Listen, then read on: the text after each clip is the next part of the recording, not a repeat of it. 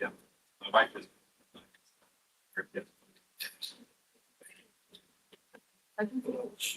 Yeah, Pre, all and everything. ba't panoorin mo yung live? May sounds. Yeah. Yeah.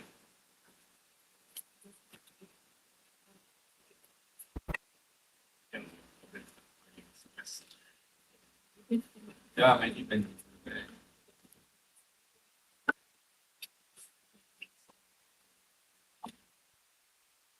Uh,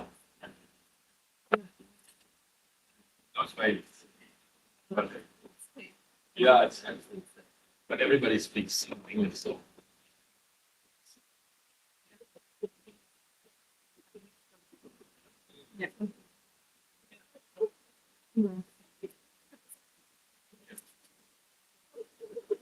So IUCN.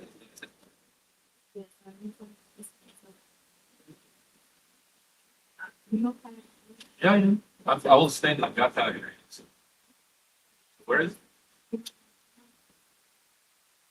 They have the mall. I know the mall's a bit if you.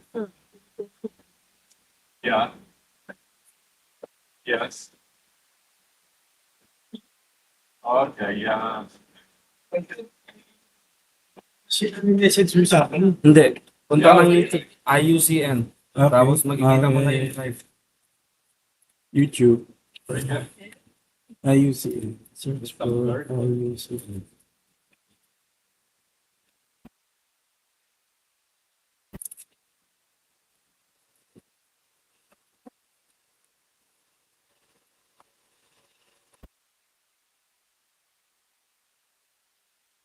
Ayun, no? Okay. Tingnan mo. Yeah. Say something. Say something. Say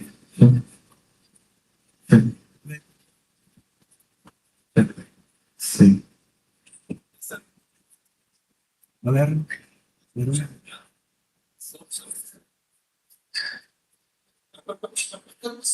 Meron. Kaya lang delay siya eh. Hmm.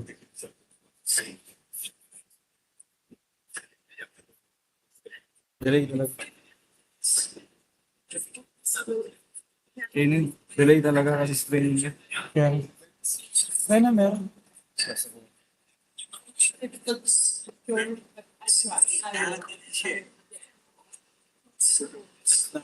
We just try to do something but we didn't. Yeah.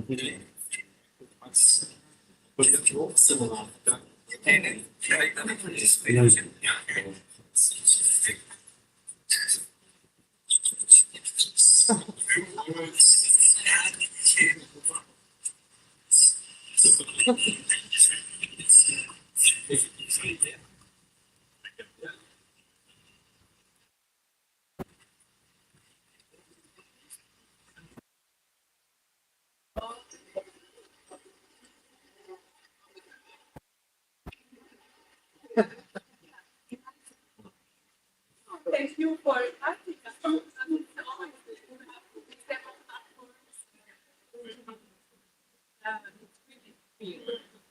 I'm really. Yeah, it's up to 4:30. Which one?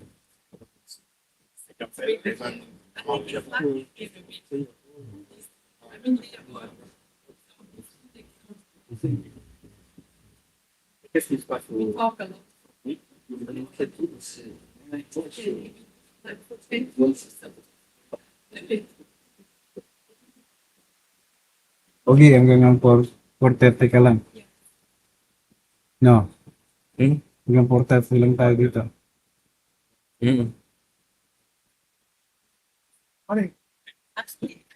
Live stream okay? Yeah. Okay, I'm gonna. The Zoom. Sorry? The Zoom. Zoom? I Yeah. don't think we have, Translator, no. for this session, no. No. Okay. But at 11 o'clock, I think, yes. Okay. Okay. Good. I'll put it in, on 11. New COP16.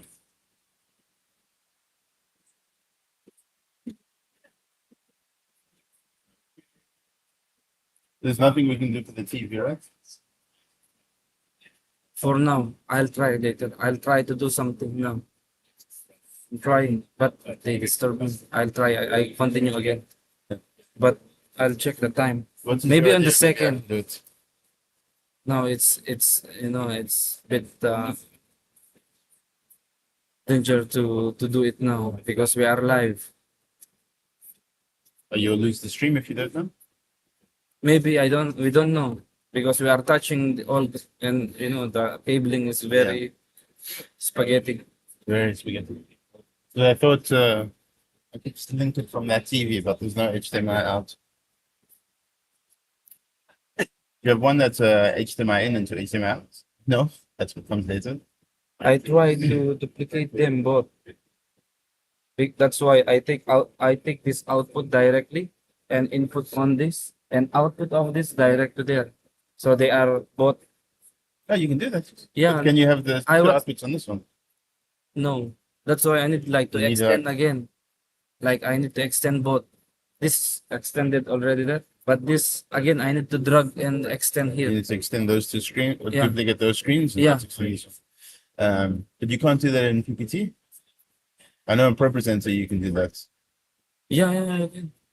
So you can set your outputs that those two are the same. Yeah, it's still the same, but not 100%. But that's the idea I have for now. So if you take two outputs from this laptop, it's good. Yeah. See, one output, and this output is going to the input of this, Yeah. and the output of this is the SDI. That goes to that This TV. goes there. I think you can try it. I try it, but still I don't get the signal. So maybe I need to assign or I need to drag. Yeah. But they struck me, so I thought they start Yeah. It starts. 9-5, 1 minute is danger with danger too.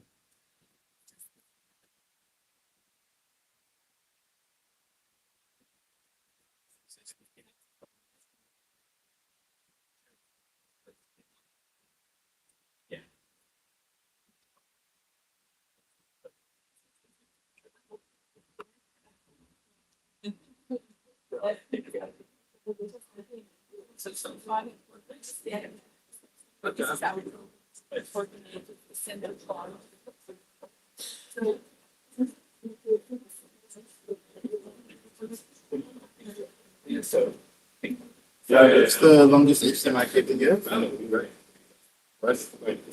Actually, I have a cable longer than I can join. I think I have joined it.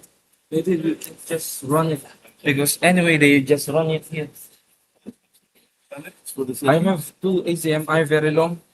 And, I think I keep on this area and join it. I think.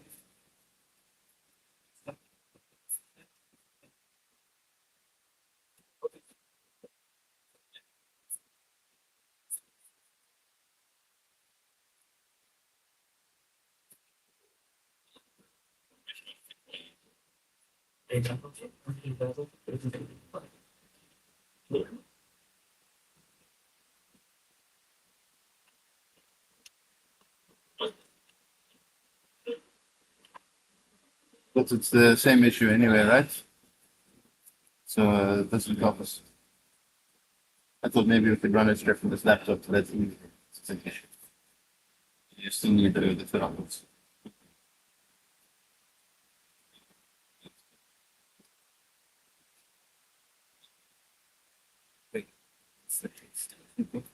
Stop.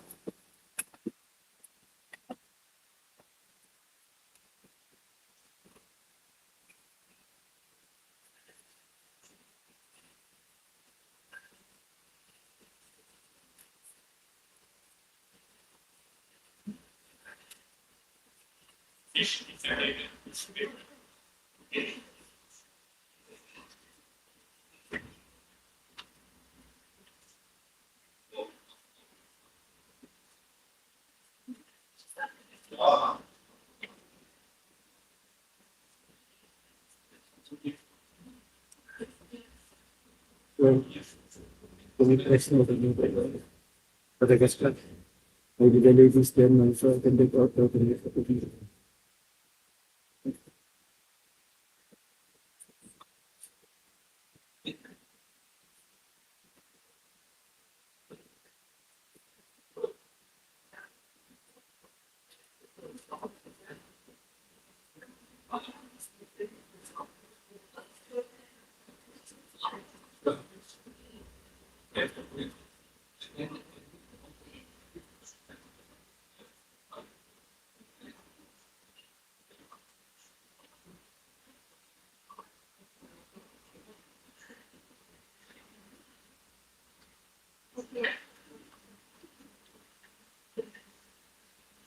let's finish this first session. Maybe we will try if we have time again.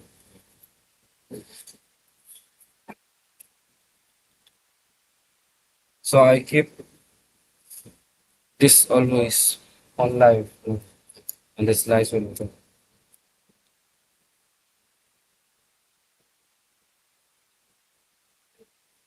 On our laptop. Face network.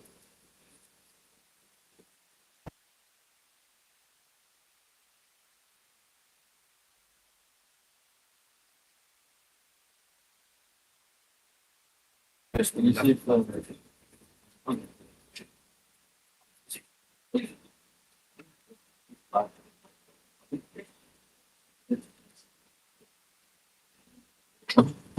I use my laptop for interval. What? Interval. Like for this, because I don't want to keep always a camera on this. So I need sometimes to put an interval on the break. You have, still. Hmm? If it's still, then I think no. It's just only in and out. I can still, it's still. even in the Roland they can. I think. Yes, so this will be like the third one. So first, there are three people, and to be the fourth, there are three people who just talk. Okay. And then now, when I come in, we will start this one. This one. I'll just say like This is only one, right? Or there is a lot of slides on this. it's the only one. Yeah. So that's the first slide we're looking with. But right now, we just have three people talking. Okay. Yes, So what's the first slides I'll keep? that one. This is the one. Yes, yes. We can just keep it like that. I'll keep it. Yeah, just keep Then when you come, I'll put your slides, yes, which is this one. which is this So, one. yeah, just like it's okay, it's this one. Yeah, yeah, we can leave this. Yeah. So I leave this Yes. until you come, until you enter. I will Yeah, then keep I'll this. say next slide and then Okay. No, but there's a clicker. what is that? Do you have a clicker? So Testing. this file is how many? It's better if you control because they have other things to do. Oh, it's like- It's victims.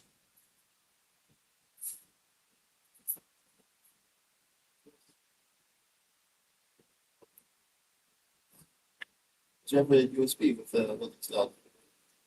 Put the USB in the TV, what's it called? Yeah, yeah. Or I'll keep this What's it? to directly. Oh, yeah. You check this. So I always duplicate the slides. So whatever slides here, I'll duplicate it. I'll duplicate here. So whatever I put here, I can you know, I can change. Same slide. Yeah. It's a little bit job, but that's fine. That's the solution for now. That's- Until we got the splitter. Yeah.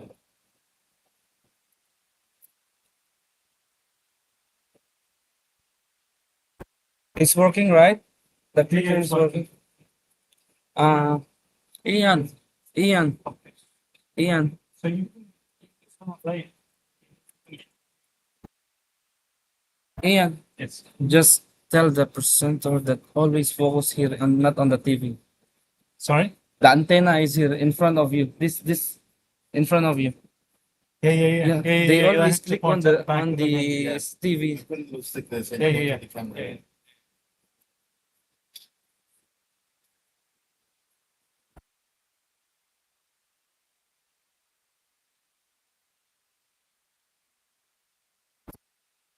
Yeah, So the camera will be good at that screen. no, it will not. So even if it's just a blunt slide. Yeah, Like I say, you have. I will. slides. I will. Yeah, yeah. They have to start. I need to duplicate. Yeah. So any slides they need here, I can also Can you duplicate send here. the clicker to two laptops? So if your clicker changes on your accessory. That's right. Yeah. I'll take some USB. Maybe it will detect. It should, because you have two outputs in the clicker. Yeah, correct. Yeah, there is one more slot. Okay. That's right. From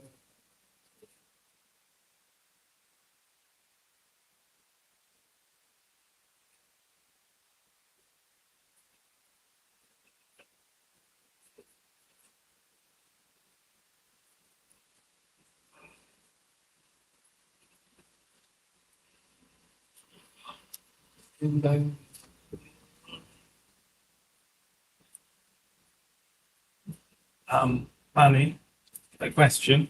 Is it possible to change the title here now or not? Where it says IUCN at UNCCD COP16 day 6. day Is it 6. po- Yeah, is it- yeah, is it it's possible? possible. Yeah. Okay, because it's today's day 5, right? It's the confusing thing is it's the 6th. Yeah. It's the 6th of December, but it's day 5. Ah, Right? correct, correct. Yeah, the slides is Yeah, yeah. on. Yeah, Yeah. yeah, correct. It's fine. I can choose. Day 6. So it should be day 5. Okay.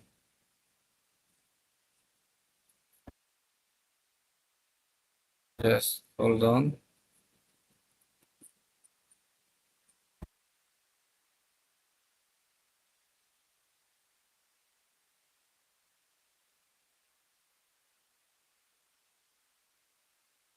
Okay. Okay. Good. Are you ready to start? Okay. Okay. Let's start. Let's start.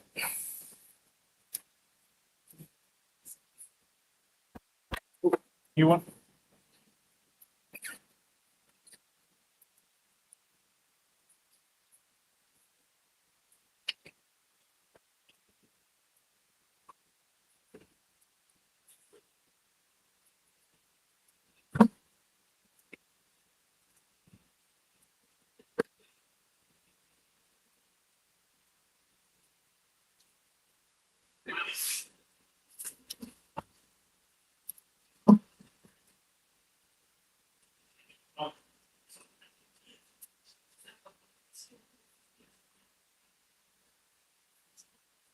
Hello, good morning, everyone. Thank you for joining us today. My name is Faria Travis. I work with the Species Conservation Action Team at IUCN. And our event today is on strengthening the integration of biodiversity concerns into into the UNCCD strategy. So today I'm joined by a couple of speakers, and so I'll call your names into please stand. So to start with, I'd like to the founder and director of international programs. Nutri is a charitable organization established in 2001, and they work in the Sahara region, including Burkina Faso and Benin. Welcome, Francisca.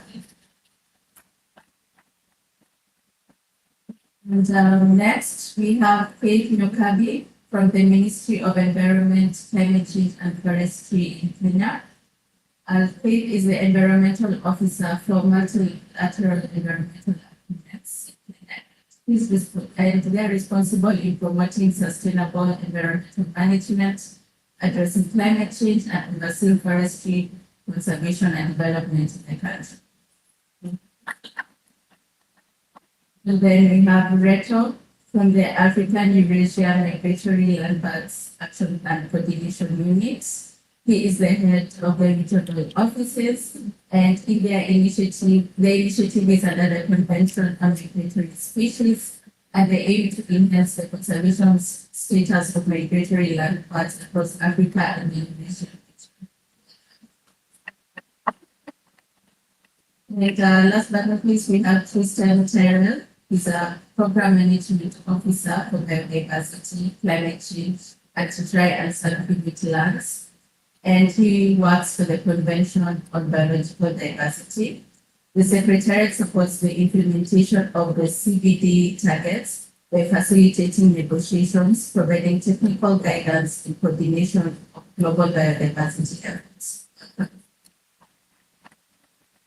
And finally, we have Luca, the Regional Director for IUCN Eastern and Southern Africa Office.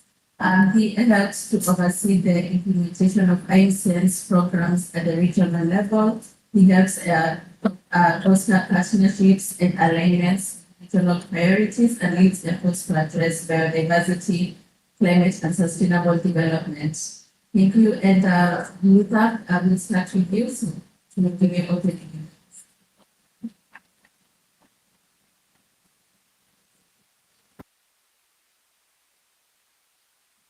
And then, thank you so much, Farida, for this remark.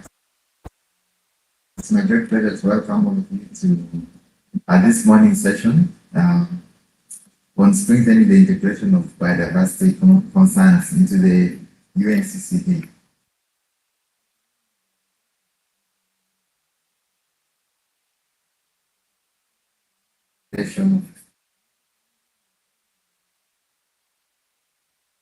Biodiversity from the phrase. The IUCN red list of species also find if 38% of the species are actually facing extinction, with ecosystems disrupted and critical habitats currently lost. So the certification has led to a reduction of critical habitats, forcing species to migrate, adapt, or face extinction. In Africa, we find that expanding deserts jeopardize the survival of iconic species. And we all know about lions and elephants, and all this is leading to closer encounters with people. There's a huge issue around human-wildlife conflict, and this is about pressure on resources, land resources. And this is exhibited by the certification, and you find that the extent of human-wildlife conflict is actually one of the big crises that we're having in conservation or biodiversity conservation on the continent. This crisis impacts both livelihoods and also ecosystems.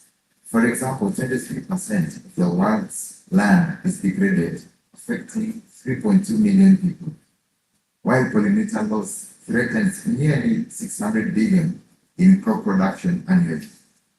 So restoration efforts often do not take into consideration biodiversity, overlooking things like species-specific needs and unique value for dryland ecosystems. So restoration has tended to take up, land restoration has often taken the approach of only focusing on forest cover, for example.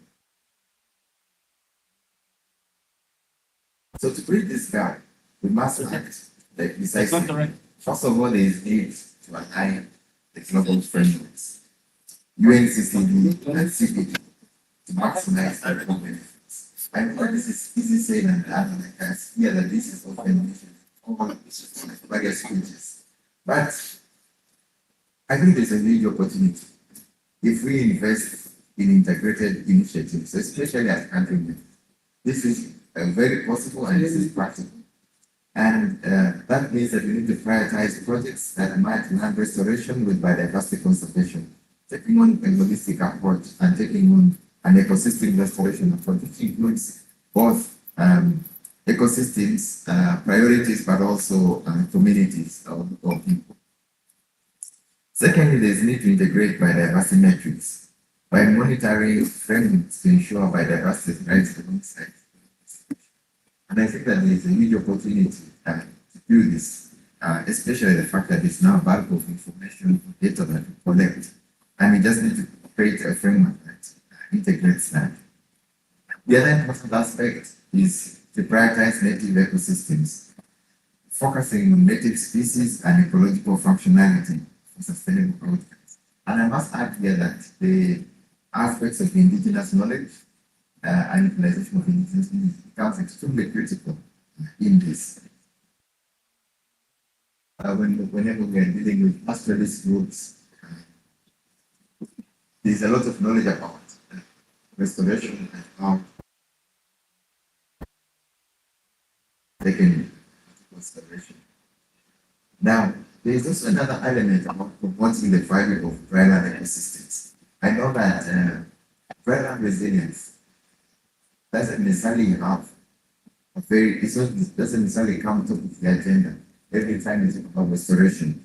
But dryland uh, ecosystems do provide a lot in terms of life, both for biodiversity, but also for other uses. But this is less known and this is not properly understood. And so I just wanted to talk this morning about the SOS, Several Species Africa Wildlife Initiative, as we call it in IUCN AWI. It exemplifies the power of integrating biodiversity, conservation and land restoration and climate action. So the design of this program actually integrates all of those. And by targeting iconic species like lions, leopards, and cheetahs, AWI, or the Africa Wildlife Initiative, safeguards critical habitats. It restores ecological balance and addresses threats like poaching and overfishing. So it's a package that's tended to address the shortcomings, these gaps. So through a holistic approach, AWI has improved the management of over 40 million hectares and directly benefits about 600,000 people, demonstrating that conservation and community well-being can go hand. Currently, with a budget of about 17 million euros, it's with support from partners such as the European Commission, AWI has showcased the impact of large-scale collaborative efforts to achieve land degradation neutrality. To scale such successes, we must invest in biodiversity restoration by doing two things I would suggest. One of them is integrate biodiversity into land management. And there's so many restoration programs currently, but actually they don't necessarily have an integrated approach in terms of looking at the integration of biodiversity into those land system processes. And the other bit is to mobilize innovative financing mechanisms. Again, when you talk about restoration, the amount of resources that are required to scale this up certainly does require a massive investment. Now, I would want to end by saying that now is the time to act. And this basically means that we need to strengthen partnerships and embrace shared solutions to secure a thriving future for both biodiversity ecosystems and communities. I'm glad that this morning we will have a very vibrant panel discussion and probably will be able to learn. Thank you so much.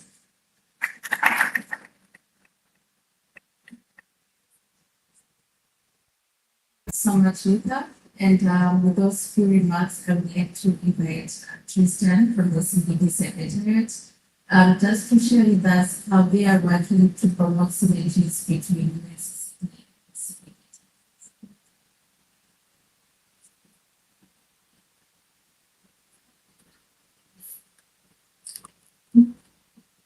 Thank you very much, and good morning, everybody.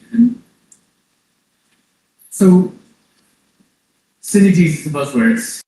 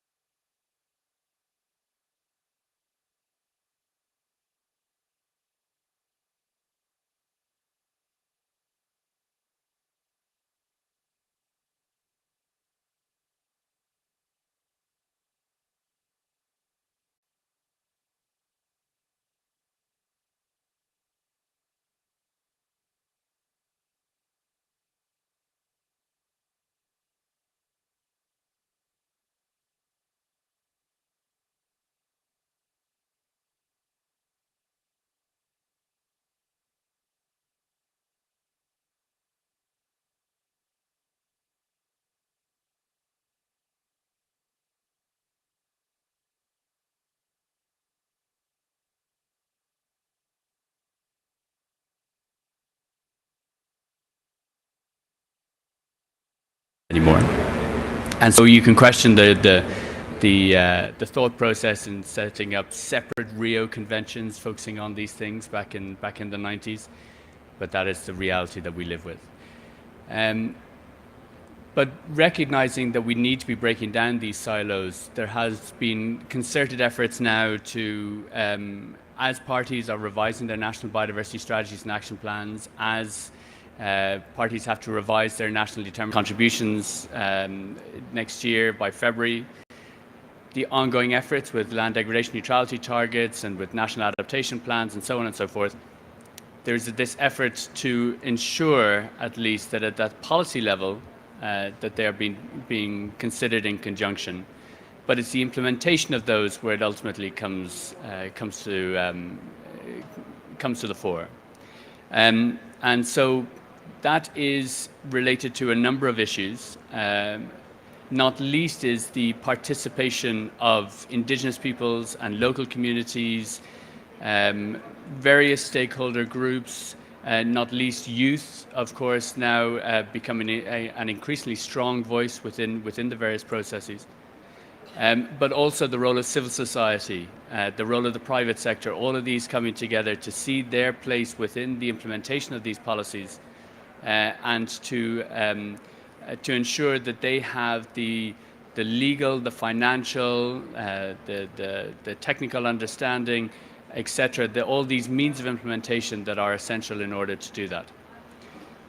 Within the secretariats, we have the joint liaison group, which is tasked with identifying the opportunities for synergies, and there are various initiatives under those in order to try and support parties, because the reality is we are party-driven processes primarily, to support parties in these efforts. So there's the Joint Capacity Building Initiative, and there's various others relating to gender, relating to land use, etc., that are working towards trying to at least ensure that the messaging coming out of the secretariats to support the parties is consistent across all three the Rio conventions. And then we also have the biodiversity liaison group across the biodiversity related multilateral environmental agreements.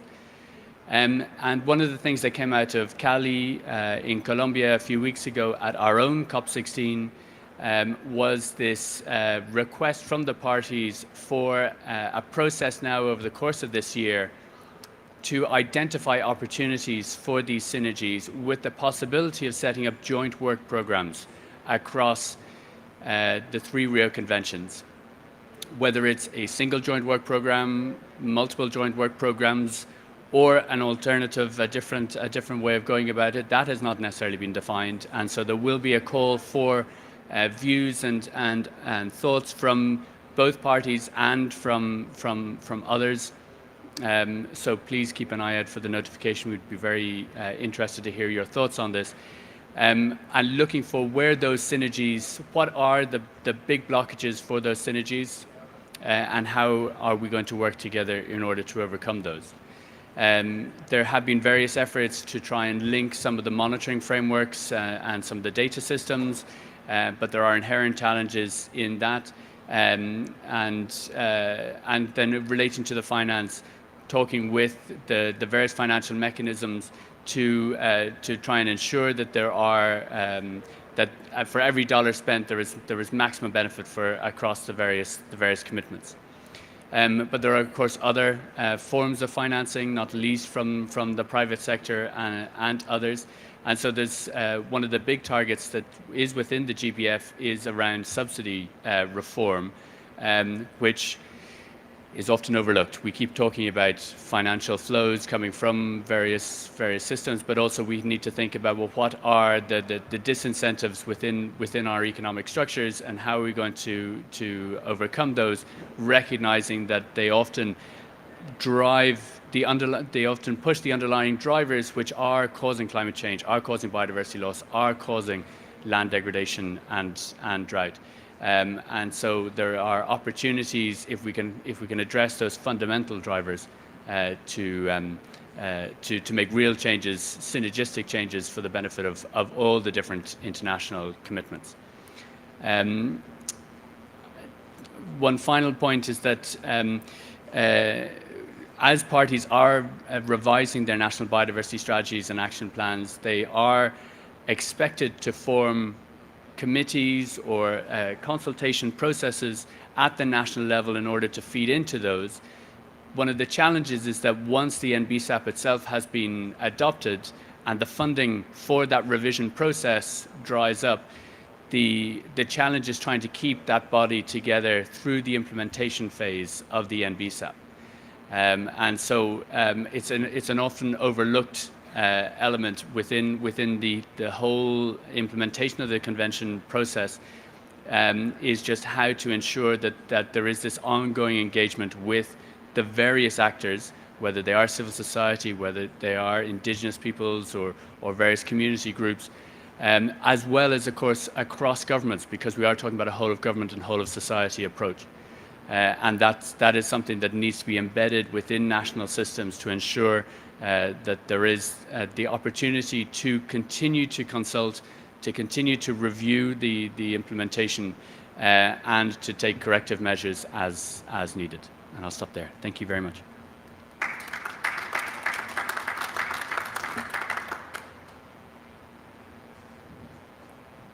Thank you so much, Tristan. And now we'll hear from Faith, who is working at the national scale, trying to bring a holistic view in terms of the reporting of these agreements. So Faith, welcome to the floor.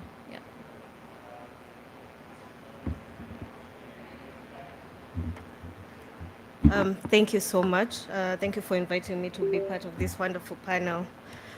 I think even before I go, there's something the regional director said, that the synergies are going to be in every speech. And I was like, oh, wow, it's in mine too. And Tristan talked about it too, but it's not something that we can go without mentioning. It's something that we will keep saying until we see that there's some sort of direction towards that direction. So now for the Kenya, we are doing a lot in terms of conservation, just like everyone else. And it's become important every day that is in, we need to stop seeing these processes as separate processes. There's the NBSAP, our NDCs, how do we incorporate them into then the LDN process. Now, at the heart of the NBSAP, which have been involved at the country level, at the national level, in terms of revising our NBSAP and realigning it to the KMGBF, is the whole of government, whole of society approach. This is something that we've really embraced at a national level, ensuring that our CSOs and our private sector are backing the government in terms of the targets that we set for our nation. Now we have the recognition of the importance of spatial planning. I think at the heart of all this is the spatial planning, because this is where actually the actual restoration happens. No matter what we are doing at a policy level, no matter what we are doing actually at the capacity building, having these spatial plans ensures that our reporting is very direct and very targeted for each and every for these conventions. I think the other one is embracing a systemic approach towards the monitoring. We are establishing our national ecosystem restoration strategy, and we're in the process of starting our national natural resource integrated policy. So which will bring together all this contribution towards our NDCs, contribution towards the NBSAP, and also harmonize with our LDN targets. So this has involved different stakeholders, different ministries, and also the CSOs. We have our communities who are at the heart of our restoration in our country, and we also have the private sector. The other thing is having the stakeholder engagement. Like I mentioned, the whole of government, whole of society approach, which is something that we ensure we're supporting the actual actors who are involved in the restoration to be here, to be in these conversations, to guide the policy work that the government is doing, and just listening to the stakeholders who matter in the process, and making sure we support them and they participate in the process. That goes hand in hand, of course, with the building their capacities. both at the policy level and at the advocacy level, because they're the person who will speak up at the platforms and at the forums as well. So having this stakeholder capacity building is very important, and just ensuring that people who are handling the NDCs, the LDN, also understand why the NB sub is important to them and why that can't be a separate process. The other one is the financial mechanisms. How do we harmonize the financial mechanisms at a national level? How do we then make sure that these proposals that we're looking at least touch in contributing to one process or the other, if not all of them at the same time? So these are some of the approaches that we're taking as the government. We have the two policies that I spoke about. That is the National Ecosystem Restoration Strategy that is being done by a working group that has MDAs from across board, CSOs and the national government alike, the community who are at the heart of our restoration in Kenya. And I think that those are the efforts that the country is doing. Thank you so much.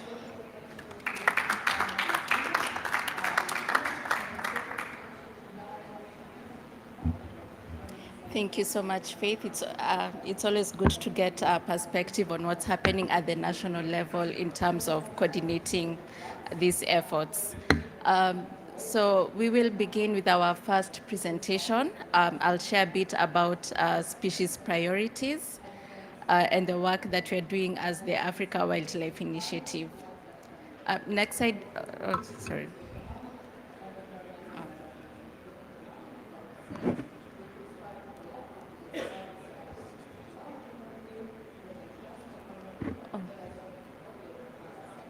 Oh, a bit of a technical hic there.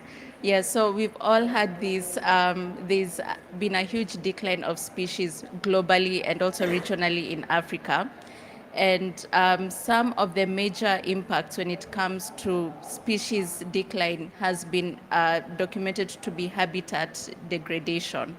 So as you can see, it really cuts across all the various continents, and that's why we're here today, because we can't speak on habitat degradation and not talk about the destruction and decline of habitats and migratory corridors for species.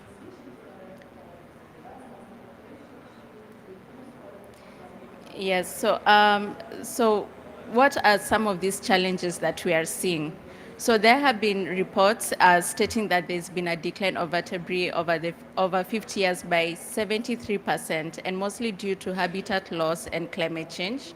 We've seen 1/3 of tree species going into extinction due to deforestation, and also climate change as a huge contributor. So another thing we are seeing is that species normally takes a backseat when it comes to these conservation efforts.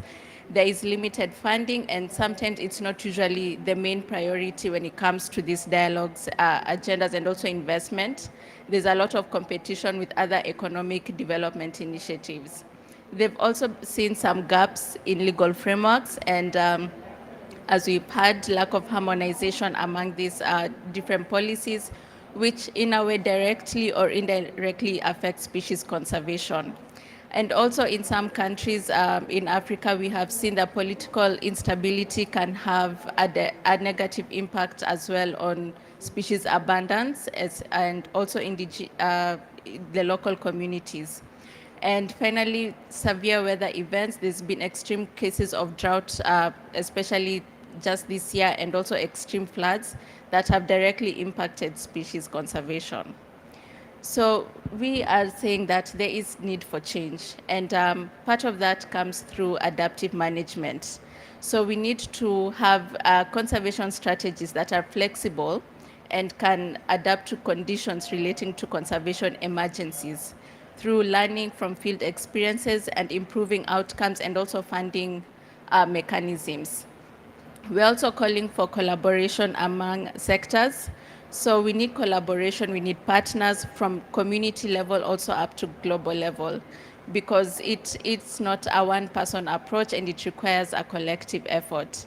And also we need sustainable funding and and partnerships. So for the long-term success, there needs to be continuous flow of funding to support, in order for us to see a change in status of species, moving from threatened to moving to the green list status of species. So we really need funding that is able to help us restore habitats and also species numbers to back to where they were. Yeah. So a bit about the Africa Wildlife Initiative, which Luther mentioned. So we began in 2017 and we've been running up to now 2024, with our last year being 2025. So we've been supporting granting and also policy initiatives like this one, and also at the national level. We've had two types of grants. The Threatened Species Grant, which is more of a long-term grant and ranges between 25,000 to 450,000 euros. And we've also had rapid action grants, which range between 25,000 to 100,000 euros, responding to urgent conservation needs. So over the years, we've had, in terms of tackling emergency responses, we've had around 37 projects, and they have been able to support the addressing of conservation needs at the local level, and also support operational capacities for these organizations working on the ground. So we help them to tackle species challenges such as illegal trade, unsustainable poaching, habitat degradation, invasive species, and overexploitation. Oh, sorry. Yes. The second thing that we are doing is promoting sustainable land and restoration initiatives. So this is through a couple of projects that we have been having. So we're working also in getting funding from private sector as well to support local CSOs. And we've supported initiatives that are promoting livelihoods of communities and at the same time promoting conservation. Like the first picture there is from Namibia, and we are working with a conservation initiative that produce devil's claw, which is they export to get funding, and they're able to use their funding to preserve and conserve their protected area, which is actually community owned. And they're also working towards developing tourism facilities so that even after the grant comes to an end, they're able to generate income from their conservation efforts.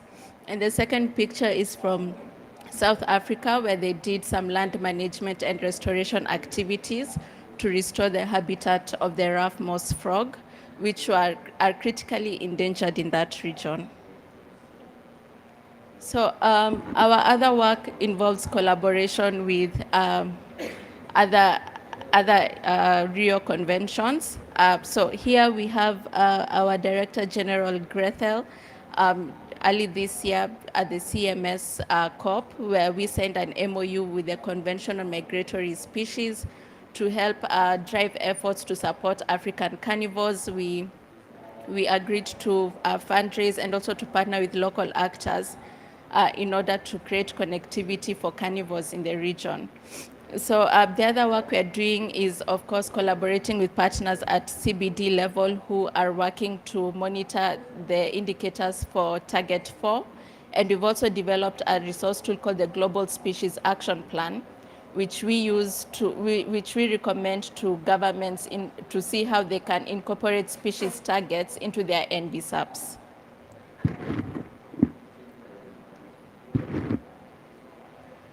Yes, so the other thing we're doing on the ground includes development of species action plans and strategies. So when you're doing this, you need to make sure that these strategies are developed through a consultative process with the different actors, and then they really do need to feed into the NBSAP's reporting processes.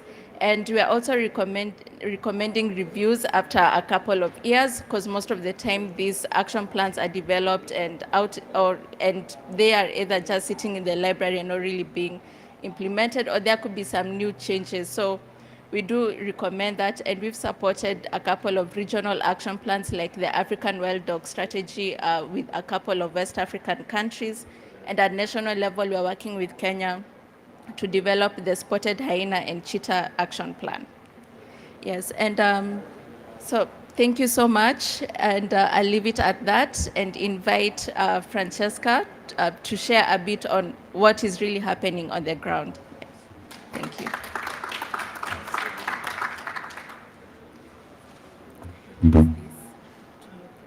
This is to, Yeah. I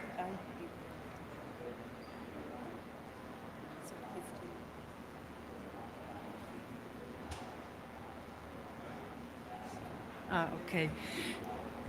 So thank you, Faria, for inviting us, and good morning, everybody. So I'm very happy to be here to show you our success story from Burkina Faso about habitat restoration for the benefit for people and biodiversity. Everybody's talking about taking action. We've been taking action for the last 20 years. So I really share very quickly what we have doing in the ground. Yes. The main actors are Nutri, a Swiss NGO that is giving a long-term support financially and technically in the Global South. And we have a very important collaboration with the Swiss Ornithological Institute that we work together to show scientifically what we are doing in the ground and what positive impacts we have. In the south, there is Tipalga, a local organization that has over 100 employees, of whom 80 are workers in the fields, in the villages with the farming families. I'm very proud we have high gender equity. We have more than 70 women in the team, and we are working with over 200,000 women in the villages. Overall this year, we developed a holistic approach to sustainably improve the living condition of over 200,000 farming families. I will show you very quickly what is our holistic approach and then go into detail about the study we did with the Ornithological Institute. In Burkina Faso, there are a lot of animals grazing around. After the rainy season, there is a high pressure on nature. So what we did, we put on protected area for habitat restoration and biodiversity. These plots or these exclosures are privately owned by the farming families, and the size is about 3 to 5 hectares. These family forests, as we call them, or mise en défense, are in Burkina, and we are pioneers of doing this. And we have today more than 400 enclosures and recovered more than 1,200 hectares of barren land. The biodiversity is very high. We do 3 inventories regularly. We have more than 160 local adapted species to the context. It is very important in all our action to have a high contribution of the farming families, the actors that are in the ground. So for example, for this enclosure, they really give hands, they bring local materials, they bring labor, they really contribute to the action. They are all farmers, so we had to look for sustainable solutions, organic agroforestry system to give them food security. And there as well, we have local adapted techniques, methods that we implement with the farming families, with their implication. Then to conserve resources, it is very important because 3 tons are used per household per year. So we try to find local adapted, again, solutions. We do mud-made, handmade cook stove in Burkina Faso since more than 20 years now. And there we are really pioneers of these type of cook stove that are done by the hand of the women in the villages. We are certified on the carbon market since 2014, and we can today finance all the improved cook stove project with carbon finance. Today, more than 500,000 of cook stoves are used every day by more than 200,000 women in the villages. And we reduced emission of over 1 million tons since 2014. So I want to go in deep with this study that we did with the Ornithological Institute. We know that it works in place. We have the partnerships with our farming families. There is a positive impact, but it's good as well to scientifically demonstrate that it works, to have chiffres, to have numbers. Sorry, it's all coming in French. So we did a study about biodiversity and as well showing the benefits of people. And especially in this study, we looked as well for the biodiversity of birds.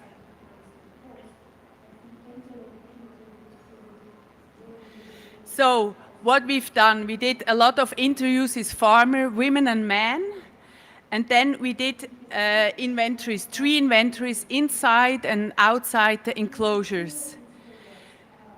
We used as well the data that we collected since 2003 in Burkina Faso. In addition, we did monitoring with acoustic methodologies. Alain will tell you more about that, to determine how many birds and how species of birds are inside and outside the enclosures. So what we've seen about tree communities, we see that tree species are outside, or I say it positively, inside. Oh, sorry. Okay. That tree species are inside the enclosure twice as high than outside the enclosures.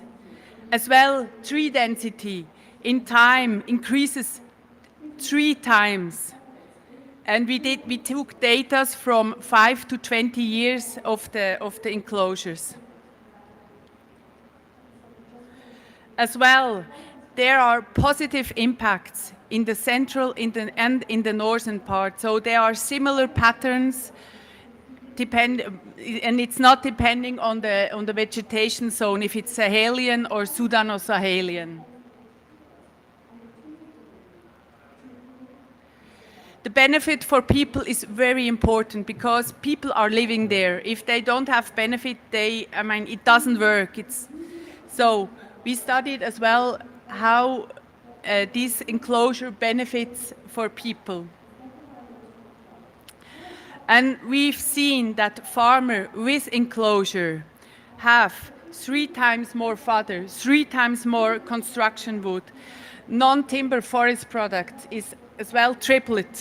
Medicine plants, very important in the local context. We have 15 times more medicinal plants. And firewood as well, with farmers with enclosure is really 4 times as high. As well, another impact is that we have a lot more honey inside or from farmer with enclosures.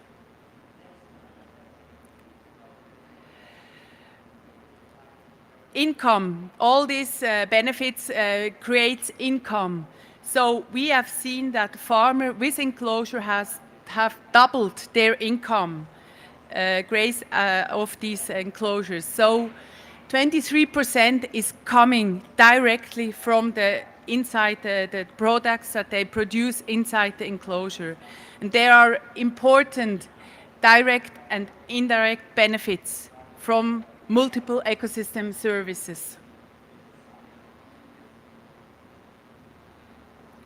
So I will hand over to Alain, who is talking about birds. He's a specialist, so thank you. She will come back, Franziska will come back at the end, so. but it's good to give her 2 applauses. So. So thank you very much. So I will try to give you some insight about our project on birds. And birds are known to be very good indicators of ecosystem health because it's a mobile taxa. They can track the habitat quality rapidly, so they can react very rapidly to changes in the ecosystem.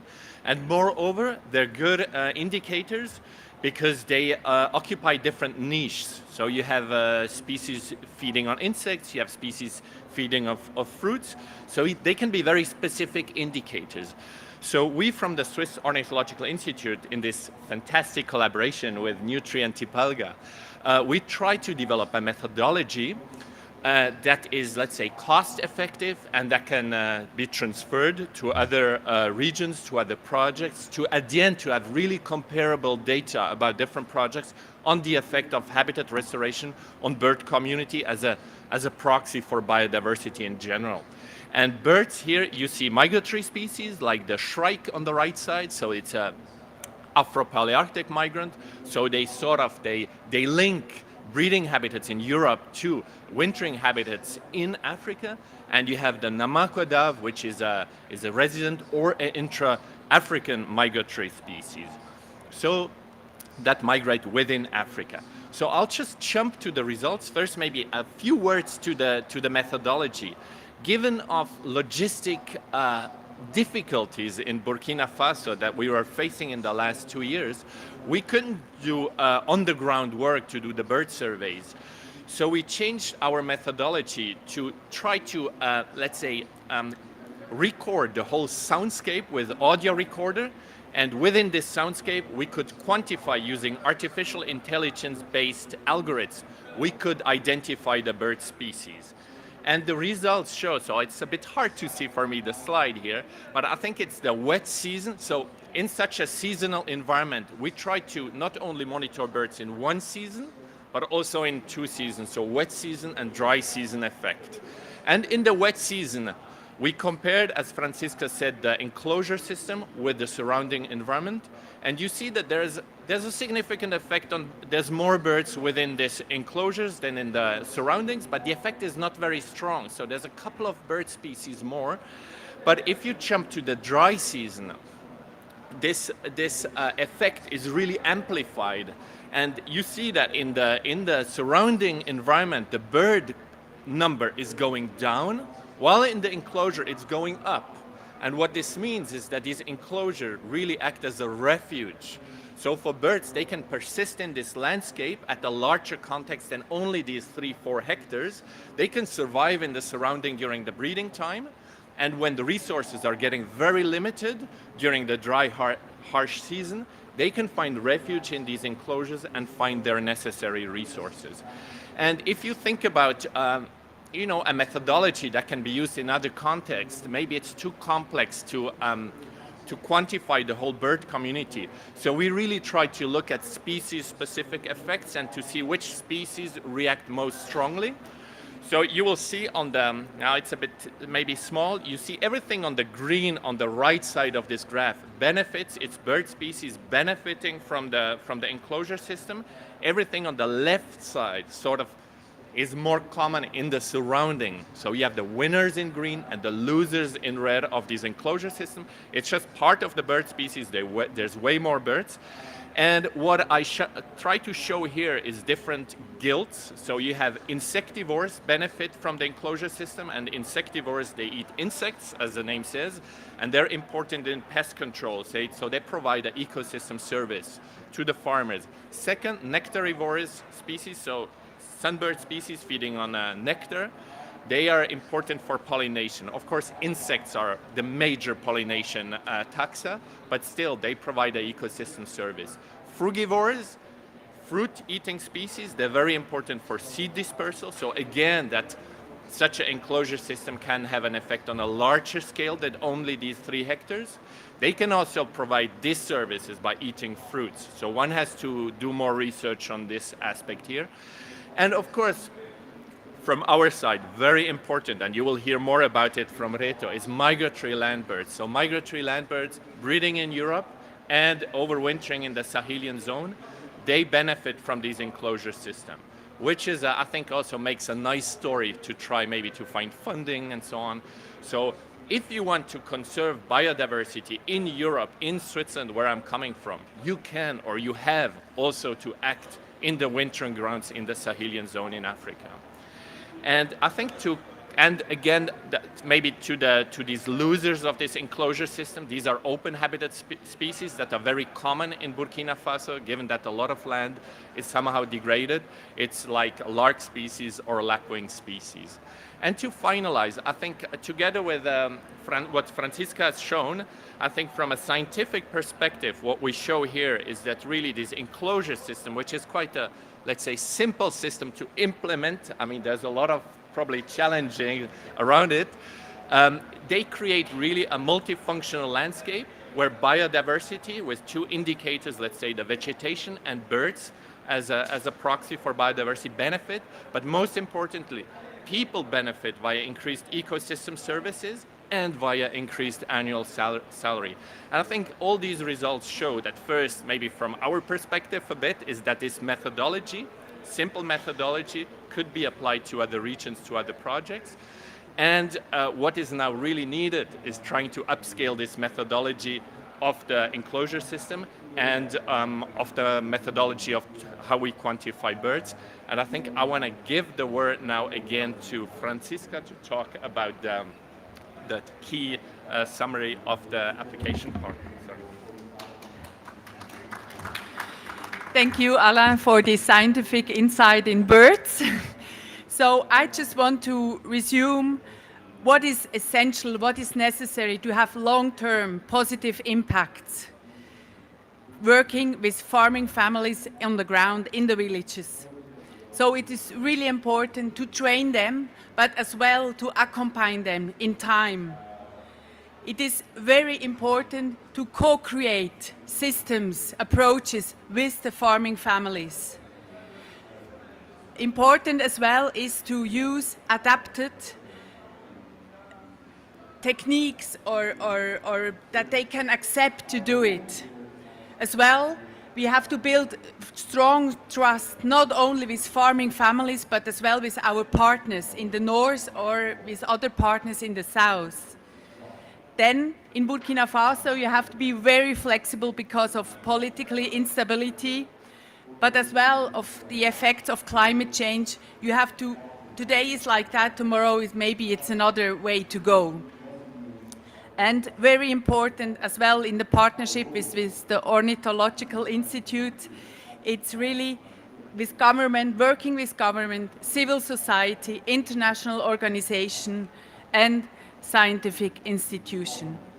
And we are convinced that we have a high potential to upscale this holistic approach of all these projects to other regions in the Sahelian zone or elsewhere. So, thank you for your attention.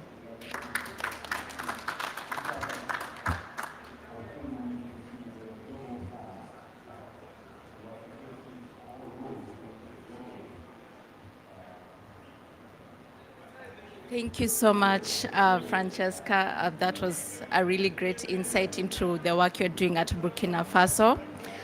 So now I'd like to invite Reto. Reto is working also on migratory birds. And as you all know, the Convention on Migratory Species is actually the only convention that is specifically to addressing issues to do with species at a larger scale in terms of ecosystem and habitats, which is also in line with UNCCD because we're looking at restoration from a ecosystem level, and also CMS has some similarities on that. So welcome, Reto, and over to you.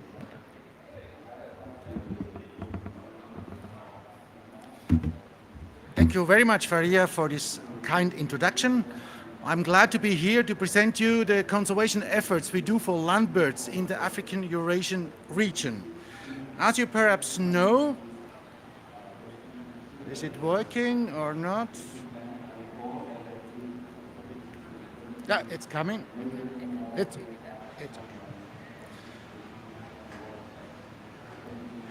The migratory system within this African Eurasian region is very complicated. Some hundreds of bird species migrate within continents, between continents, on different flyways, and you see here the whole picture. Within the CMS, we have 3 instruments to cover all the birds, all the migratory birds within this region. This is first the African Eurasian Waterbird Agreement. It's for waterbirds and waders. Then we have the MOU Raptors. It's for raptors and owls. And we have an instrument called African Eurasian Landbirds Migratory Landbirds Action Plan, which is for these small guys. These are the little brown birds. There are billions migrating in our region. Perhaps you know some of these species, like the bee eater or the hoopoe. Yes, these also are land birds for us. And you see on the right left that the range of this action plan is quite wide. It includes whole Africa, whole Europe, whole Eurasia, including Central Asia.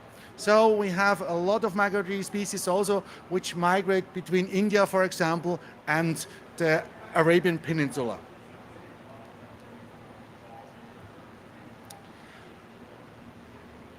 What is special for these small land birds is that they migrate on a broad front. They are not concentrated on land bridges or along water bodies, something like this. No, they use the whole landscape. And that's why it is so important for these birds that we have sustainable land use. To summarize, we think that between 2 and 3 billions of small land birds migrate each year between Eurasia and Africa. And as they migrate on a broad front, they need sustainable habitats, stopover sites and wintering grounds along their flyways. And they do not concentrate on specific landmass, as I already mentioned. So a wider landscape has to have the habitat quality to sustain these bird communities. So sustainable land use is the basis to conserve all these small migratory land birds. And when we talk about threats for these birds, it is land use change in first position. In addition, illegal poaching or taking or collisions and electrocutions with infrastructure may threaten also these migratory land birds. I have for you 2 examples, the common redstart and the Eurasian wryneck. They breed in Northern Europe and they migrate to the Sahel. And as the drought in the Sahel in the 1970s started, the populations in Europe, they crashed. And as you see, the populations decreased over a period of 20 years. And in the meantime, rainfalls are stabilized in the Sahel region and the populations are slightly recovering. But as you see, they are not on the level before the 70s. Yes, that's the fact. But I have to tell that also habitat degradation in Europe is a main problem for these long-distance migrants. These are 2 examples of a list of very long species list. We have here 41 species. You don't have to look at the table, so only at the color. This is true for many species in Northern Europe, that long-distance migrants, they are dependent on habitat quality in the Sahel region. This is a new publication of Zwarts, and this is true for many of these birds killed, which are using trees or shrubs, wetlands, but also for air feeders. What we're trying in the MLAP, in the Landbirds Action Plan. So our goal is for sure to improve the conservation status of these migratory land birds, and we try to coordinate actions on an international scale. And we are working on 4 strategic fields. Habitat conservation is the most important, I would say. That is to improve the quality of native habitats for these birds and also demonstrate the importance of habitat quality measures. On a second level, we also have species-specific measures such as action plans for the European turtle dove, for example, which also helps to maintain these populations. On a third, research and monitoring is very important. We know Sorry, yes, thank you. Um, we have to have good data on distribution and populations of these birds. So we collaborate with the African Bird Atlas, for example, or we do specific research project, as you heard before from Alain. And our second pillar is communication, education, and public awareness, as it is the basis for the understanding of these bird communities and the relationship between land use, people, and birds. What we mean when we use the word sustainable land use, for us there are two important aspects. This is balancing the needs of people and wildlife, and secondly, these are benefits, both human and birds. Within the action plan, we have a so-called Abuja Declaration, which was elaborated in 2016 on a workshop with many UN agencies, FAO. All were present to discuss these important measures to take for people and migratory birds. The harmful changes I already mentioned, and also on the next slide, you have the measures. I don't have to repeat this because with our example in Burkina Faso, you have all these important aspects on the ground. And this is exactly what you said, Franziska, it is the same. So I don't repeat it here. And this includes also very different aspects as ecological farming practices, or sustainable firewood and charcoal management, or forest and landscape restoration. To end my presentation, this is our issue of this morning, that we have to collaborate with in between the conventions of the UN. That means I think it's very crucial that we find measures to have a closer collaboration, because our goals are very similar. We give them a little bit different names, but on the ground, we do one thing which is helping every aspect of the different conventions. And as the land degradation neutrality of the UNCCD tells us, we should prevent ecosystem degradation, we should reduce the threats for ecosystems, and we should restore ecosystems. And within this framework, I hope that we will have closer collaboration for these goals. And with this, I would like to end and to thank you. I think we are a small group which coordinating this African Integration Action Plan. We have a nice steering group with international experts. We have a working group. But what's a little bit missing in the moment is the support of the parties. And it would be very nice to have more support directly from the parties with the different governments to come together to the desired goal and to our vision. Thank you very much.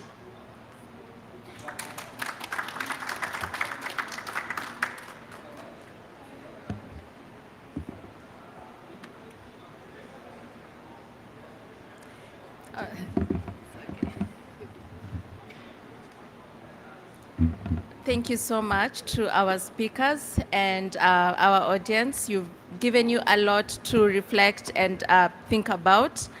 So perhaps just a quick recap on what we've discussed. We started at the global level, looking at the role of the Rio Conventions and what the CBD Secretariat is doing in harmonizing these efforts.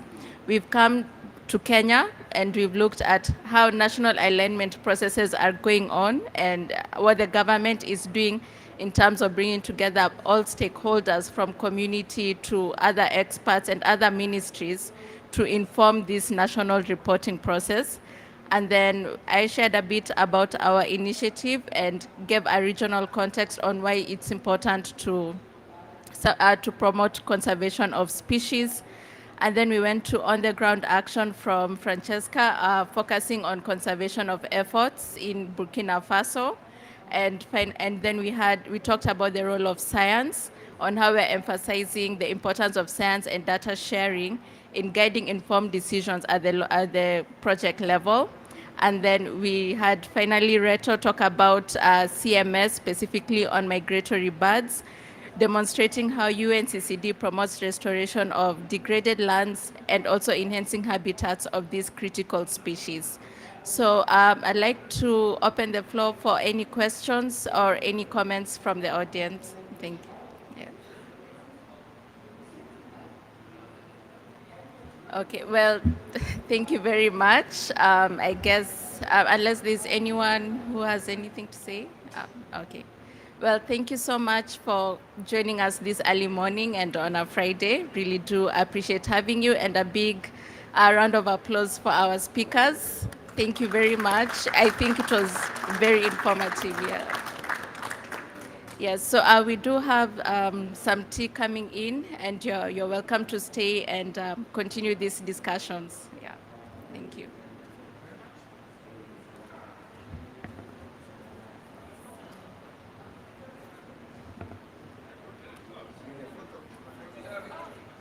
Sorry, can I have a photo with the panelists, please, before you go?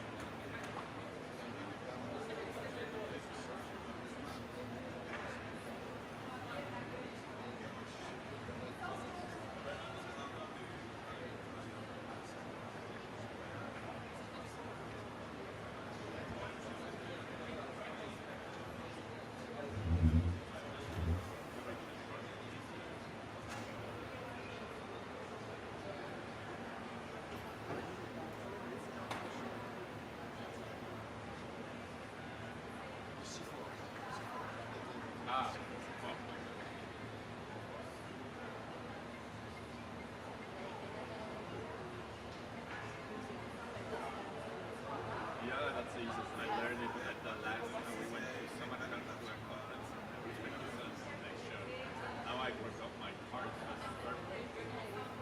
Now, my part is that my name is not on the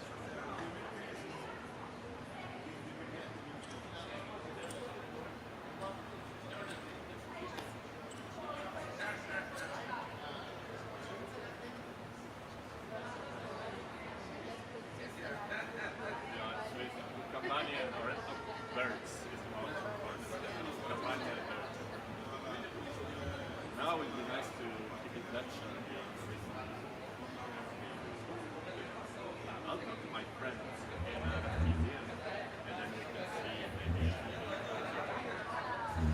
you'll be around or vacation or office.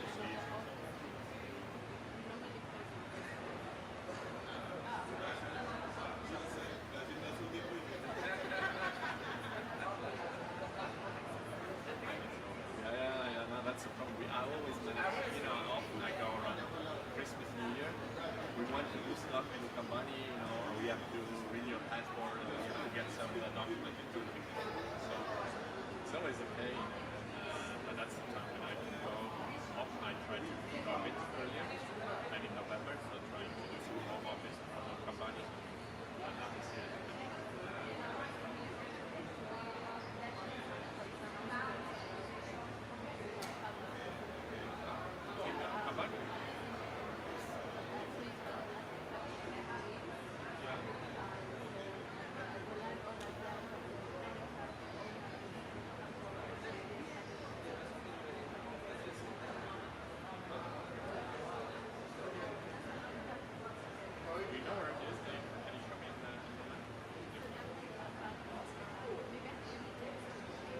Yeah, okay. And you can visit, or you can.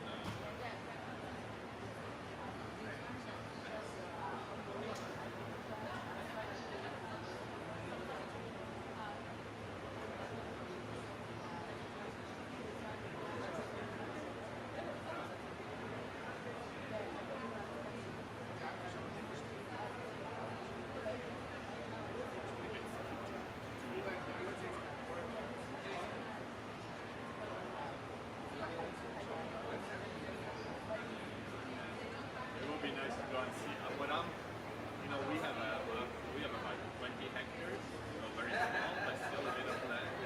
And with a bit of swimming, antelopes,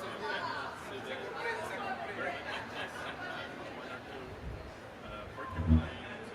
But I would like to see the pristine habitat, or a good quality habitat in the same area, because often it's difficult to get there.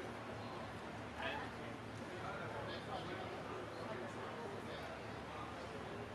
yeah.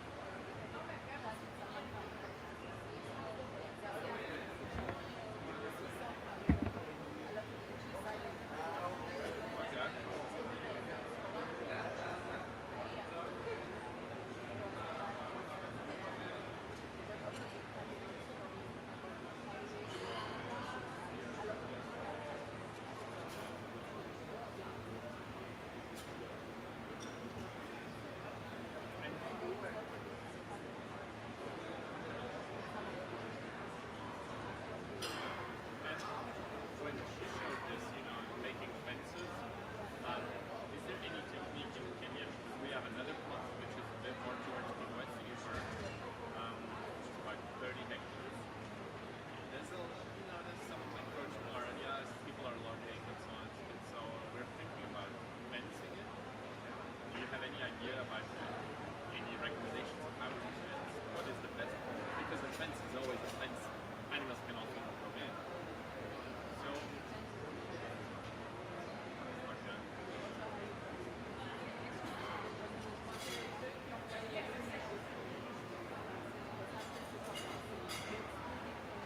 Hello? Can you guys hear me on the English channel? Okay. I can hear the English channel. I will move over to the Arabic channel now. Arabic channel. Perfect. Thank you so much. Very good.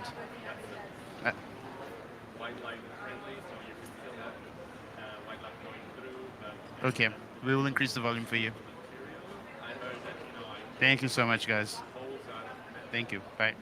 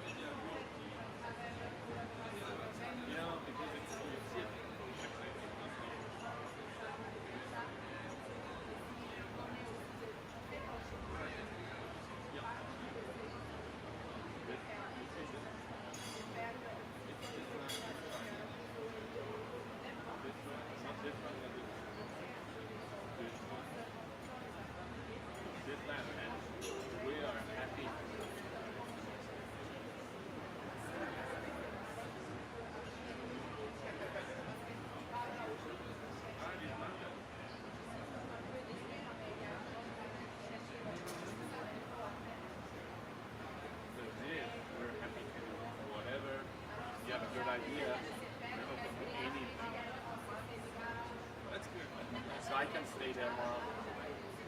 No, we're open to anything. At the moment, it's a bit, you know, we're in Milan, like we do it. Now it's a new road. It's easy to access.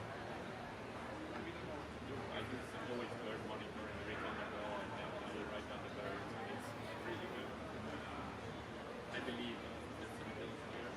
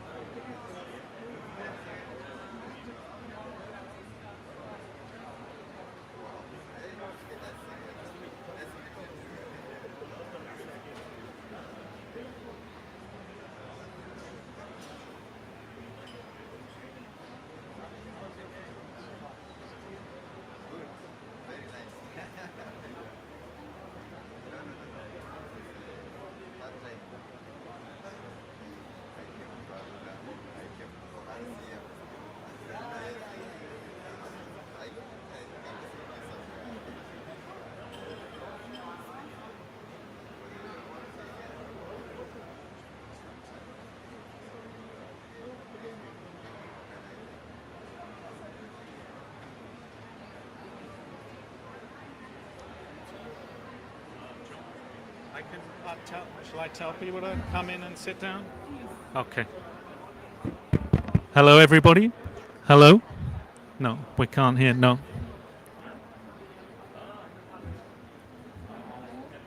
Manny? Manny? Hello? Ah, perfect. Hi, good morning, everyone. Please come into this session. We're about to start in the next few minutes. There's some tea, coffee, things to eat. Please help yourself and bring it in and come and sit down. Also with this session, it's going to be in English and Arabic. So if you would like translation, can you put your hand up and we'll bring some headsets to you. Okay. Okay.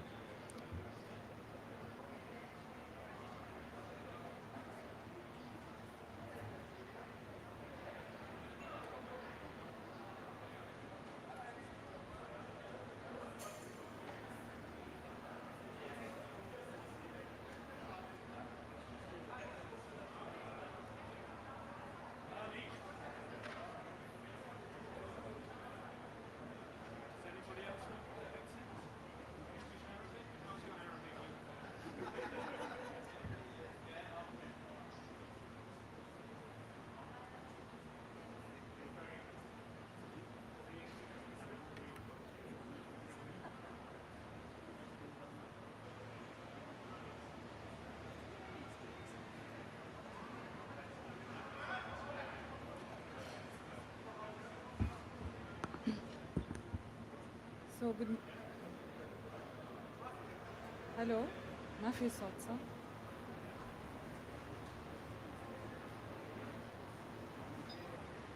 So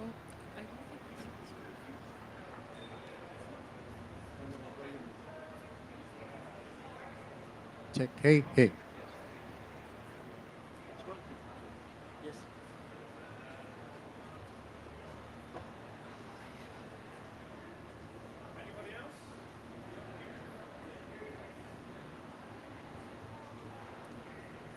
Good morning, everyone. We will be starting in a minute. So please, if you want headsets for the translation, because we might be switching between English and Arabic over the session.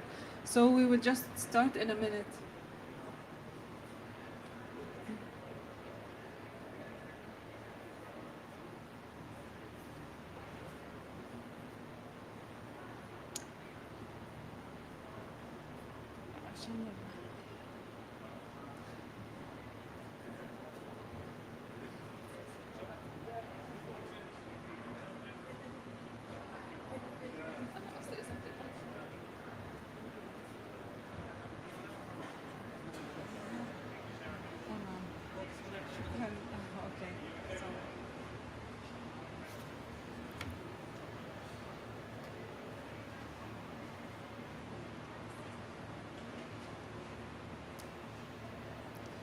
So thank you so much for coming. We know that today is a holiday, it's a public holiday in KSA. So thank you so much for coming and joining us in today's session on integrating innovative approaches and guidelines for enhancing land restoration and management. And we will be focusing on the IUCN Red List of ecosystems and forest landscape restoration. For those of you who managed to join us a couple of days ago, we had a session, a very introductory session on the Red List of ecosystems and forest landscape restoration, which addressed, the general aspects of the forest landscape restoration. Today, it will be like a complementary session to that session. We will have more of panel discussions. The first one was more of introductory presentations, but today we will have some very interesting panel discussions with esteemed experts from IUCN and from the region.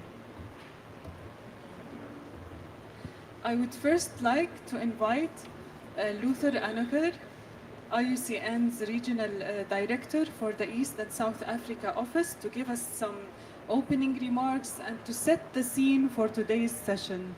Luther has over 20 years of experience in environmental management, biodiversity conservation, climate change, sustainable development, and many other aspects of sustainable development and environmental management. So please, Luther, if you can give us your welcoming remarks.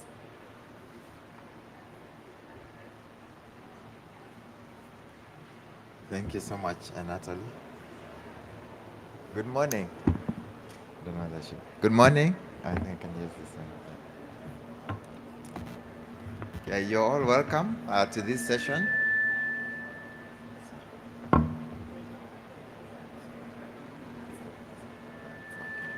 think I can. You're all welcome to this session. Maybe if we can take our seats. Okay. Good morning, distinguished guests, colleagues, and friends.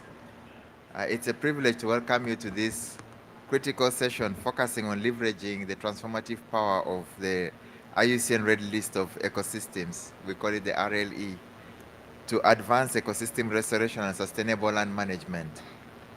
This discussion is particularly timely as we align our efforts and priorities of the UNCCD.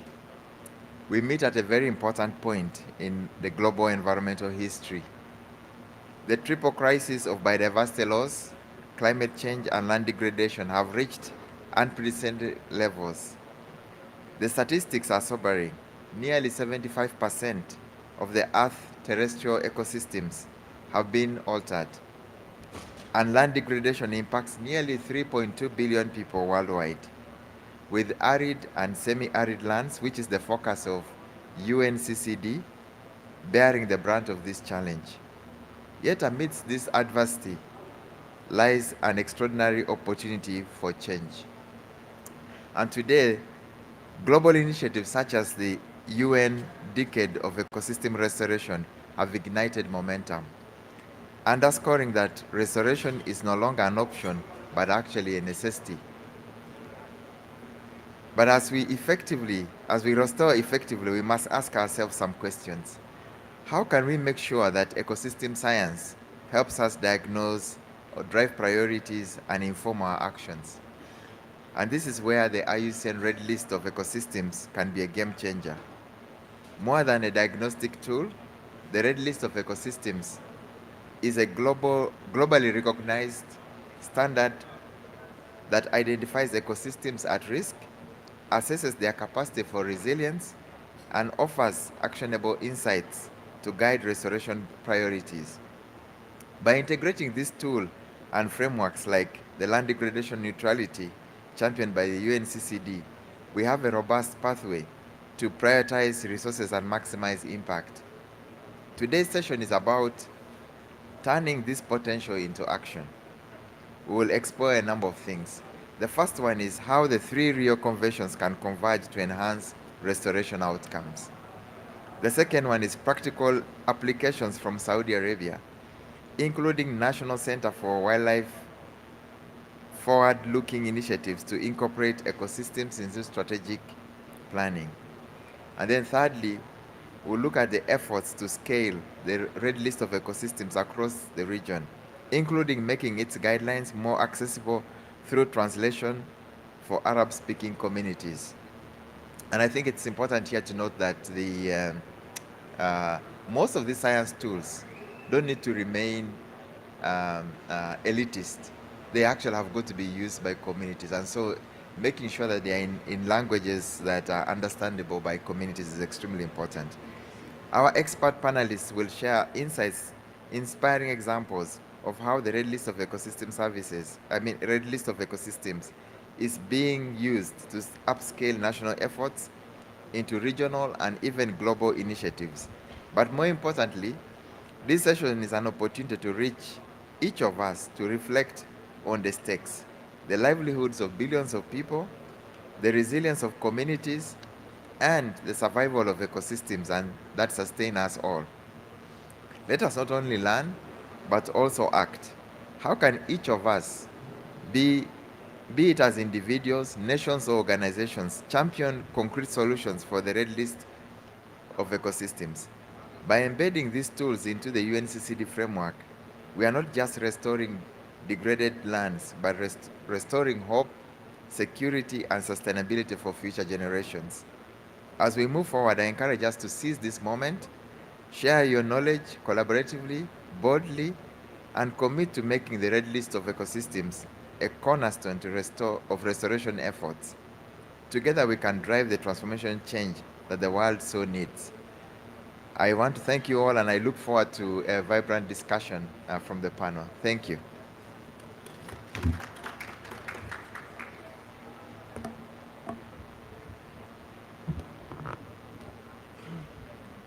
Thank you, Luther. That was so inspiring and a really good start for our interesting discussion today.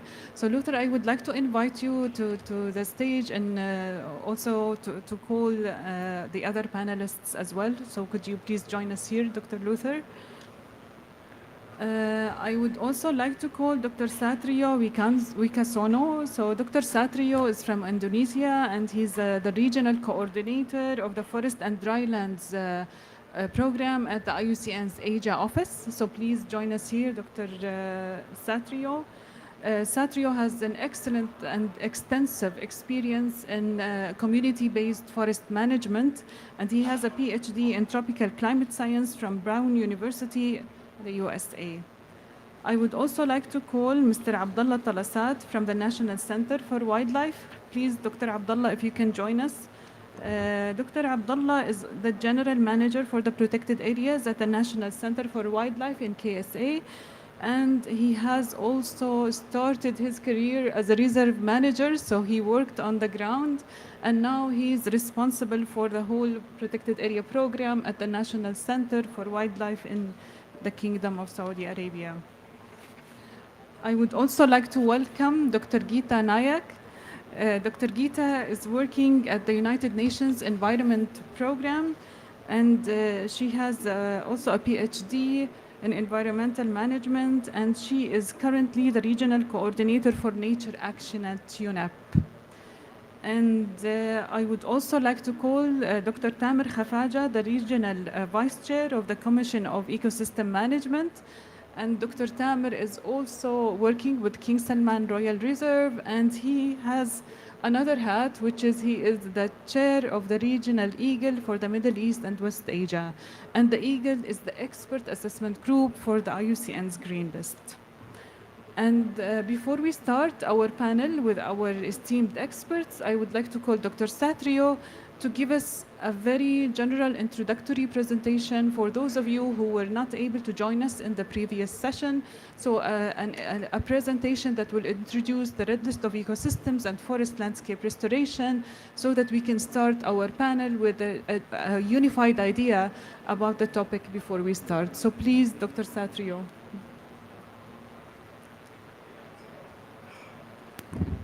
Many thanks, Natalia, for the kind introduction. So if we can pull up the presentation, that would be great.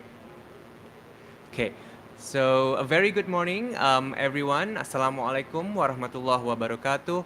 So as mentioned by my colleague, I will be explaining about red list of ecosystems. I'll try to give you a brief introduction of what RLE is and how it can be applied for land restoration, which is a key topic that we will be discussing in the panel. So you see several names on the slide. So my colleagues, Marcos and Ena, they're from the Red List of Ecosystems team. They're based in our headquarters, and myself, I'm Satrio from the IUCN Asia Regional Office. Oops. Yes, that's right. So in terms of how red list of ecosystems came to be, before the RLE, there was no global standard for assessing risk to whole ecosystems, because different countries use their own idiosyncratic approaches. So upon recognizing this important scientific void, what happened in 2008 during the World Conservation Congress, there was a motion that, to initiate the development of a global standard for assessing ecosystem risk, which was officially recognized by IUCN in 2014. So, of course, the RLE, the Red List of Ecosystem, is a global standard for assessing the risk of ecosystem collapse. And it does so by identifying symptoms, both spatial and functional. It helps us understand which ecosystems are at risk, which ecosystems are healthy, and why, and therefore helping us to prioritize conservation efforts. And of course, it's a useful, valuable tool for conservation planning, management, and restoration as well.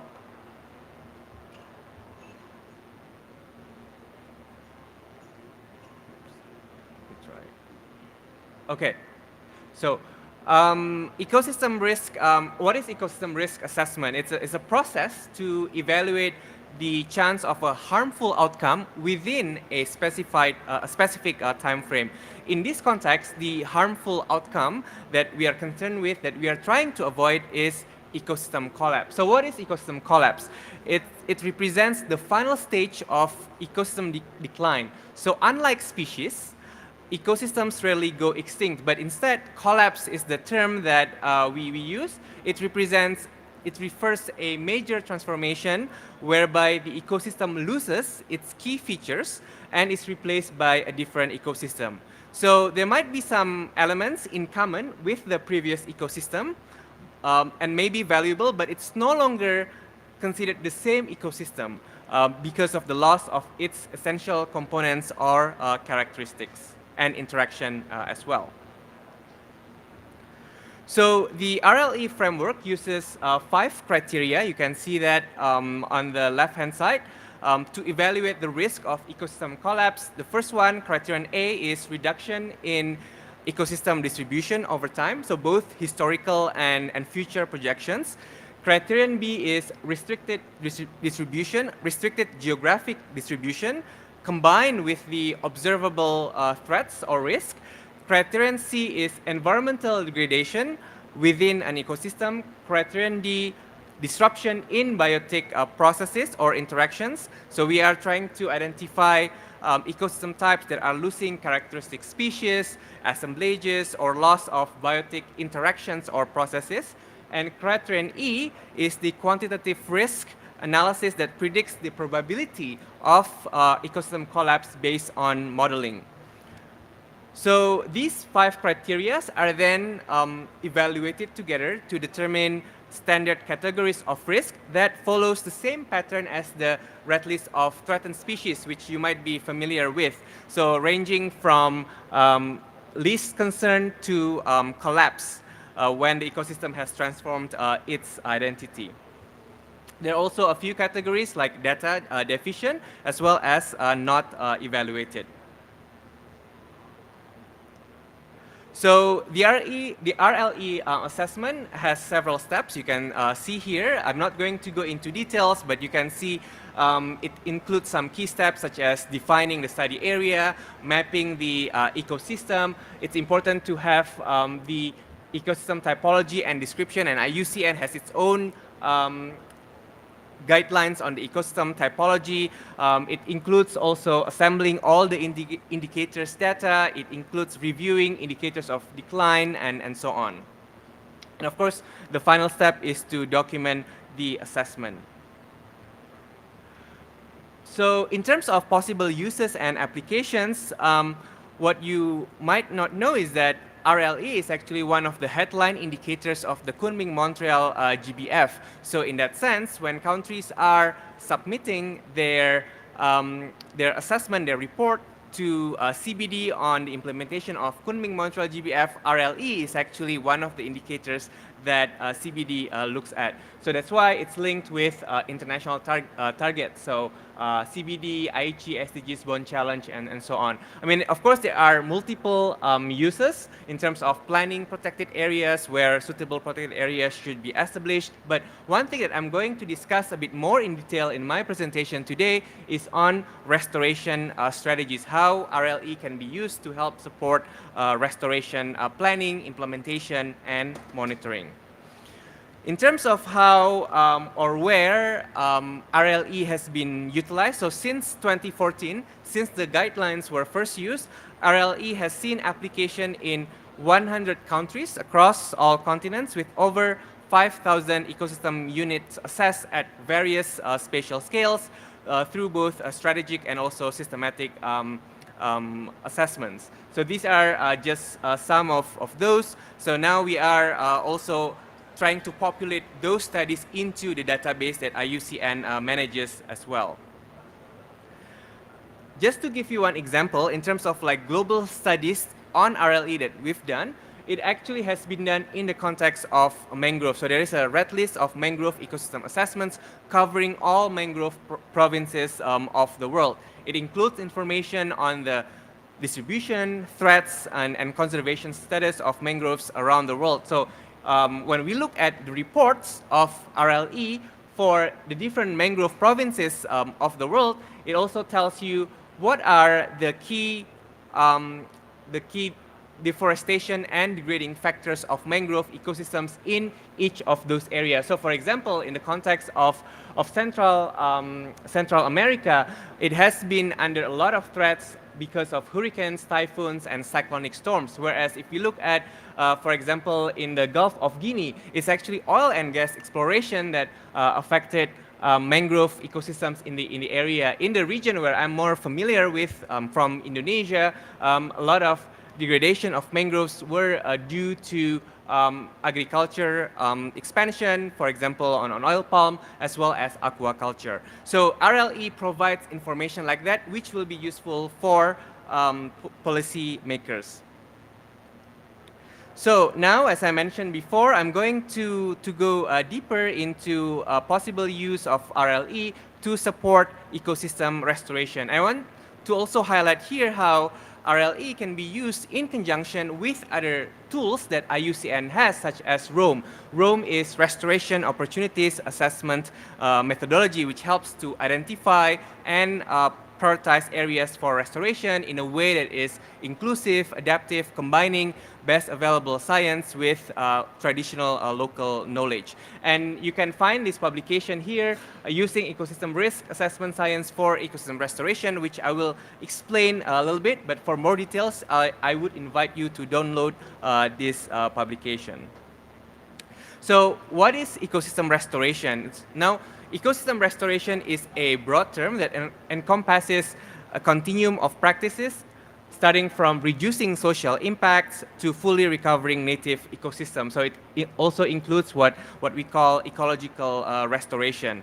So one thing I want to note is that while, of course, when we talk about RLE, Red List of Ecosystem, it will be useful for different types of ecosystem restoration, but because it has a biodiversity focus, it might have some limitations in very artificial systems, especially toward the left hand side of this continuum. So the Red List of Ecosystem provides a wealth of information that is useful for restoration, not only for planning, but also to be combined with other information to develop a program of work on restoration, and also to monitor and evaluate the impacts of restoration actions. So yeah, as you might recall, the Red List of Ecosystem uses the 5 criteria, and in this context, it provides a scientifically robust and transparent framework for evaluating the systems of ecosystems and identifying those that are most in need of restoration. So we need to also understand the root causes of degradation. So usually there are 2 contexts for using RLE for restoration. The first one is in areas where ecosystem has been lost, the RLE measures the reduction in the geographic distribution of an ecosystem type. So the ecosystem restoration can reestablish ecosystem types in locations where they have disappeared. The second context where RLE can be used for restoration is in degraded areas of remnant ecosystems, where we still see some remnants of the original ecosystem. So RLE can help identify where and why remnant ecosystems have been degraded. So here I wanted to also emphasize that Red List of Ecosystems can be used in combination of other information to develop a comprehensive plan for ecosystem restoration. So for example, this includes information on cost benefits, on the guiding factors, land use conflicts, land tenure, and so on, which is why it's important for us to consider utilizing other IUCN tools such as ROAM, Restoration Opportunities Assessment methodology, that I've mentioned before. I also wanted to direct your attention to the bottom part of the graph here of the slide. So restoration has two main outcomes for ecosystem risk. First, to downlist an ecosystem to lower categories of risk, or to prevent ecosystems from being uplisted to higher categories of being more vulnerable or being collapsed. So these outcomes inform target setting and imply three types of targets for restoration. The first one is to increase ecosystem areas, so gaining back portions of areas that have been lost. The second one is to reduce threats to minimize further degradation. And the third one is to improve the integrity of remnant portions of the ecosystem. So here I'd like to emphasize that restoration activities should be planned and implemented at appropriate scale, so considering the broader landscape or seascape. And it's essential because we know how ecosystems are affected by and have effects on the larger context in which they are embedded. So now moving on to monitoring, a well-designed monitoring program is of course crucial for evaluating the effectiveness of restoration actions and tracking progress towards ecosystem recovery. So the RLE can be used to inform the development of monitoring programs because it provides the benchmarks, the indicators for assessing ecosystem integrity. So we know when the restoration happens, when the ecosystem can be considered restored. So one thing to note though, we know that ecosystem can take time, so stakeholders also need to be aware of that to observe changes in ecosystem risk, it can take considerable time. So stakeholders need to be informed about the expected time frame of recovery. So I just wanted to share with you all these links here. So and this is the document, the main document of the RLE, guidelines for the application of the IUCN red list of ecosystem categories and criteria. So the version 2 was published just last year, and you can find more information on our website. There's actually free courses as well, introductory courses as well as advanced courses on the RLE, and I would invite all of you to take part in the course. So yeah, I mean, this is how the website looks like. If you go to iucnrle.org,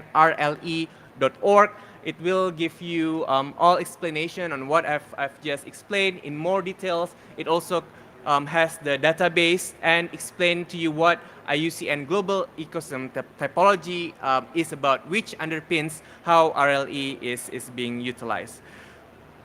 So again, I'll stop here and I'll just leave you with this one slide of the contacts of my colleagues at the IUCN RLE team, who you can ask for further information as well. And of course, Natalia, myself from different regional teams would be happy to answer any questions you have.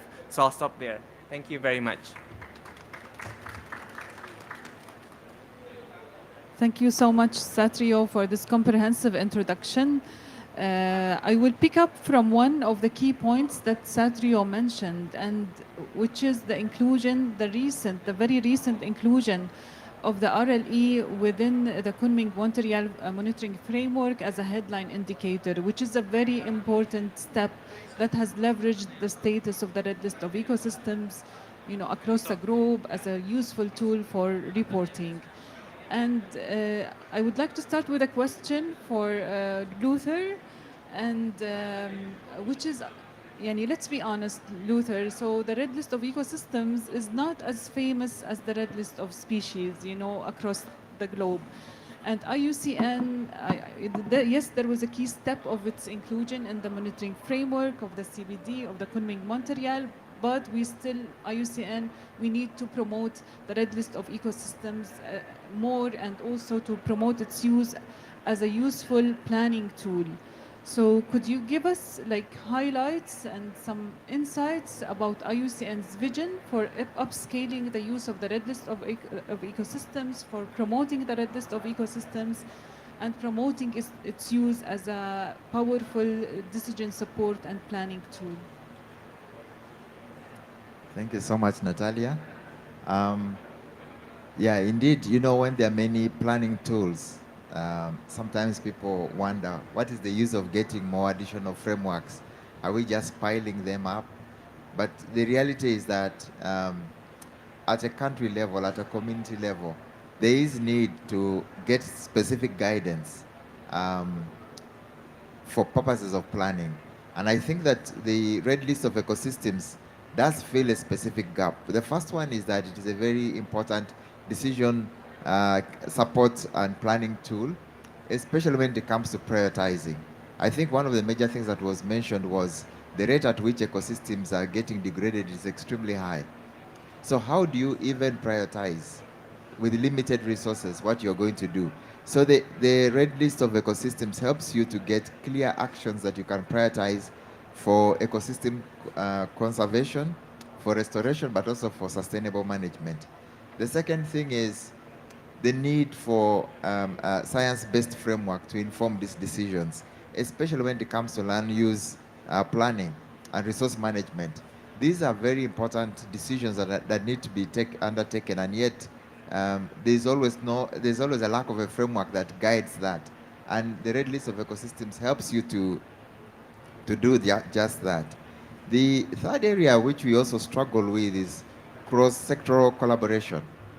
Now, the red list of ecosystems brings in different sectors: the economic, the social, the environmental, and all of these have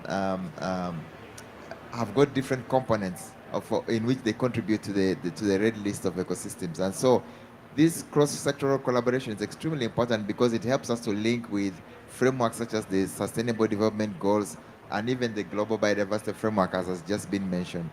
But I'll also say that a very important aspect is especially around resource allocation. The red list of ecosystems guides and provides it's a practical tool to guide those kind of decisions, especially identifying ecosystems that are urgent or require urgent action for restoration.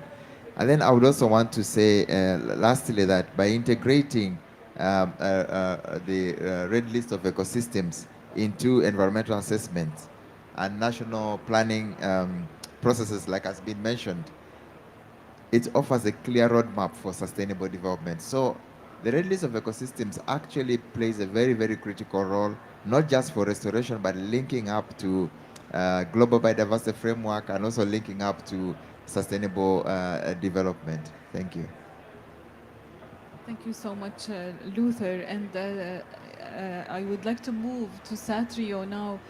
And like you've mentioned, the use of red list of ecosystems and forest landscape restoration, and how the red list of ecosystems can feed in the process of the forest landscape restoration and combine that with the methodologies that IUCN has co-developed, like the restoration opportunities assessment methodology.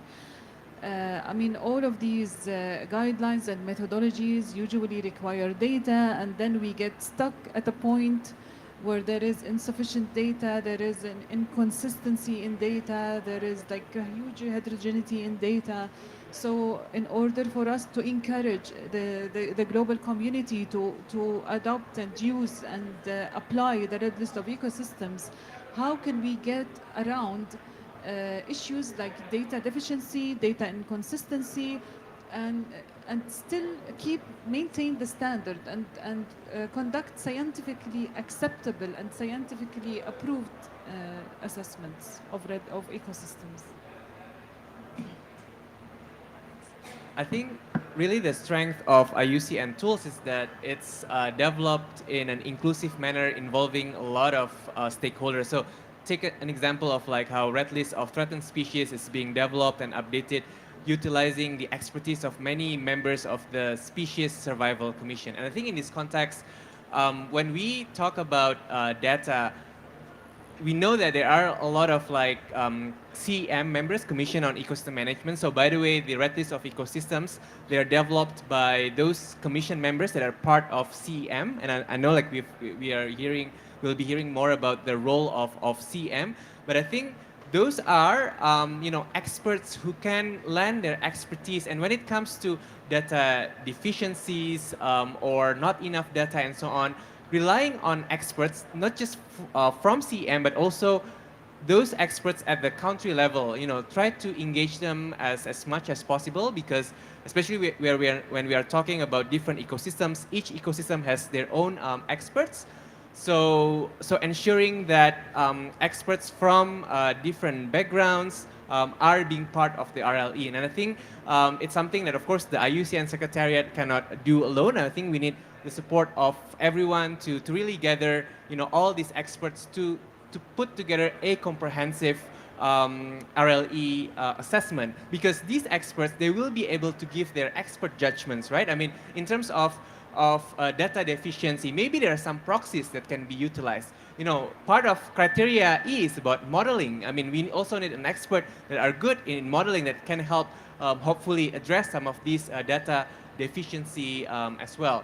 So the other thing I would like to emphasize is that sometimes data are there, but we're not just sure who have the data. Is it like in certain university professors, for example, or in certain government agencies? Because sometimes there are silos as well. So I think this is where like one area we need to think further, how to break down the silos, how to get everyone together to be coordinated in conducting red list of ecosystems for specific ecosystems. We will probably need to prioritize also. We start with one or two priority ecosystems before we move on to other ecosystems as well. So this is a discussion that needs to be led by the government as well. Thank you so much, Satrio. And so this is like an invitation not to get stuck at a certain stage where you don't have sufficient data. There are means and ways to work around that. Yeah. So please tell me when my voice fades off. So I will move to my next expert and guest, Dr. Abdullah Talasat from the National Center for Wildlife.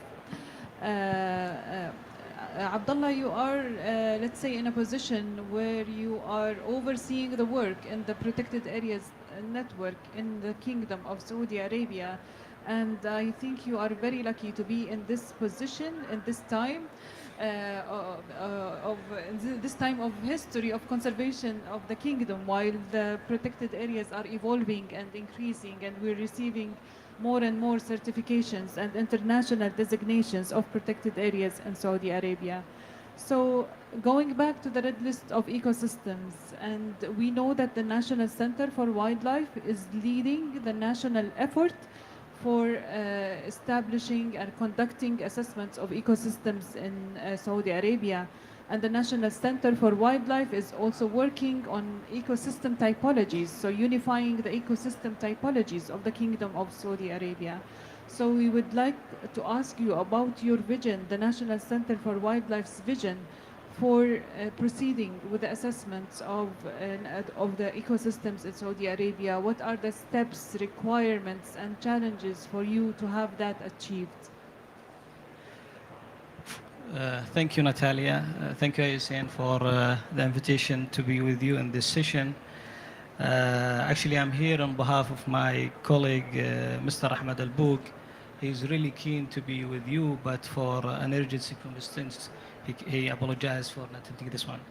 To answer your question, the NCW is currently preparing a global standard and criteria for biodiversity conservation and protected and conserved areas for various agencies, as well as community area, conserved area like HIMAs and private protected areas and OACMs. The most important aspects of the criteria and standards are the criteria and procedures for selection and prioritization of protected areas. And the NCW has adopted the global biodiversity framework as the overarching reference for its standards and criteria. And the IUCN red list of ecosystems using the red list annex for ecosystems will be used as a headline indicator for goal A and target 1, and as well will be used to support target 2 and 3 and 7 in our consideration for the preparing ecosystem and system plan for protected area in Saudi Arabia. Thank you so much, Abdullah, for these insights about the role and the plans of the National Center for Wildlife in KSA. And I will move to my next guest panelist, Dr. Geeta Nayak from the United Nations Environment Program. Geeta, we have heard maybe 2-3 times in this session about the inclusion of the red list of ecosystems as a headline indicator to monitor against the Kunming-Montreal Global Biodiversity Framework. But we are now here at the UNCCD COP, and we're discussing the United Nations conventions to combat desertification. So I would also like, of course, we were talking about synergies across the 3 conventions and all of these issues about, the common and the synergies across the 3 conventions. So I would like to ask you about your thoughts and about your ideas about reusing also RLE in reporting against the other conventions, like the UNCCD and Thank you, UNFCCC. Natalia, for inviting me.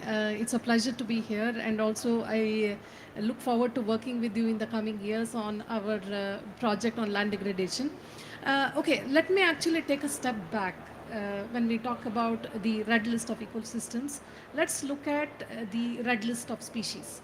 Now, red list of species actually revolutionized how we do conservation. So if you look at, a few decades ago, we looked at the species, we looked at the habitat restoration for that species, and predominantly we used red list of species as a main tool.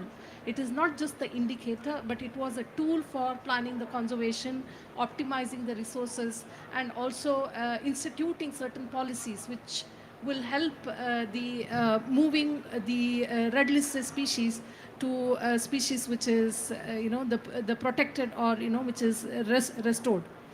Now, I do not see that red list of ecosystems as just a monitoring indicator.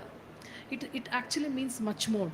Okay, so now actually, since you specifically asked me to talk about how this can be used as a indicator for other conventions, it's the possibilities are immense.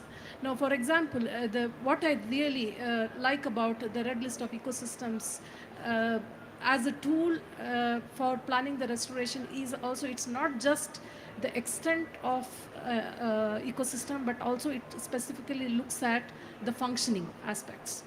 So now let's look at the land degradation. Like when we talk about enhancing the drought resilience or climate resilience, it is also about enhancing the productivity. Now, let us take a very simple ecosystem of agriculture, for example. Now, agriculture land is degraded globally. Now, we need to restore them. So, what is it that can help us when we, in addition to restoration of agro-ecosystems, we cannot just focus on agro-ecosystems, but we have to look at what is the natural ecosystems surrounding it to ensure that, for example, the plant-pollinator interaction is restored.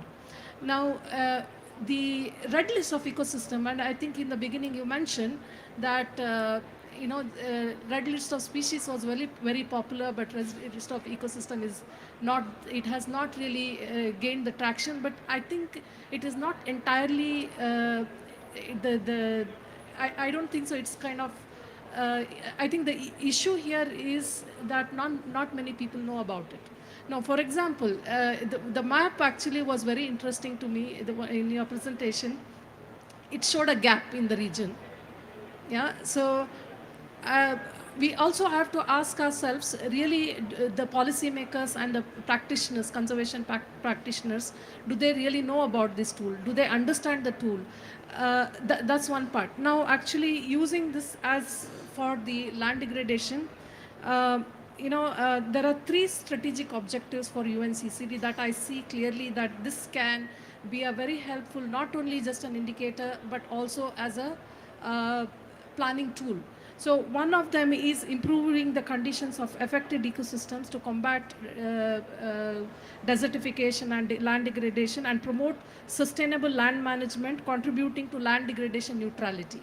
So now, if you ask, if we ask, the climate, when you talk about climate neutral, or net zero, many people understand. But do we really understand what is land degradation neutrality? It is not just the land, but also the productivity of the land. I think that's where I see the red list of ecosystem being one of the very important tools for conservation. The second strategic objective is enhancing drought resilience of vulnerable population and ecosystems.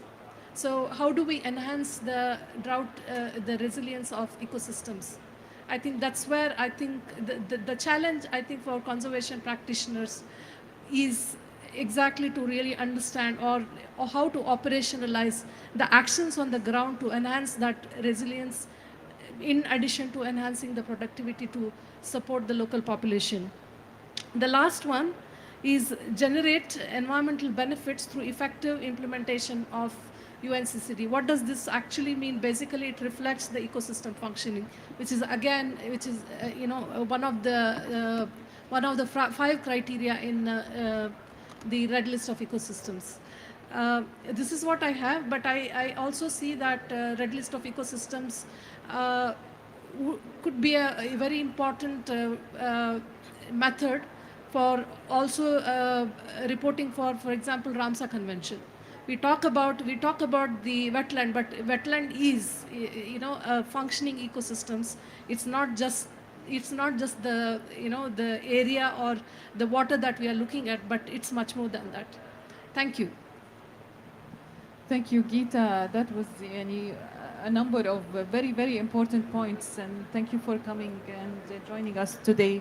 So I will just pick up from your note on the map, where you noted that the map that has been shown by Satrio includes gaps in conducting red list assessments in our region. So the map was full of points, but then we had an empty, almost empty space within the map. So going back to Dr. Tamer as the regional vice chair of the CEM, and the other important point from Geeta about people or governments or conservationists not knowing about the red list of ecosystems as one of the key points that are hindering the application of the red list of ecosystems on a wider scale. So Dr. Tamer, as the regional vice chair of the CEM, I would like to ask you about the role of the CEM and how do you envision the role of the CEM in providing knowledge and access to knowledge on the red list of ecosystems. I mean, the CEM led the development of the red list of ecosystems and the standard that's related to the RLE. So how do you envision the role and how can we scale also, like scale up small initiatives to conduct the red list of ecosystems? How can we scale them up? How can we promote the guideline more? Thank you, Natalia, for first for the invitation and second for this very interesting question. I will just, as the distinguished speakers spoke about the red list of ecosystem, I am coming from a background of more than 27 years working in the region, and all our efforts, I cannot blame us, but all our efforts were directed towards species conservation, and that's to trying to bring back the species that's impacted by many other threats and let them to disappear. And for years, I was thinking that we are actually trying, and I worked for more than 14 years in one protected area trying to bring back or increasing the number of some ungulates. And then we find out that we become a victims of our own success, that increasing the number of the species and trying to bring the species back actually, and also remove all the threats and the natural threats, it's bring the threats back to the habitats by the increasing number. So, and I was always thinking, what about ecosystem conservation, where we thinking as a holistic approach. And then coming back to my role as regional vice chair for the CEM, talking with the expert in the commission about the red list of ecosystem, this was the answer, that we need to work back to study and standardize classifying the habitats in our region. And so just to put some points on how to scale up from the local level up to the higher level, I think here in Saudi Arabia, with a very ambitious vision for the kingdom, for the restoration of the ecosystems, for Saudi Green Initiative, for the Middle East initiatives, actually this is the time, the exact time that we need to scale up from the local level up to the regional, toward the global levels. I think the red list of ecosystem is actually aligned with many activities and initiatives in the region, like restoring habitats, controlling invasive species, promoting sustainable resource use as well. Also, something that we are trying to do in the commission is to engage the local experts with the stakeholders, as a government, as a protected area, as a royal reserves, to work together towards achieving applying this tool in the country, in Saudi Arabia, and then also in the rest of the region. One good discussion was happened a few months ago with Stewart, talking about that the red list of ecosystem managed to evaluate the whole of the mangroves, and I saw in the presentation. So why not to work towards the hyper-arid and arid ecosystem, and taking one country, one big country as Saudi Arabia as a model, and then we scale it up for the rest of the country. So I think in the Commission of Ecosystem Management, we are trying our best to bring this tool to the region. One of the main factors that we are looking to make it as a successful story is we started by asking a volunteer from the Commission to translate the guidelines into Arabic, because we have a unique habitat in the Arab countries, and the guidelines and the tool is in English. So it's a very good idea to start translating these guidelines and distributing to all stakeholders, so make workshops as well. We managed to do a workshop with the National Center for Wildlife, with the National Center for Vegetation Development, the Vegetation Cover Development, organized by the IUCN and King Salman Royal Reserve. And we brought different scientists, different stakeholders, and we had the chance to meet with David, Keith, and other experts from the IUCN, explaining exactly what is the IUCN red list of ecosystems, what is the ecosystem typology, and we consider it as the first step towards taking the initiative in the region and trying to move forward to enlarge the scope of the red list of ecosystem. Yeah, thank you so much, Dr. Tamer, for this great announcement, because I will take the opportunity of your intervention to have it like a soft launch of the translated version of the guidelines, of the RLE guidelines into Arabic. I know that they require a little bit further fine-tuning, final editing, but the guidelines are ready and translated, and soon we will have them published and accessible to the whole community that uses Arabic language. And this is one of the goals of IUCN ROA, and in coordination with the regional commissions, to promote guidelines and to provide knowledge and access to our colleagues in the region, to provide access to material and capacity building in Arabic language, material translated to the Arabic language. So thank you so much for this great announcement. I see we have questions. We have a second round of questions, but I think we can have a short break and receive a couple of questions from the audience. Dr. Hisham.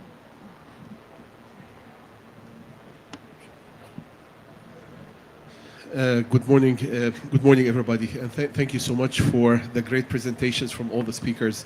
My name is Hisham Al-Askari. I'm a professor of Earth Observations and Remote Sensing, Chapman University in California, and I was the ex-vice president of the Egyptian Space Agency. Such a map, is heartbreaking. When we see such a map and we see the gap, it's it's very alarming, especially we do have the technology, we do have the power of data, which can really fill this gap.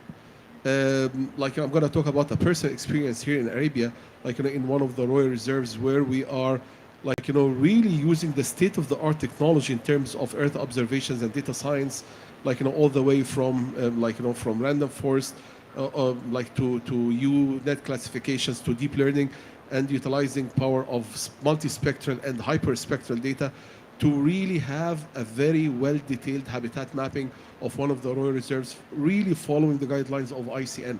So, following the topology, we have something that I even shared with Dr. Shar, which is like a state of the art. And when we know that we have the power of doing something like this, and we see such gaps, so there is something wrong that needs to be addressed. So data science and Earth observations can really take this to another level of details and another level of information. So I commend all the speakers on their efforts, and just a word of mouth on the work that can be done. Thank you so much. Thank you so much, Dr. Hisham. This is a very, very important point. And maybe since we disconnected a bit from the panel discussion, maybe see if anyone else from the audience has any questions. Yeah, no questions? Okay, so I still have a question for Dr. Luther, because Dr. Luther provided an overview of IUCN's vision to address what Dr. Hisham has just said. I mean, you addressed IUCN's vision for wider application of the Red List of ecosystems. How can we scale it up? But I think in the speaker's points, there were embedded some reference to challenges that we might face. So can you give us just a few words on what are our challenges and our key challenges and opportunities? How can we prioritize our actions to have that achieved, which is, the wider application and the wider promotion of the Red List of ecosystems as a useful planning tool? Thank you very much, Natalia. I think in talking about challenges, the previous speakers have kind of mentioned some of this already. I think one of them was the fact that the Red List of ecosystems is not known, not widely known as compared to the Red List of species. And I think there's a saying that little known, little supported. So I think that that's one major part, to publicize it among the practitioners, among the key stakeholders would be key. The other bit also is what was mentioned is about the availability of data. I think that the need for comprehensive high quality data on ecosystems is not always very available, and so implementing the Red List of ecosystems is one of is a challenge that can be immediately met. But nonetheless, having said that, there are other challenges that are met depending on the context. One of them is lack of political and institutional barriers. In some contexts, especially where the Red List of ecosystems implementation means change in land use systems, there could be resistance, because then you're looking at plans for maybe resource exploitation that come directly in conflict with the practices for ecosystem, the Red List of ecosystem monitoring or assessments. There is a big one which is about funding and the capacity constraints. Certainly to implement the red list of ecosystems, if you look at the success of the red list of species, a lot of training and a lot of capacity has been developed over the years. For the red list of ecosystems, there's need to build capacities. There's also need to actually resource and invest in the assessments. Now, these don't come cheap. They actually come with intentional investments. And I think that is one of the major areas that needs to be looked at. What our professors just mentioned is about integrating these tools, and I think has also been mentioned earlier. These need to create a linkage, even just between the red list of species and the red list of ecosystems. These need to look at them from a very comprehensive perspective. I'll give you an example. A positive indicator could be that we are having a high number of elephants in an ecosystem. The negative side on the red list of ecosystems is that actually the carrying capacity is not sufficient for those elephants. And so this is what you see in some of the places. And so integrating the use of this for comprehensive decision making is extremely important. And of course, maybe what I would mention as a last constraint, or rather challenge, is that once you start the assessments, then you need to continuously update. And so this is not a one-time thing, it's dynamic. So you have to build it into all of your planning and into all of your implementation frameworks, so that it is a consistent process over a period of time to guide your long-term decision making. But having said all of this, I think there is a lot of hope, as has been mentioned, in terms of what the red list of ecosystems can do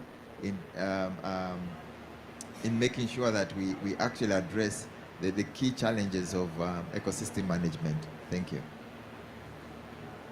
Thank you so much, Luther. I think Dr. Tamer has also some concluding points. Yeah, I just want to get the comments from Dr. Al-Askari about the good and huge data that there is lots of effort for habitat classification, habitat topology in one of the royal reserves. There is other royal reserves working in the same, but I got the feeling from the map that we need to combine this effort to the country level, because when we are seeing in the map here, I can see like a country level kind of assessment for the red list of ecosystems. And I know, for example, I'm working in King Salman Royal Reserve. It's the biggest in Saudi Arabia and one of the biggest in Asia. We are doing efforts, other royal reserve doing, but we need the government organization to compile these efforts into one national level of assessment, and then it will spread out for other Arabian countries as well. Thank you, Thamer and Natalia and Hisham, Dr. Hisham. I will let you know that we consider this one as a National Center for Wildlife. We are now conducting 4 big main projects in the kingdom, in the whole kingdom, to study and assist all the biodiversity in the kingdom. Will run, inshallah, in January 2025, with all combination with all university contributions, as well all the protected areas in the kingdoms, and also the research centers, and as well as the private sectors. The aim of that, inshallah, will when we reach to the end of this assessment, will have the very sufficient data that we can from that fill the gap. That it's really, I'm sharing the idea with Dr. Al-Askari. It's heartbreaking when I see the map showing the gap that in the Middle East regions. But we are quite sure that we have some essential data that we can work in it and build in it and progress it to the higher level. So instead of that, I want to share that with you, that inshallah we're going to launch it in next year, the beginning of January, and it will be inshallah cover all these aspects. Thank you so much, Abdullah, for sharing the great news on the NCW's plan for these big projects. I think we have a question from Dr. Khalid and then maybe a comment from Satrio. If it's Thank you, Natalia. Thank you, distinguished panelists. I think one of the major challenge of not widely using the red list of ecosystem is that is not clearly indicated in the standard on how to link this standard to the monitoring program for biodiversity, because the people think from the standard that you use, it's the ultimate goal, that we assess the ecosystem against the standard, and okay, we know now what is the status of our ecosystem against the standard of the red list, but the ultimate goal is to change it from the red, yani being on the red list, to a more greener. So I think this is the tool that is, yes, that missed in this, and if we manage to translate this, soften this into simple indicators or methodologies that the practitioners they use to collecting more data to have more verification, I think it will be more effective in implementation. Thank you so much, Dr. Khalid. And we have a comment from Satrio. So maybe first a bit of response to the previous discussion on data. So I know that my colleagues at the IUCN Atlas of Ecosystem global team, they've also collaborated with GEO, Group on Earth Observation. And I think that's something that we are working on. But one thing that we sometimes forget about Atlas of Ecosystem is that the basis of it is actually the global ecosystem typology. And this is something that each country until now has done it differently, and aligning that with the global IUCN global ecosystem typology needs some work. I mean, it's not that it can be done. I've seen it in Southeast Asia. We are working with some governments, trying to align what they have in terms of how many types classification based on land cover and so on, how to align that with the global ecosystem typology. But it requires some work, and this is where partners as part of GEO can come in as well, and we are really happy that we've had like this partnership. But just to say that before even we do the assessment of Atlas of Ecosystems, the global ecosystem typology needs to be understood and need to be aligned also with what IUCN has provided. In terms of sort of like ensuring that the RLE assessments can be utilized at a wider scale, maybe one thing that we can consider is also thinking of some incentives. We've seen how for Atlas of species, the uplisting of sort of like species, ensuring that it does not get downgraded. For example, it can be linked with some, for example, financial incentives that support conservation of species in the countries. Maybe for ecosystem, we can also think of something like that, some sort of like financial incentives. I do not know sort of like the exact mechanisms, but because we've experimented with that as part of Atlas of threatened species, maybe something that we can think for. I'm sure fellow panelists here have also some ideas on how to respond to the latest comment. I think Dr. Hisham already is inspired to speak and comment. Just a quick comment to your point that you just mentioned. We work very closely with GEO. Like Yana is a close friend, and Sarah, and I'm fully aware of the efforts. But GEO and such organizations depend on scientists and depend on us to do the work. So when we did this work for the Royal Reserve, it was following by the heart the IUCN typology. So we did not do something with local descriptions. Absolutely not. We went to the classification from the system to the subsystem to the classes level, and and when we are going to the class level, the level of information is mind-boggling. Like, you know, what you see is like, you know, is wow, what is this? Really, like, you know, something state of the art, because we are utilizing not the regular kind of stuff that people are aware of, like, you know, Landsat or Sentinel. Sentinel, like, you know, for some people is the state of the art, and Sentinel is kind of okay, but there is a lot of other stuff like using hyperspectral, like Emmet, for instance. Like, you know, I can tell you, like, you know, I did not see a single location in the kingdom utilizing hyperspectral beside the work that we developed. So the level of information is different. So when you talk about soil classification, when you talk about different kind of ecosystems and restoration efforts, you are really not blind anymore. You can really see stuff on the ground, and that's not going to take anything from the ground surveying and the ground validation.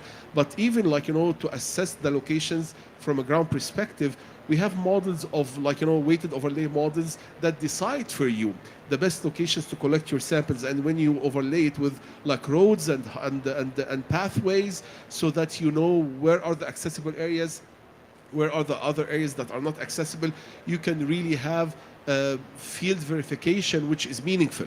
And if you only depend on field verification and you are blind, you don't know where you are gonna go, what you are gonna do, and if you just have your grid ready and, like, you know, are willing to go to the field, but you don't have the pre-knowledge of where to go and what to expect, it's a totally different story. And what I'm talking with you about gives you a totally different scale of coverage, because I have the power of time, I have the power of space, and I have the power of spectrum. So I can cover, like, you know, at a spatial domain that you cannot cover on the ground easily. I can cover at temporal, because I can really create a meaningful baseline. Like, you know, if you want to monitor, if you want to observe, if you want to assess over time and see these restoration efforts, what part is working, what part is not working, what do we need to do, like, you know, the policymakers, the stakeholders, so they will have data-driven solutions or pathways to be more agile in the way they are creating their policies. So I always talk about innovation, not in science, in policy. How you can make your policy innovative, how you can really, like, you know, have a policy that can serve the restoration efforts. So again, like, power of Earth observations is like, I'm a big fan, but I can show you. Yes, Rachel, please.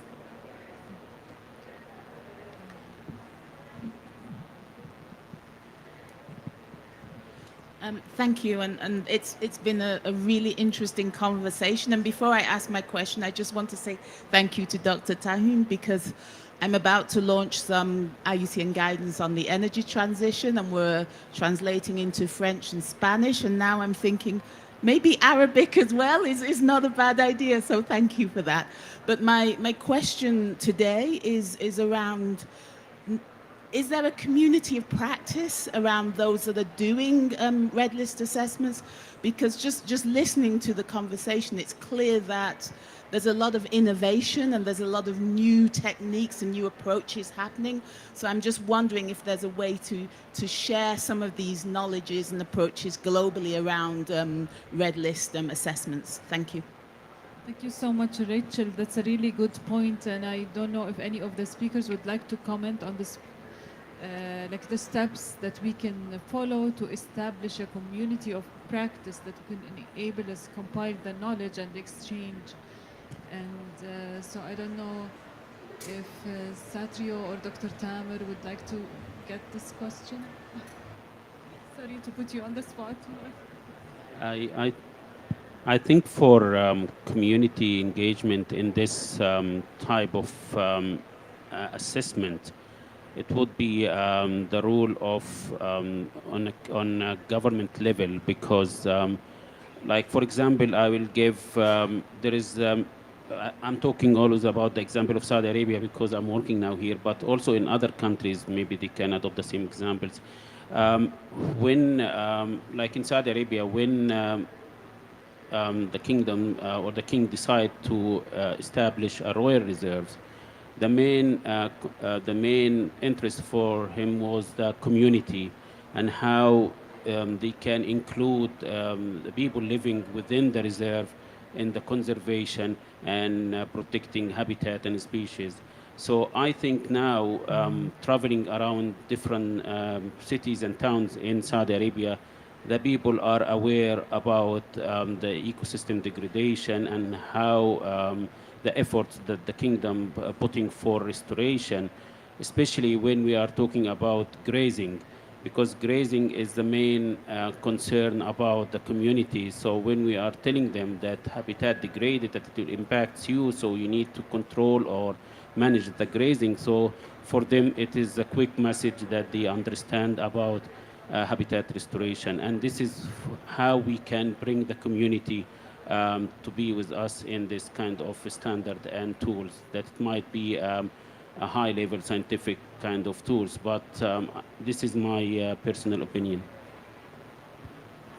Maybe I can add a little bit based on what I understand, what my colleagues Marcos and Anna told me. So in IUCN, in the Secretariat, there is the Red List of Ecosystem team, but the CM has been the one that also helped drive the uptake of the assessment in many different countries, of course, together with the governments, because we want to ensure ownerships. So what the IUCN RLA team has done is to ensure that in each country there are these communities of practice. So there's capacity building that is being done. Usually it involves the government from the different departments, because sometimes different departments cover different ecosystems. Ministry of Agriculture, for example, Ministry of Forestry, Ministry of Environment, but also often involving the university professors and experts, researchers, because that's where ecosystem-specific experts can be found. So based on sort of like those capacity building assessments, then countries then create the national red list of ecosystems assessments for certain specific ecosystems. So then you create sort of like these communities of practice in the countries. And the thing that my colleagues, Marcos, has been doing is to try to connect the communities of practice from one country to the other. So this is the idea coming from Red List of Threatened Species as well, where one country actually learn from one another. So it doesn't have to be done all the way every time from the IUCN Secretariat team, but it's actually the capacity building can be done by experts from certain countries, certain ecosystems that can help also stakeholders in other countries. Thank you so much. I would like to ask the experts, the panelists, if they have any concluding remarks before we end the session. We are already behind time, but if anyone has any final notes, please feel free. So thank you so much, everyone. Thank you so much for attending. I'm so glad that we have the audience until the end of the session. Thank you so much for my esteemed panelists and experts, and we hope we see you in more events, and we hope to see the Red List being more recognized, the Red List of ecosystems being more recognized and applied, and we have a community of practice that can take over this knowledge and support the application and of the Red List of ecosystems in our region. Thank you.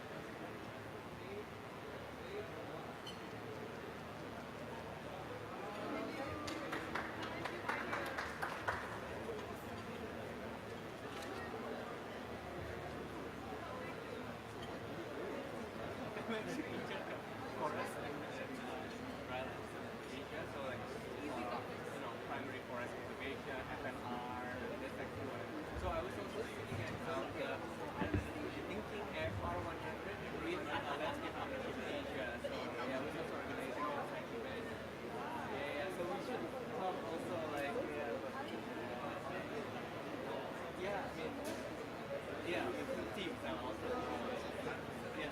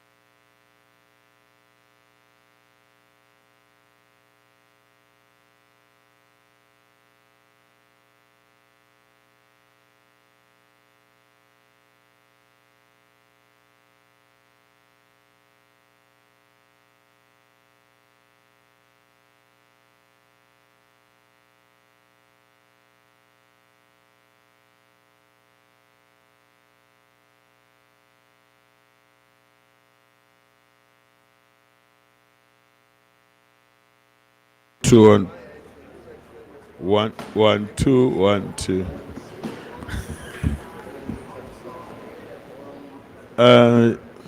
Good afternoon, colleagues. Shall we perhaps take our seats and we can start with our session?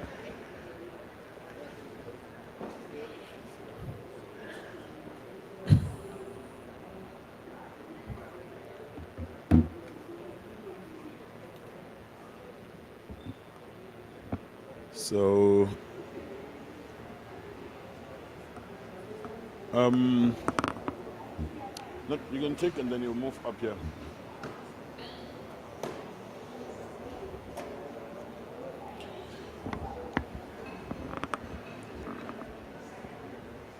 Thank you very much. I have a feeling that we are going to make a circle here. And if we've got enough mics.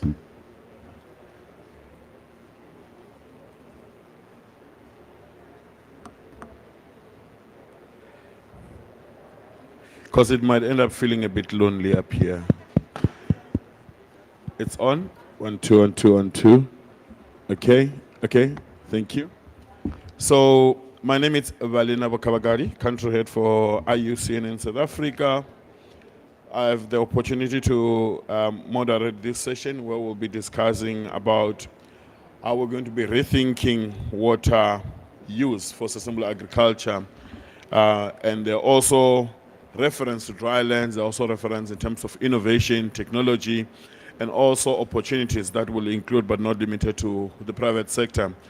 What we have come to know, which is also very critical, is the fact that water stress is a very global issue. We've seen this happening in many parts of the world, and at the center of that discussion, we have got the Rio Conventions, all of them talking about water availability, water scarcity, water stress, talking about drought, land degradation, and also climate resilience.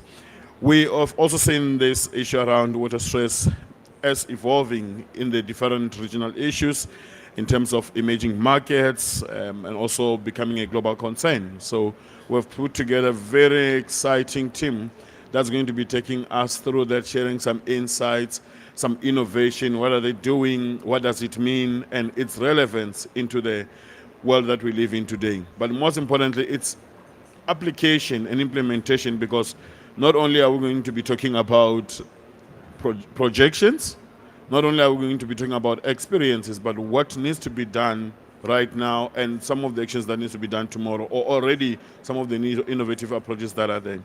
Well, to begin this very interesting conversation, we have got our friend Frank, who's going to share with us some of the opening remarks in this particular topic, and also giving it a context of what does it mean today and what we're going to be discussing and some of the way forward. Please, Frank, let's give Frank a round of applause.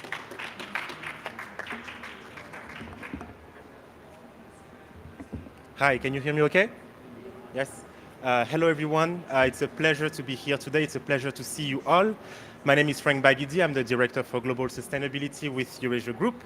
Eurasia Group is a research and advisory firm that focuses on political risk, and I focus on their sustainability department. So everything related to biodiversity, water, and plastics, I cover.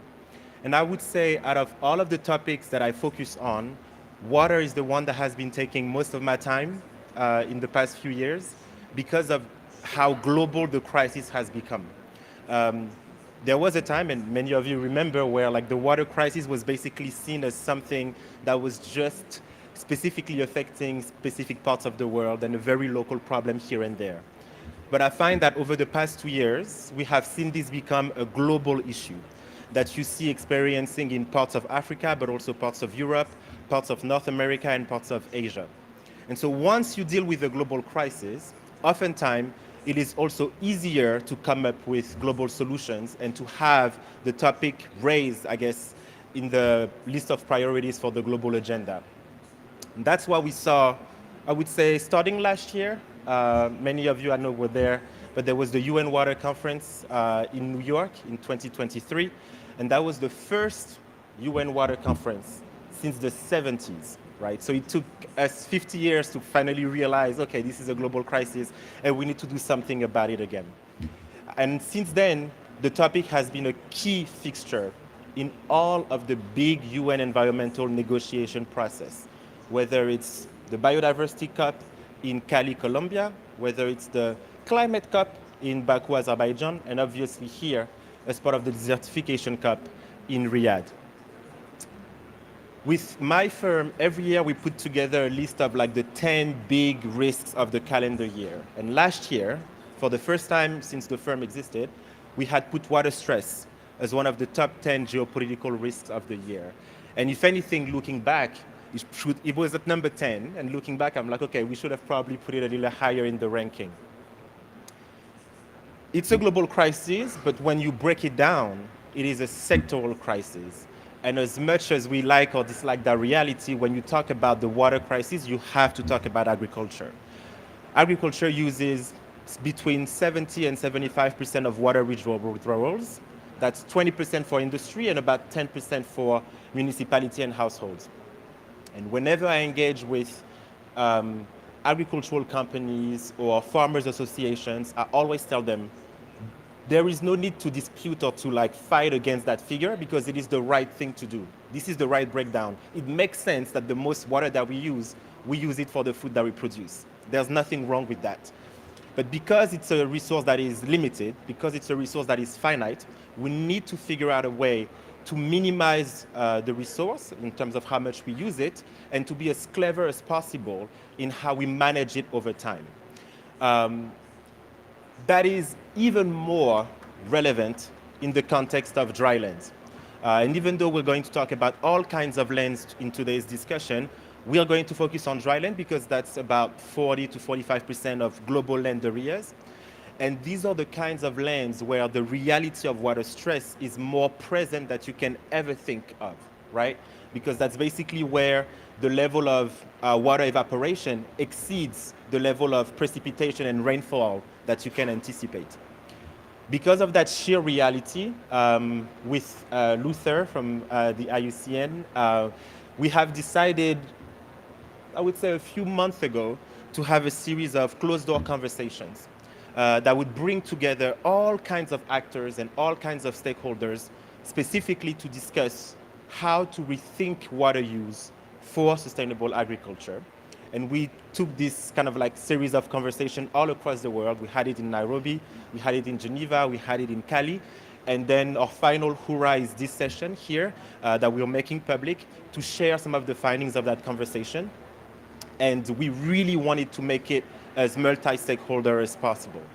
And so I'm going to finish by sharing some of the 5 key takeaways and the 5 key issues that came out of those closed-door discussions that we've been hosting throughout the year. The number one key issue that we have seen when it comes to water use in sustainable agriculture has been and continues to be the measurement issue. It's very hard to manage what you cannot measure. And when it comes to water use, oftentimes regardless of the country, regardless of the region, the numbers that we have in terms of how much water we are consuming and how much water we are using and how that trend is changing over time, that level of data is extremely poor. Not only is it poor, but it is not aggregated and it is not standardized. So that's a big issue that we have on the measurement side. But that measurement issues also expand to the modeling side. If you look at all of our modeling to predict rainfalls or to predict precipitations, all of those forecasts are completely off. And that's because the impact of climate change is accelerating and tends to outpace our ability to update our forecasts. So the number one issue is the measurement issue. The second issue that we have is the difficulty, I would say, to transition from theoretical knowledge to practical knowledge. And what came out of our discussions was this need to have some sort of a one-stop shop repository of best practices, best use cases when it comes to regenerative agriculture and the co-benefits for water. And that is something that would be great to work on and to make sure that we present at some point at COP30 in Brazil. Third problem that we see is the lack of coordination across and among stakeholders. Oftentimes you have the public sector folks that speak among themselves, You have the international organization that speak to themselves, you have the development agencies that talk to themselves, and then you have the private sector companies that talk to themselves.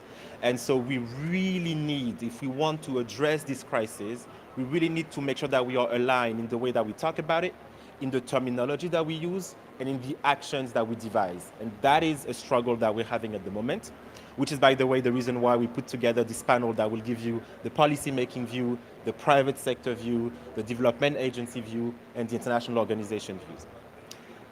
Another problem that we have is the lack of harmonization. And many of us are feeling the weight of that issue because a lot of us were in Baku, a lot of us were in Cali, and a lot of us are here now. So you kind of see this multiplication of conversations. And unfortunately, we don't see harmonization in the way that water is integrated across all of those processes. So many of you know that right now governments are finalizing their NDCs, their nationally determined contributions. They're supposed to submit them by February on the climate side. And so those are going to have water sections. But then at the same time, governments are also working on their biodiversity plans, right? The NBSAPs. So you have NDCs, you have NBSAPs, and here governments are working on their LDN, their land degradation national targets. So you have these three things that are happening, three simultaneous processes where water will be featured, and unfortunately, oftentimes water is not addressed the same way across all three. Sometimes, if you look at specific country plans across all three topics, they even say contradictory things on the water side. So the need to harmonize the way water is being discussed is extremely, extremely important. And then the final issue that we have, that's the last one, but that's definitely not the least important, and it came up every single time during our series of meetings this year, it's finance. The issue around finance came up time and time again. The need to align financing with incentives, the need to make sure that public financing is also made in a way that would also trigger private financing. The need to be leveraging innovative financial mechanism, whether you talk about thematic bonds or whether you talk about blended finance mechanism. The ability to make that happen in a sound and cohesive way has been a struggle and continues to be a struggle. But the good news is that we talk about it more and more, and I guess that the more we talk about it, the easier the solution will emerge. So we have a pretty daunting task for our panelists today to help us figure out the answers to those 5 key issues. Thank you all for joining us. We don't believe that this is the end of the conversation. This is just the beginning. We'll have a lot more of those coming up next year, and thank you for joining.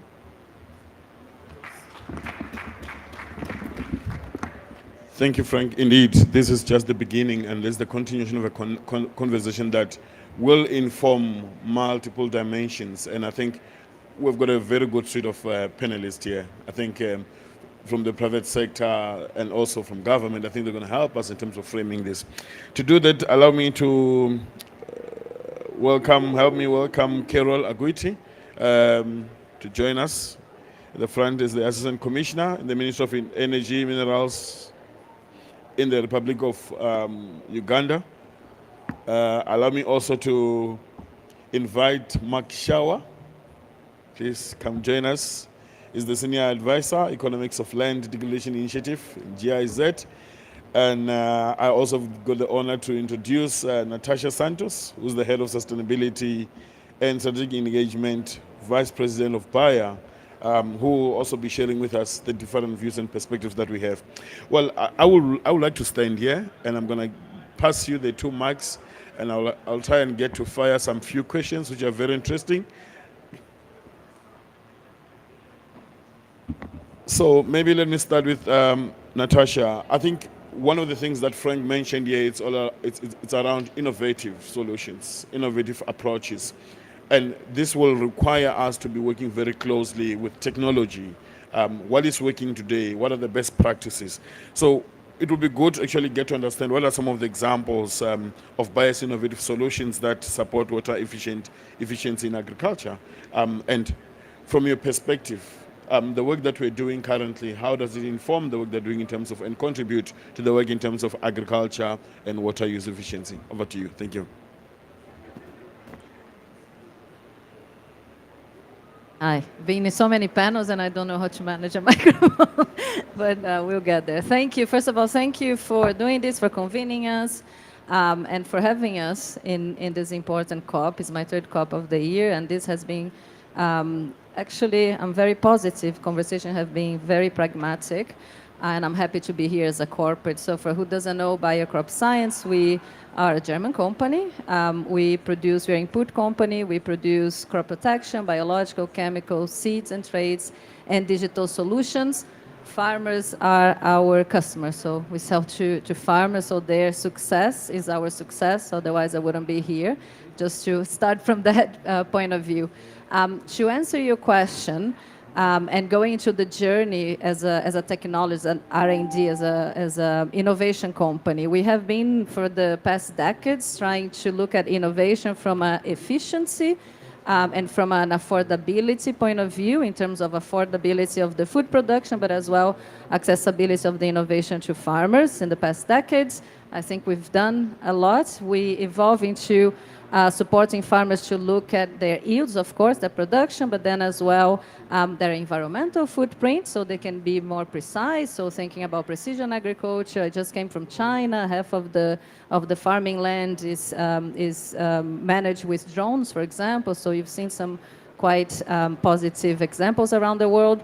But I think now, as we have been discussing here on many COPs, we need to really accelerate the pathway of agriculture to be part of the solution and not be blamed and part of the problem all the time, because hopefully that would lead to more incentives for farmers to be able to receive incentives and money and cash and investment into the outcomes that they produce in their farm, which is food, fuel, and fiber, but as well better use of water and other ecosystem services that they provide to society and society wants. With that in mind, as an innovation company, in the past decade, I'll say we have been accelerated through a regenerative agriculture framework, outcome-based model.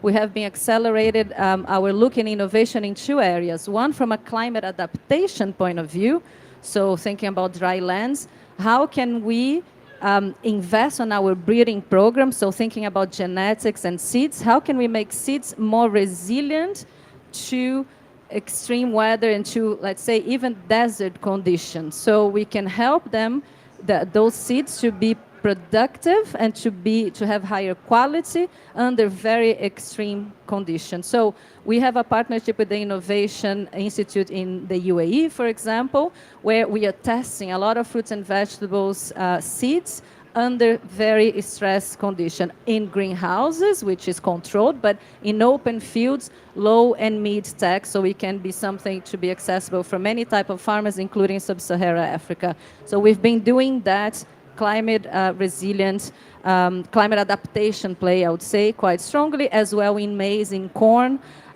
We are doing that as well, particularly from a short stature. Can you make corn shorter so you can have the same amount of productivity under extreme conditions? So that's one area. So how you can grow food in areas where there's not enough water, right? So that's one.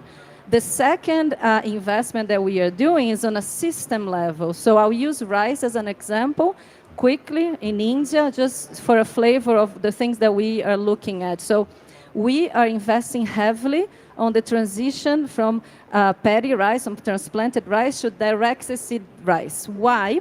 Because rice is the third most important crop. It feeds half of the global population.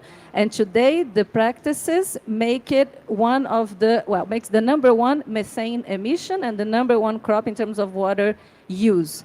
With this system transition, the impact is massive. We can bring the reduction of water use up to 40%. This is research paper, it's public knowledge. And we can bring the GHG emissions down up to 45%.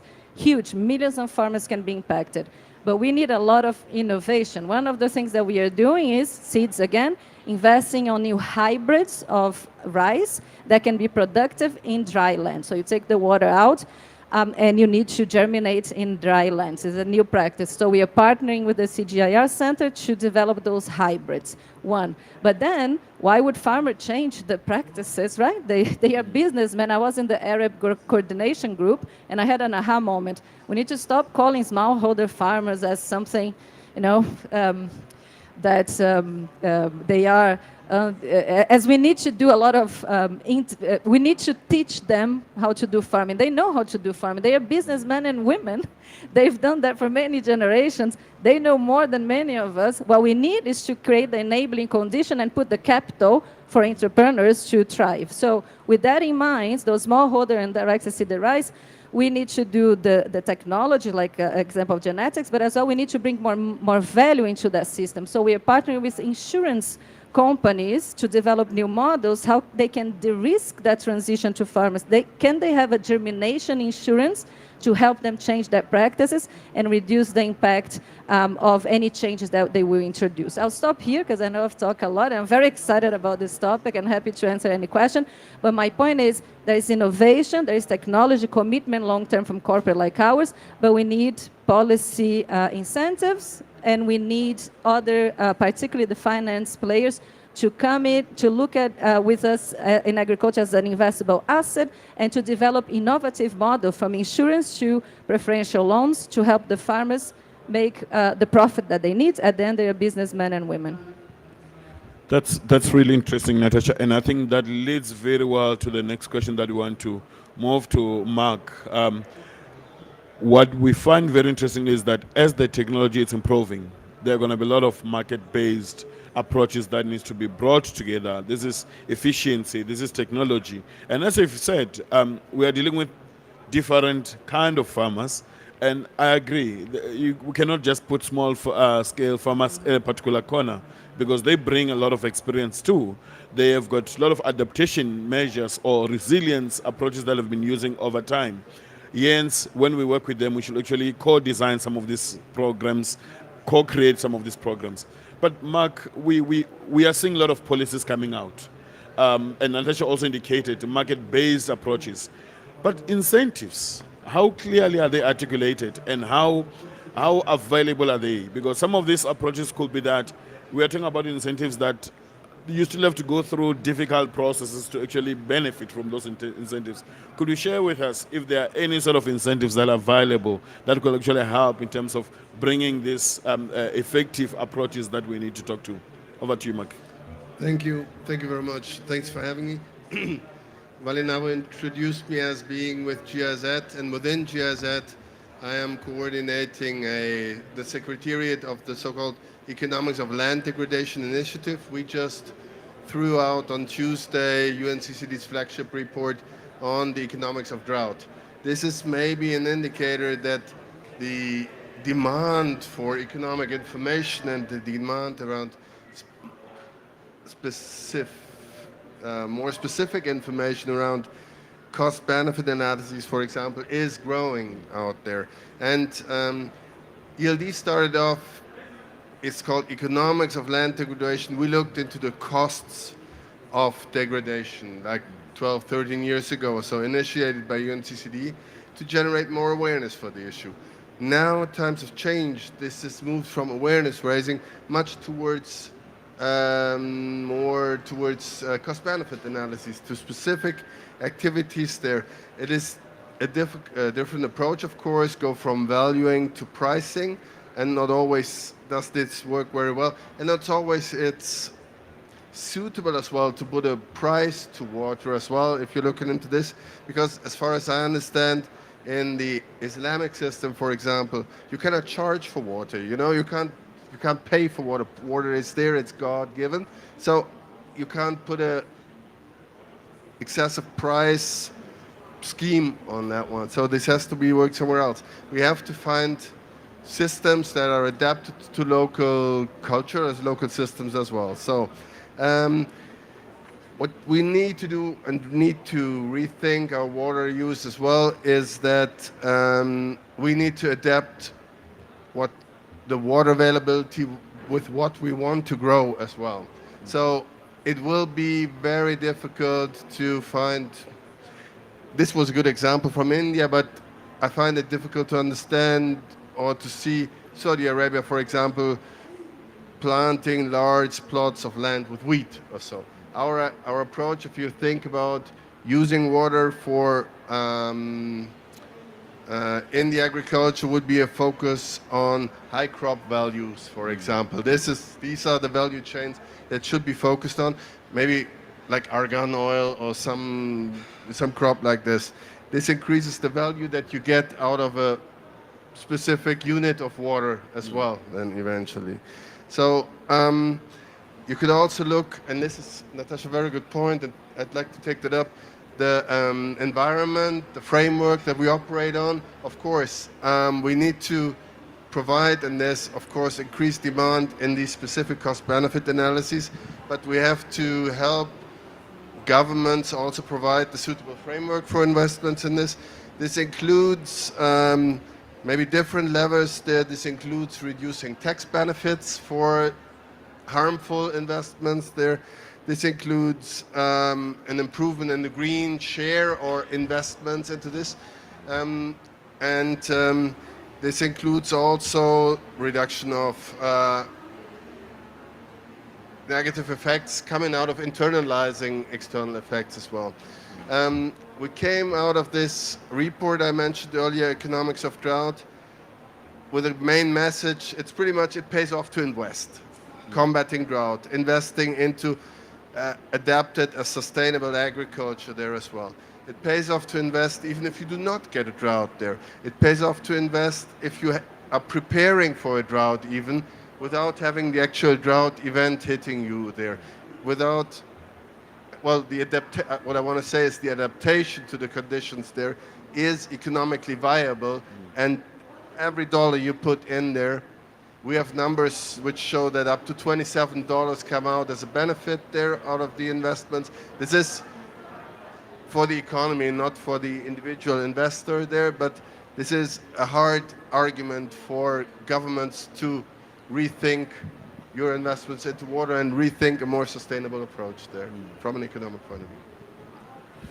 That's very interesting, and I think the dynamics there will be trying to get government and private sector to work very closely with each other, and ensuring that the farmers are also part of this conversation. Do you want to? Yeah, just to add, I think this has been the talk around the COP here as well, that this is not something that can be done by a single entity or a single sector or so.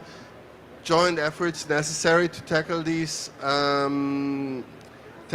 issues or tackle these challenges here. And yes, I couldn't underline more what you're saying right now. It has to be the government, it has to be the private sector more strongly involved. We see this slowly coming here at the COP, but seeing biocrop science, for example, getting engaged in that more prominently is a good step forward. Thanks, Mark, for that. And I think that's very interesting. And we are moving now to the next level. We've got government in the room as well. We have our very interesting colleague here from Uganda. We're going to invite Carol to share with us some of the perspectives in terms of the challenges that threatens Uganda's freshwater ecosystems, and also maybe how have they been addressing this? What kind of partnership are there to talk to water issues? And then this will help us to say, perhaps the next person that should have been in the room as well could have been one of the farmers to say, this is what we are doing on the ground. As we invite Carol, I will also ask the audience to prepare some questions for Mark and Natasha on their perspective as well. So over to you, Carol.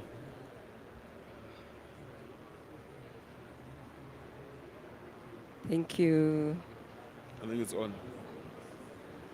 Thank you, Vali. Yes, from the government perspective, yes, definitely from the government perspective, we have policies and we have laws, and we have strategies and action plans that guide our activities in government. But in terms of the challenges, and these challenges cut across, I must appreciate, Frank, your submissions in terms of the 5 critical areas, but you'll definitely appreciate that we cannot complete this discussion on water and agriculture without the issues of energy, because you can't do agriculture without having the energy perspective in this. It's very critical for us to note that over 80% of the human-generated waste is actually dumped in the water bodies. And this is how the energy perspective comes in. That we actually need to be able to convert this waste to energy.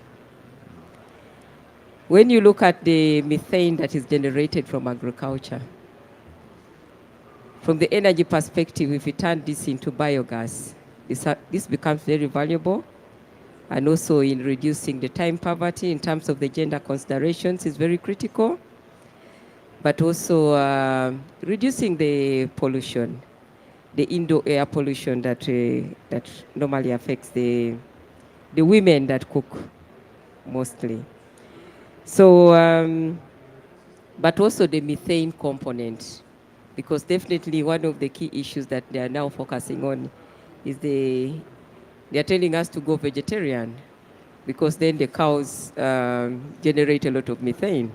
But again, from the methane component, we can't be able to put this into energy, but also our hydropower plants generate a bit of methane when we fill the reservoirs, and we definitely need to focus on the aspects of looking at our baselines in terms of methane, but being able to convert methane into energy.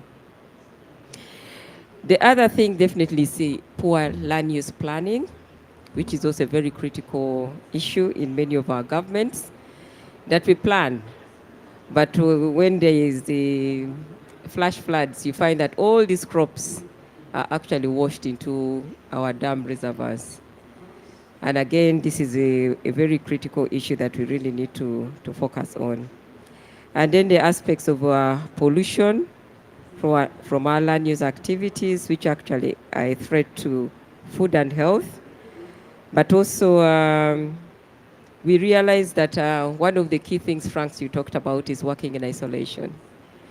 That we actually work in isolation. There are no synergies between the different departments within governments to ensure that the aspects of fresh water are actually taken into consideration. Because many times we focus on the aspects of saying, yes, the flash floods cause a lot of damage. But why we need to be innovative in the thinking, and we look at how to actually be able to tap this water during the flash floods and store it and make use of it in the times when we actually need it. So we again need to think outside the box and be innovative in terms of doing that, and that is why the aspects of partnerships and collaboration is very critical. And again, one of the issues that the moderator here asked, who are our partners? Definitely we need the private sector, because many of the aspects have to be implemented by the private sector. We need a civil society, because again, they live with the community down at the grassroots, and they should be able to disseminate this information. But definitely, we need the development partners, because we need the resources. Means of implementation is very critical here. One of the panelists talked about the aspects of technology. We definitely need the technology. It could be technology in terms of fresh water, but also it could be technology in terms of energy efficiency. So we really need to focus on the aspects of technology, but also the aspects of capacity, because we need to be able to improve on our capacity in terms of the human resource, but also on our ability to be able to disseminate and implement these activities. But definitely we need the money, because you're not going to go down to the grassroots without having the money. So definitely this is very critical for us, and we also need research. So we need to get into research. But again, when we focus on how we need to protect the fresh water, but also focusing on the aspects of the energy needs, we definitely need to focus on the aspect of the watershed management, because we can apply the nature-based solutions. And again, the nature-based solutions, and again, this is the agriculture part of it, where we need to focus on what would be the crops that we actually need to grow, but would focus on the aspects of resilience of the land ecosystems, but can also enable us to be able to generate energy, because we need to focus on energy crops. What are these energy crops that can be able to grow quickly to enable us to reduce degradation, but also to enable us to be able to replace the biomass, but in a more sustainable way, but also the aspects of having innovative technologies that can be able to enable us turn the biomass in a more sustainable way into energy that we can be able to use. The aspects of promoting renewable energy and provision of alternatives is critical. And many of the countries now have developed energy transition plans. But how are we looking at these energy transition plans in relation to agriculture, but also how best they are looking at the aspects of water management? Because it is very critical that we actually look at what our water needs are in relation to agriculture, but also in terms of in relation to our energy transition plans. I think for now that is what I can share. Thank you. Very interesting pointers there, and I think this becomes the center of water as a key role player and enabler in terms of just transition conversation, in terms of efficiency in the agricultural sector. But let's also then go back and look at the research and development part of it. And I want to invite Mark here to say one of the critical factors in the policy design, policy implementation, and to inform decisions, we need science-based information. And that is data that is sitting out there. That is information that is sitting out there. How can we gather that information? How can we use that economic data on drought impacts to be leveraged in terms of these discussions? I mean, we are looking at how do we influence policy and investment decisions? And that information is out there. It may not be available, it may not be accessible, but how important is that, and what kind of opportunities do you think we need to be looking at to enable that the data that is available to inform economy can also be used in terms of decision-making processes? Over to you, Mark. Thank you. Maybe as a quick detour, going back to the work that our ELD initiative is doing, it's the bridge between science and policy, what we're doing. We're working with about 50 partner institutions, multinational UN organizations, national research and political institutions, down to subnational level. We're trying to bridge the research world and the decision-making world, the political decision-making world. When we do like a study process, all the time our researchers would say we need more time, we need more money, we need more resources, we need more robust numbers. And then you bring this back to the decision makers who would say, okay, can you crack this down to just one headline maybe or something like this? What I want to say is the need for information is different to sometimes what we think, what we need to provide there as well. And we need to present the available data and information in a way that is also accessible to decision makers. So we can have very nice info available sometimes, often lacking of course, but we need to make this, communicate this in a way that it's suitable, accessible, understandable also maybe for people who are not so much in depth involved in the specific topic there. So just as a side note there, get out of the ivory tower of the research or the data crunches there and make your information available to decision makers there. I agree data is key in all points, right? And Frank made a very good point there that you need to measure all this, to value it and to work with it. It's super critical, and this will be maybe my key point here, to establish a source of trusted data, you know? This trust into the information that you're provided, the trust that the data, into the data that comes there, is key for decision makers to just start thinking about if you want to use it there. And this should go beyond just your own little, not little, your own national, subnational, your own institutions there who provide the data. This is can again be a joint effort there. There's so much super cool information out there. I had a very nice discussion with an institution here called Planet. They have 600 satellites up there, and they provide real-time data with soil moisture, soil types, NDVI, so green coverage and everything. It's there, right? So we just have to utilize it. What I want to say is there is a data revolution on the way as well, moving from awareness raising towards more specific, more site-specific, more detailed information that's necessary for investors like Bayer or others as well. And you said as well, it needs to be made available for decision makers. They're utilizable there, and for different purposes as well. For this, IUCN or other institutions could also be something like a good broker. You know, you could bring together these sources of data and the recipients, the users there, and create this necessary level of trust there. I don't want to put that work on your desk. I'm just saying. Luther is here. Yeah.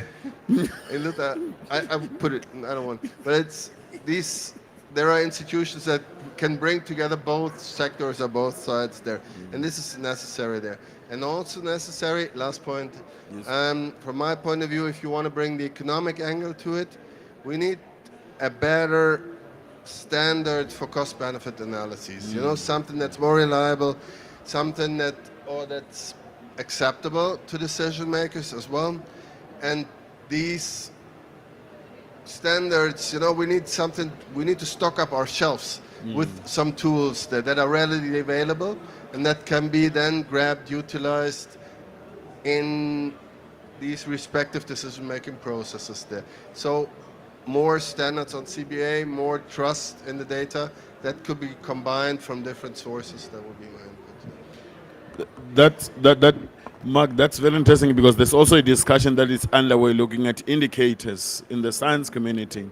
And they vary from one continent to the other, from one economy to the other, from one region to the other. And those are some of the challenges that we need to really broker through. And I agree. I think IUCN is best placed, and I think, my boss is here, so he will be making that decision at the end of this conversation. Yes, okay, just to quickly react, sorry to put you in the spotlight here. But we know there is no silver bullet, right? There's no one size fits all or one approach fits all issues that we're facing there. But we can have a set of approaches, a set of CBA methods, of methodologies, and this then agree on some better standards on this. I think this would be with input, of course, from the private sector. What do you need, right? The needs, and then with the government to provide the respective framework for that. So. Thanks, Mark. Let me invite Frank to join the panel here. I think he left too soon. Frank, please come join the panel.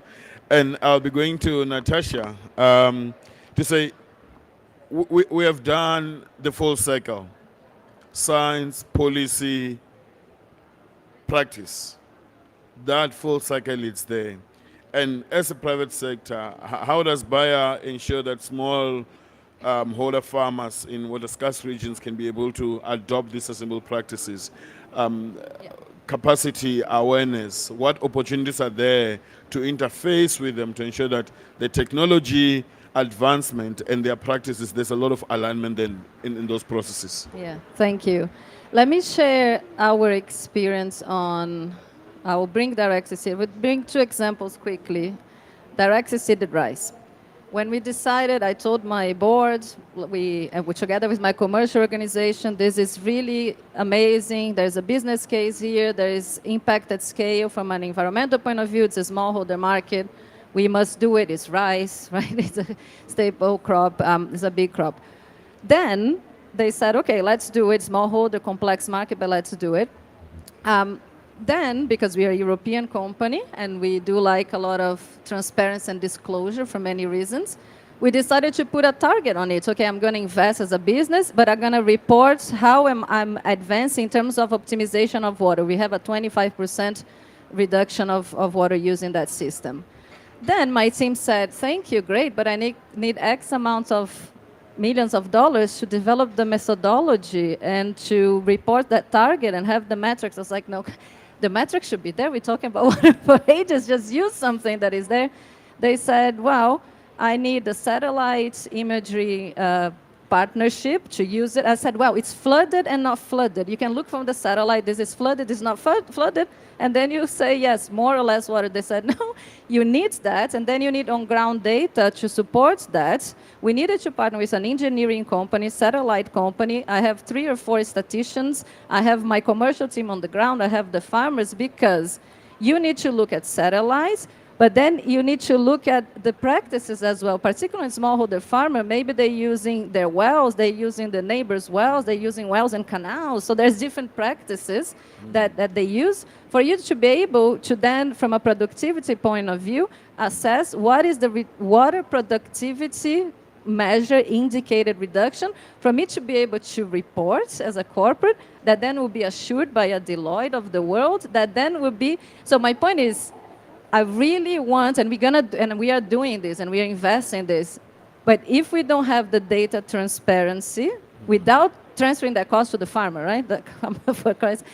Data transparency that we can report, we will never enable the trillions of dollars that we would like on ecosystem services, and as well would be a challenge from a policy incentivization point of view. So it was a great learning, a great development. I'm happy that institutions like IUCN and others are working on those methodologies, looking at specific crop and country systems. But the endeavor is major, right? So we really need long-term commitment, and we really need metrics, and we really need to develop data and methodology there. That's one message from my point of view. And then the second one, because I had this question in the other panel, okay, you talk about India, you talk about Brazil or big markets, and what about Africa? In terms of enabling this from a smallholder perspective. And for me, for Sub-Saharan Africa, I visited this year less than I should, 3 times, but I had an experience with a Kenyan village-based advisor, which I really wanted to visit him, because my team said, hey, this village-based advisor supports 1,000 farmers. Himself, he supports 1,000 farmers with agronomic knowledge, with spray services, with technology.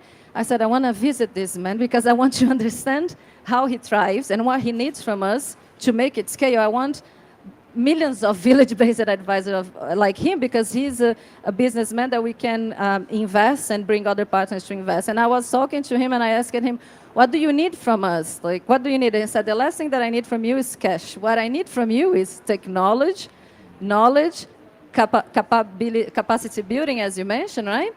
I said, amazing. Then he said, come with me. He stood up and he took me to the back of his house with his wife. They had an input shop.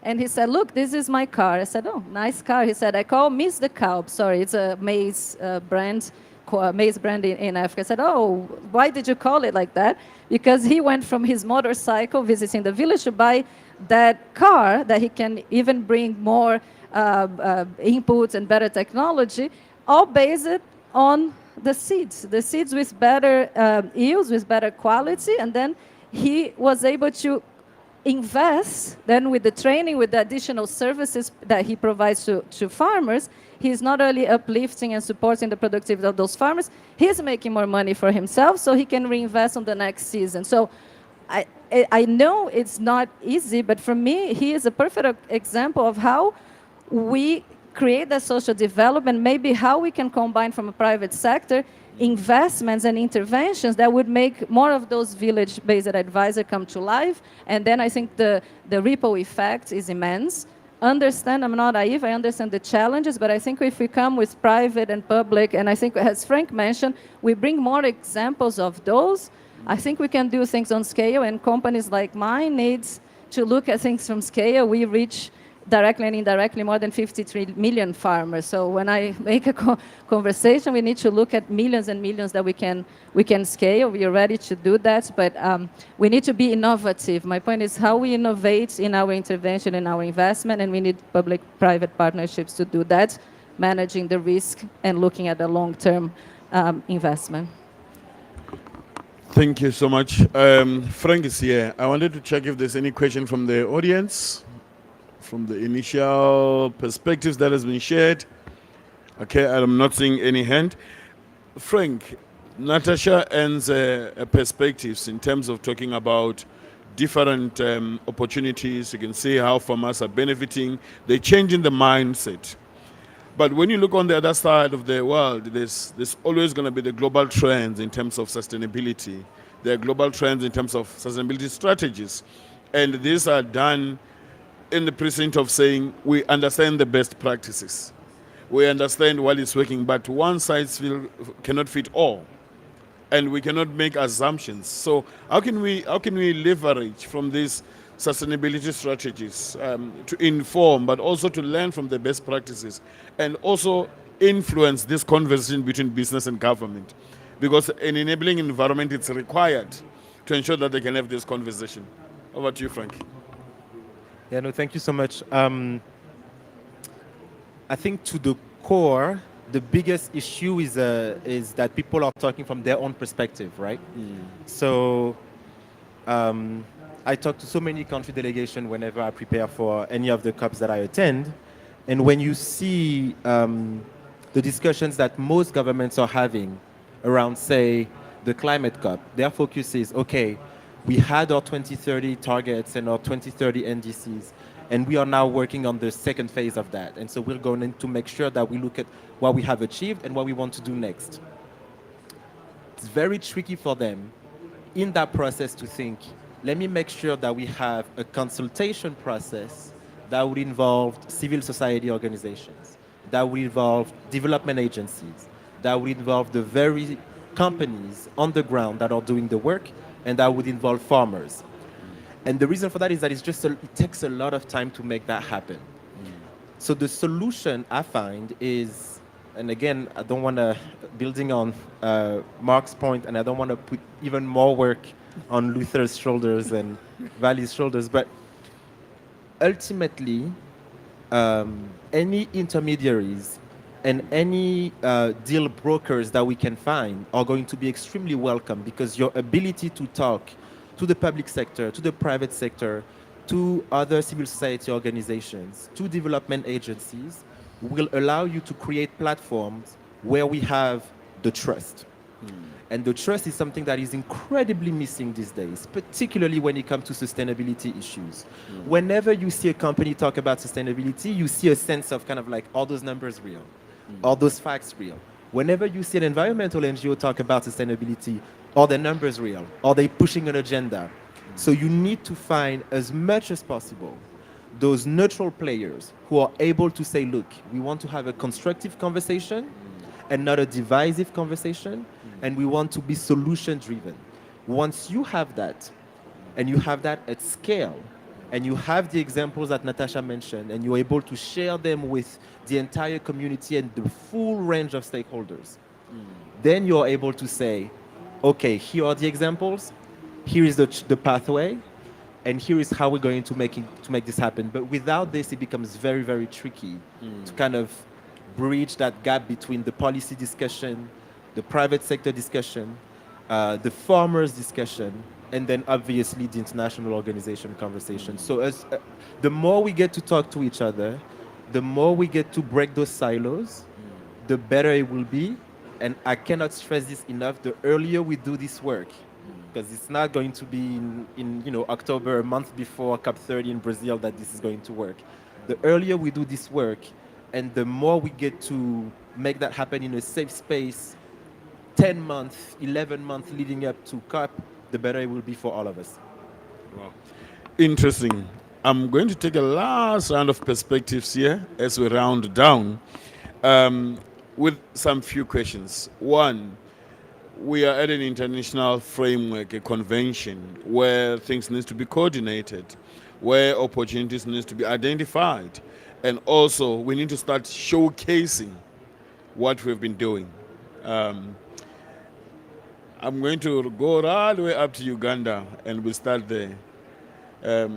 What are some of the opportunities that you will want us to take forward from this conversation? What are some of the opportunities that you want us to identify and bring? Is it opportunities in terms of conversation, platforms that we need to start mobilizing resources, as you've indicated, and also ensuring that we have got the right people in this conversation? Over to you, Carol.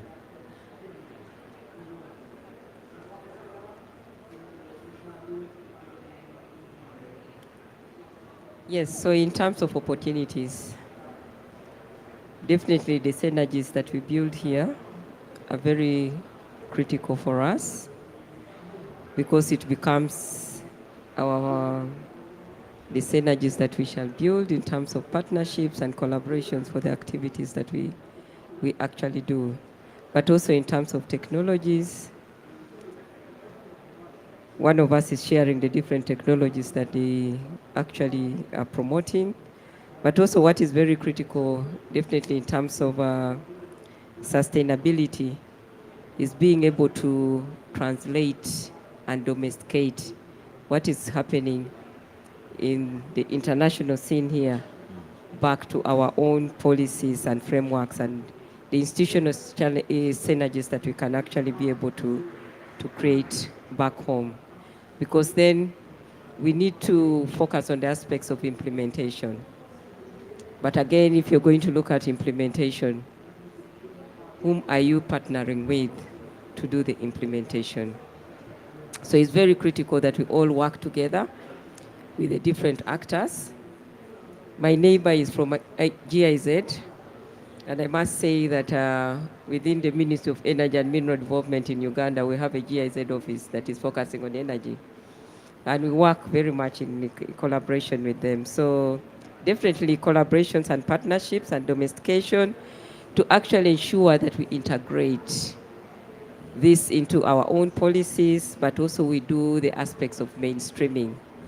Because one of the key things that we may have to go back when we go home is to look at ourselves to see, do we actually have strategies? Do we have action plans? And if we don't have strategies, then we actually need to develop some strategies to ensure that the aspects of sustainable water management in agriculture and energy are taken into consideration. So, but again, when you develop these strategies and action plans, you definitely need the resources to implement. So the conversations that we are having here, the interactions and the synergies that we are building here, even in terms of the financial institutions, we need to be able to go back and talk to our private banks to look at how they can be able to develop innovative financing that can be geared towards water management for agriculture and for energy. But also, we should be able to look at resource mobilization. How are we going to mobilize resources alone? IUCN is there, but how is IUCN going to ensure that we build these synergies? And we should be looking out for development partners that we should be able to look at the aspects of mobilizing resources. But also stakeholder engagements. We should be able to map who are these different stakeholders that we really need to be focusing on when we get down to our country levels, but also at the national level and the international level. Who do we need to make sure that we bring on board to ensure that the conversations that we are having here really get down and they can be implemented? So this is very critical for us, that we need to not only end here as a side event, but how do we actually go and translate this into action? And this can only be done by identifying the right stakeholders and engaging them, but also being able to mobilize resources for us to carry on this conversation. And that will bring in the aspect of sustainability, as Frank is actually talking about. Thank you. Thank you, Mark. We have got the private sector doing quite a lot of work, research and development, technology, and I think this is a very interesting space. What are the opportunities? We should probably also ask Natasha about opportunities, but looking from my point of view, the opportunities, there's immense economic opportunities in this. As I said, investments, especially we are showing investments into nature-based solutions to combat drought, for your more sustainable land management, for nature-based solutions there. These are really strong arguments to invest both from the public sector and the private sector into these approaches there. If this is connected with a necessary and suitable capacity development to help people along the way there. So I think the awareness is there, but we need to help people to utilize or to make use of these opportunities that are out there, you know. This can also be done with the private sector and the public sector together.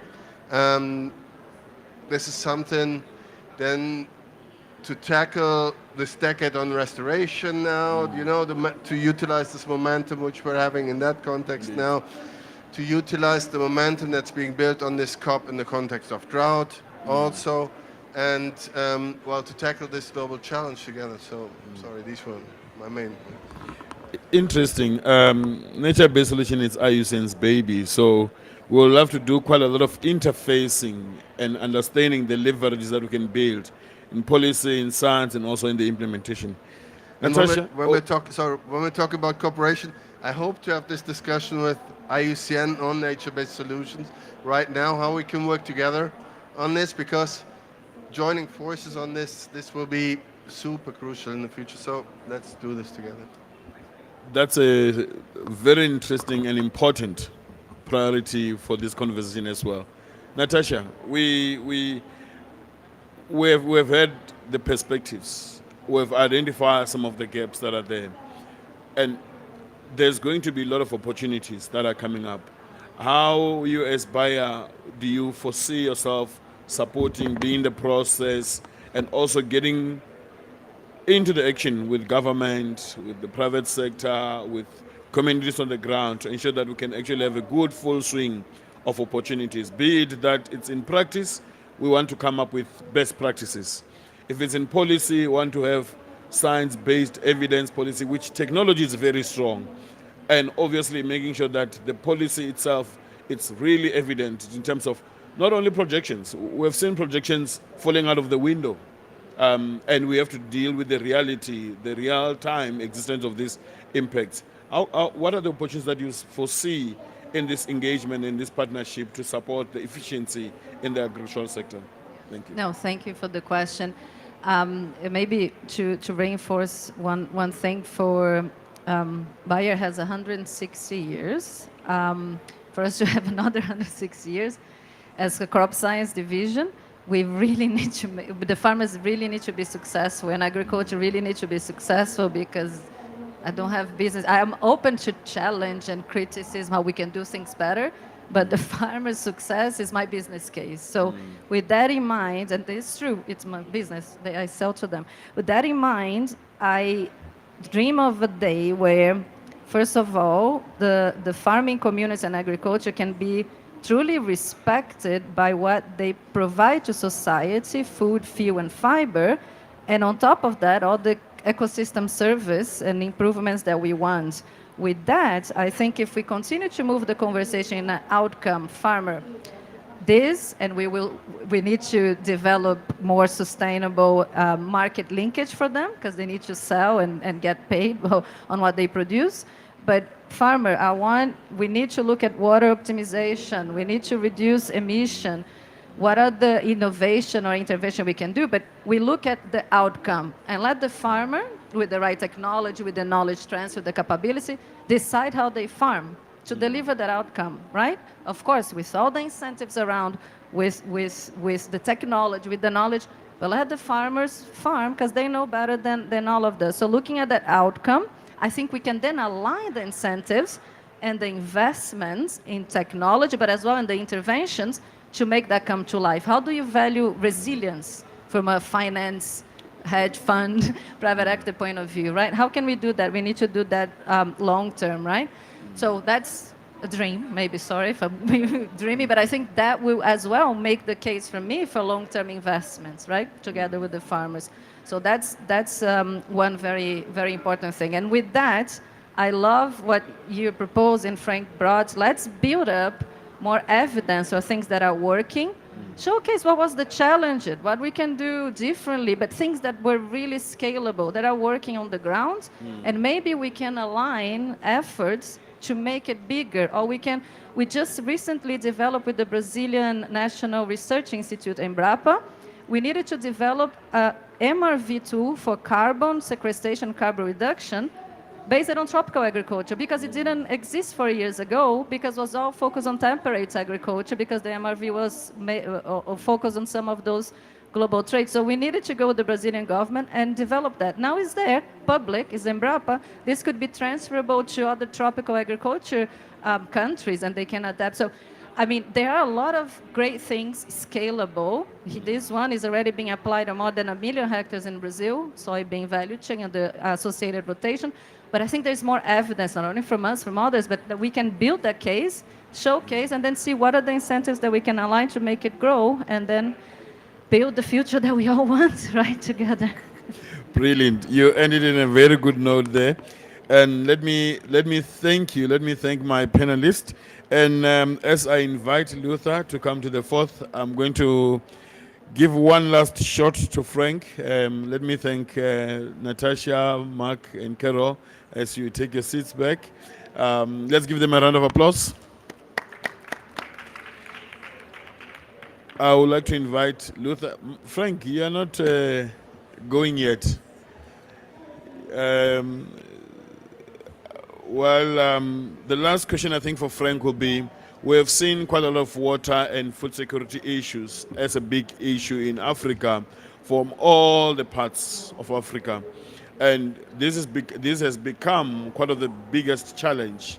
Most of the countries have been declared disaster countries in terms of national disasters. And this has been because of long droughts. And obviously this is a water issue.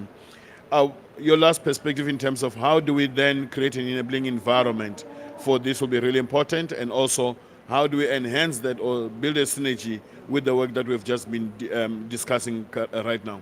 The last one. Thank you so much. On the first part of your question, you're so right about how systemic and systematic the crisis is going to get. In terms of the gap between the supply of water and the demand of water, by the end of the decade, so by 2030, we're talking about 40%, which is huge. So we're going to have to find a solution basically now.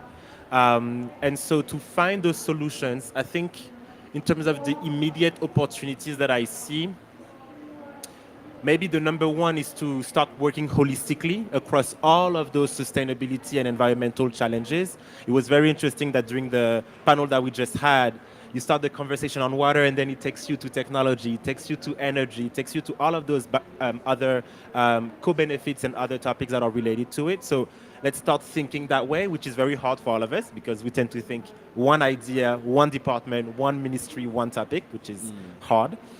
So that's the first thing. The second one is we do have an opportunity to raise awareness.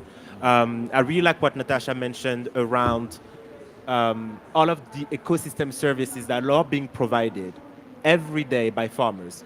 We never talk about it. The numbers related to this are absolutely absent. Even when we factor in the energy use from the agricultural sector, the water use for the agricultural sector, we never counter it with all of the ecosystem services that farmers are bringing us every day. So starting to reframe that conversation and doing it as early as possible is also going to help us from a narrative perspective. And then the last type of opportunities that I see, and I say this because I get to interact with so many financial institutions and investors, the money is there. It's not a matter of like people struggling to, mobilize it and crowd in the financial resources. The issue is to make sure that we all speak the same language. And so that language, when you engage with investors, when you engage with financial institutions, they can then say, oh, I see the point. Now let me make sure that I disburse. Or this is the pathway or the process for us to support you in your project. So the more we get to all speak that same language, and to turn those discussions into actual projects, the better it will be for the entire community. Awesome. Thank you, Frank. Let's give Frank a round of applause as well. Allow me, lastly, to invite my regional director. No more questions, Frank. I would like to invite Luther, who's going to share some concluding remarks and also close the session. Over to you, Luther. Thank you so much, Vali, for leading this session.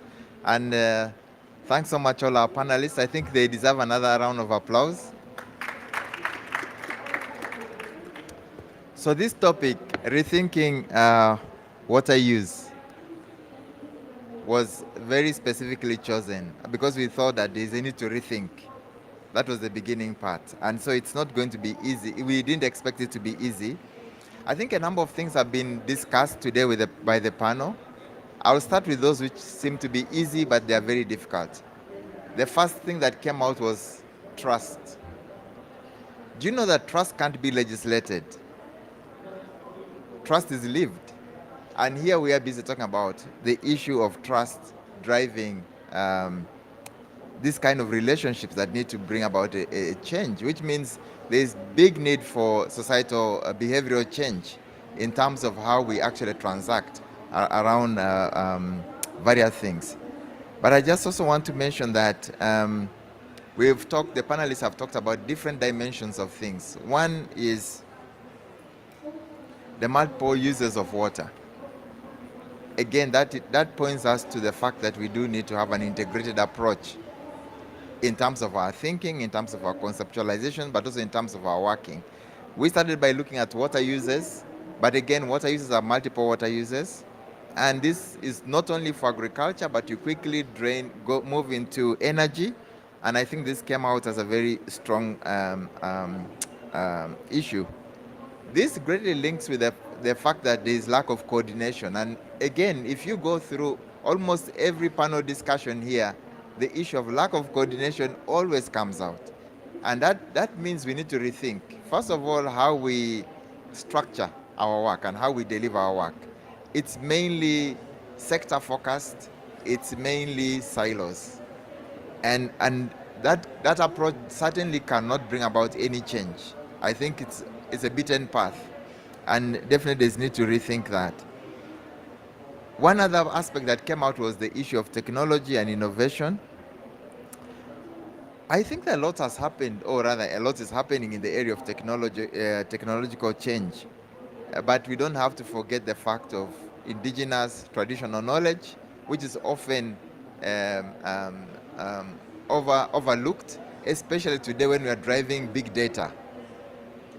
A lot of local information is missed out. And again, looking at aspects of restoration, looking at aspects of water use, especially water use in drylands, I think what has been proven over and over is traditional traditional management of water resources has been much more sustainable, and that needs to be promoted. What comes out very strongly, and it's good that it's coming from Bayer, was the fact about farmer support systems. Farmers are extremely central, and I think that communities, broadly speaking, are extremely central to all these discussions. So the aspect of inclusivity cannot be ignored at all. And these pressures, whether you're talking about water stress, or you're talking about food insecurity, or you're talking about any other forms of inequality, are going to continue pushing the bar is going to be held high for which we need to deliver. And unless we have inclusive systems, it's often interesting that the way we structure our responses or our interventions have been modeled around a system which is exclusive. And in as long as that doesn't, in as long as an inclusive approach doesn't take place, we will not be able to see change. There are other aspects which came out, and that was the issue of financing as a major aspect. And I think Frank mentioned that in all of our discussions around this topic, the issue of financing has been very central. But what is stopping financing from flowing? What is really stopping financing from flowing? You hear all the time that money is there. The issue is not money. But at the same time, the issue is money. So what is it? I think we need to rethink the models for which financing is flowing. And I think that one big element, especially for low developed countries, is the issue of risk, whether perceived or true risk. And how do we get mechanisms for which there can be risk-sharing models that can attract investments? And how can we mitigate certain vulnerabilities? Minus that, there's no way financing is going to continue flowing. And I think this is both for private sector, this is both for business, and also for communities. And so I think that there are many opportunities, and this is why I wanted to end. I think we ended up on a good note, that actually there are many opportunities around about us. And we just need to be inspired by starting with where the successes are. I think that there are successes that can be modeled, there are successes that can be scaled up to bring about a change. So once again, I would want to say that this is not, like Frank mentioned, the end of this discussion and conversation. We are continuously building up on this conversation just to make sure that we look at the key elements that are important to bring about change. So once again, I just want to say thank you to all our panelists, but also to the audience. And I just want to say, wish you all a very good evening. Thank you.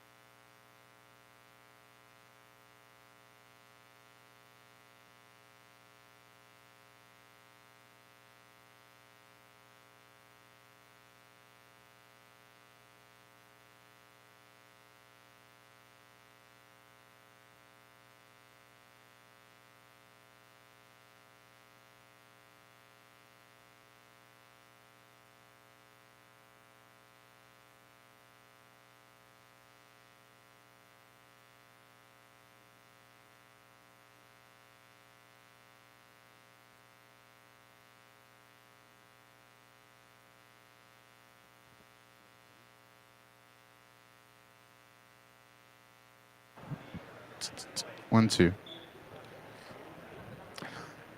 Hello on Zoom. I would like to do a test. Eng- This is the English channel. Okay. Perfect. All good. I will now switch to the Arabic channel. Arabic, can you hear me? Perfect. Thank you so much. Thank you.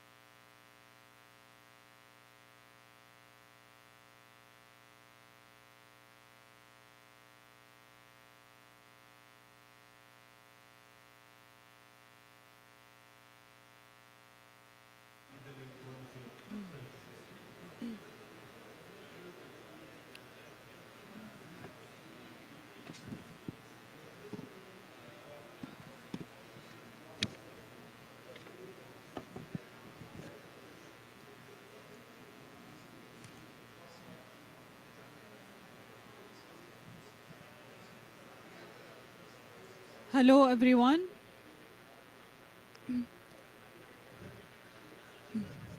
Good afternoon, everyone. Can you have you seated, please?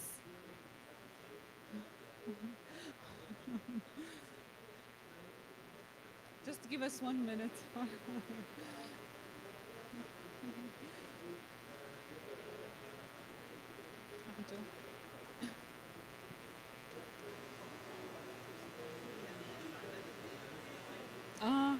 بس يعني عشان يقعدوا.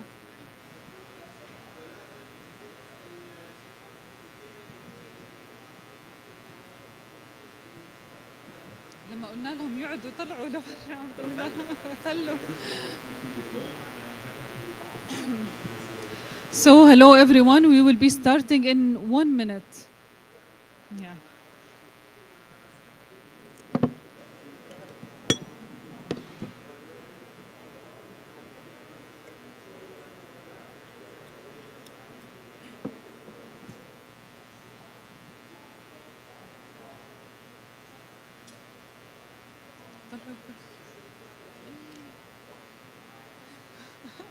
ما طلش غير السبيكر. Do you want to ask about headsets? And we can give Yes, headsets of out? course. Okay.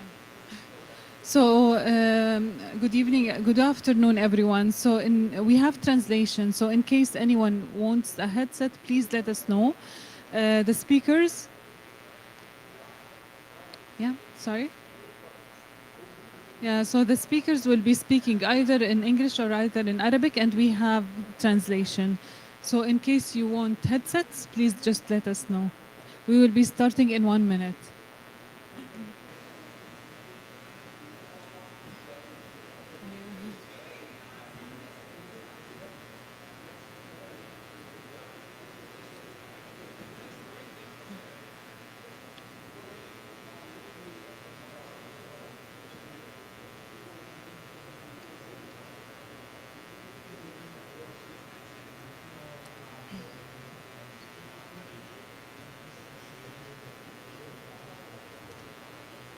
يلا.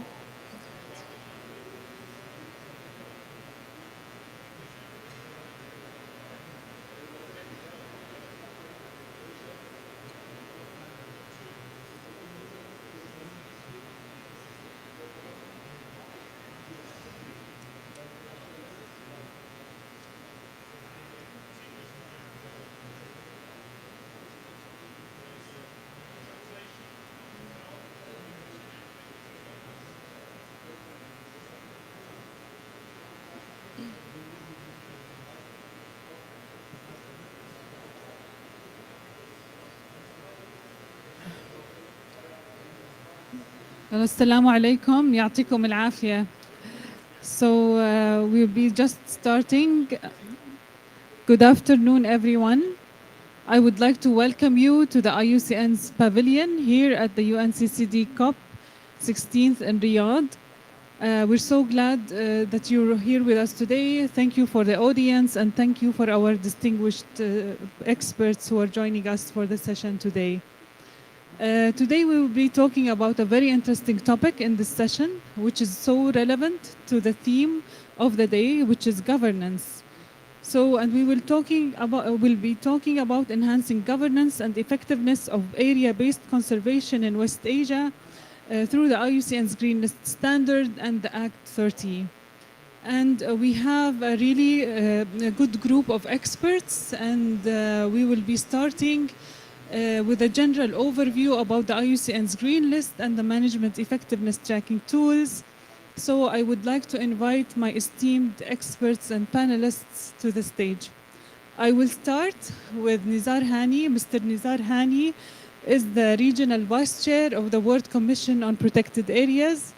Nizar has a long experience in protected area management, and he is managing one of the very famous green listed sites in our region, which is the Shuf Biosphere Reserve. So please, Nizar.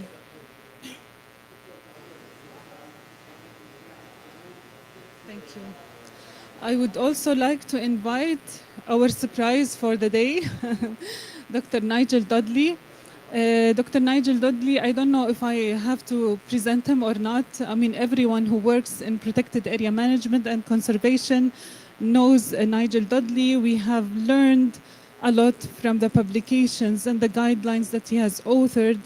Nigel is also a WCPA editor and publication supervisor, and he has authored and co-authored and led the authorship of many of the IUCN guidelines that we use on management effectiveness and protected area management categories. So it's an honor for us to have you here today. So please, Dr. Nigel.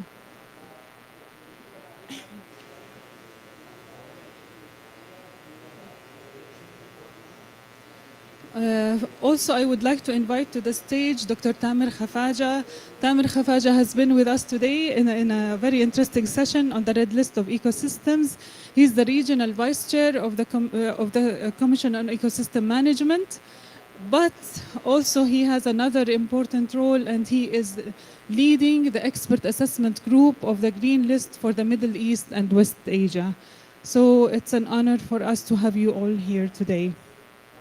And allow me first to invite Mr. Nizar Hani to give us an introductory presentation to set the scene for our discussion today by a high-level overview of the IUCN Green List standard before we proceed with our session.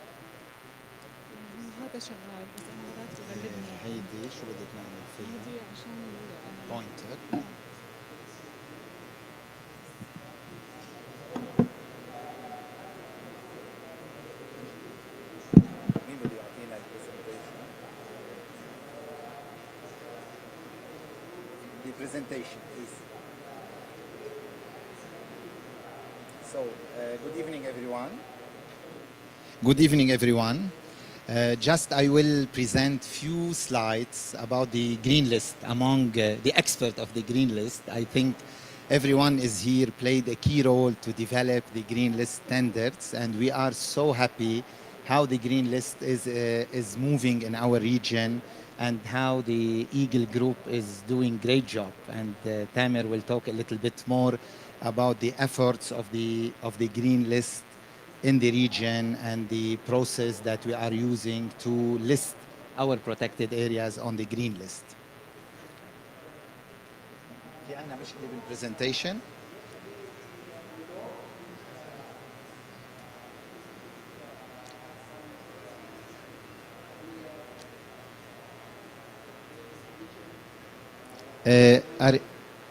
The presentation is ongoing? Okay.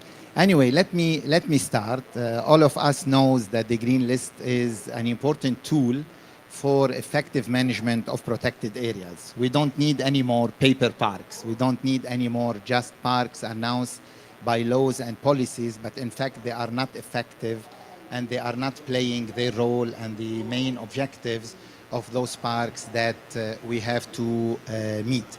The Green List is an international standard to highlight the importance of the protected areas as well as the importance of the effective management of the protected areas.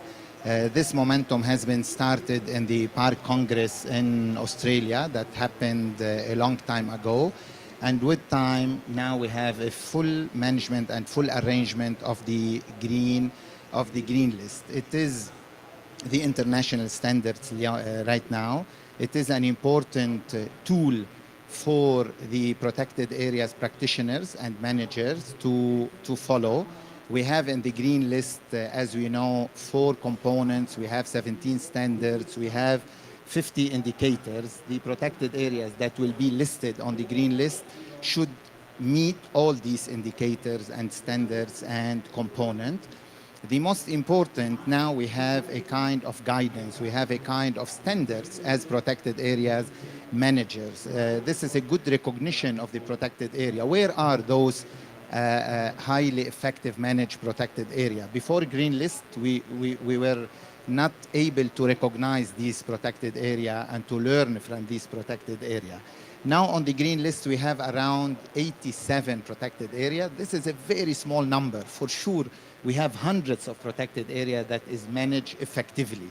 So our role, all of us as practitioners, as NGOs, as authorities managing protected area, we have to push this momentum. We have to encourage all those protected areas to be listed, to be applied for the green list. We need to support the Eagle groups, and the decision that we took a few years ago in our region to have a regional Eagle member. When we say Eagle, they are a group of expert volunteers working to evaluate those protected areas. We have 3 phases to apply to the green list. We have the phase 1, what we call it the application phase. We have to meet only 5 indicators of the 50.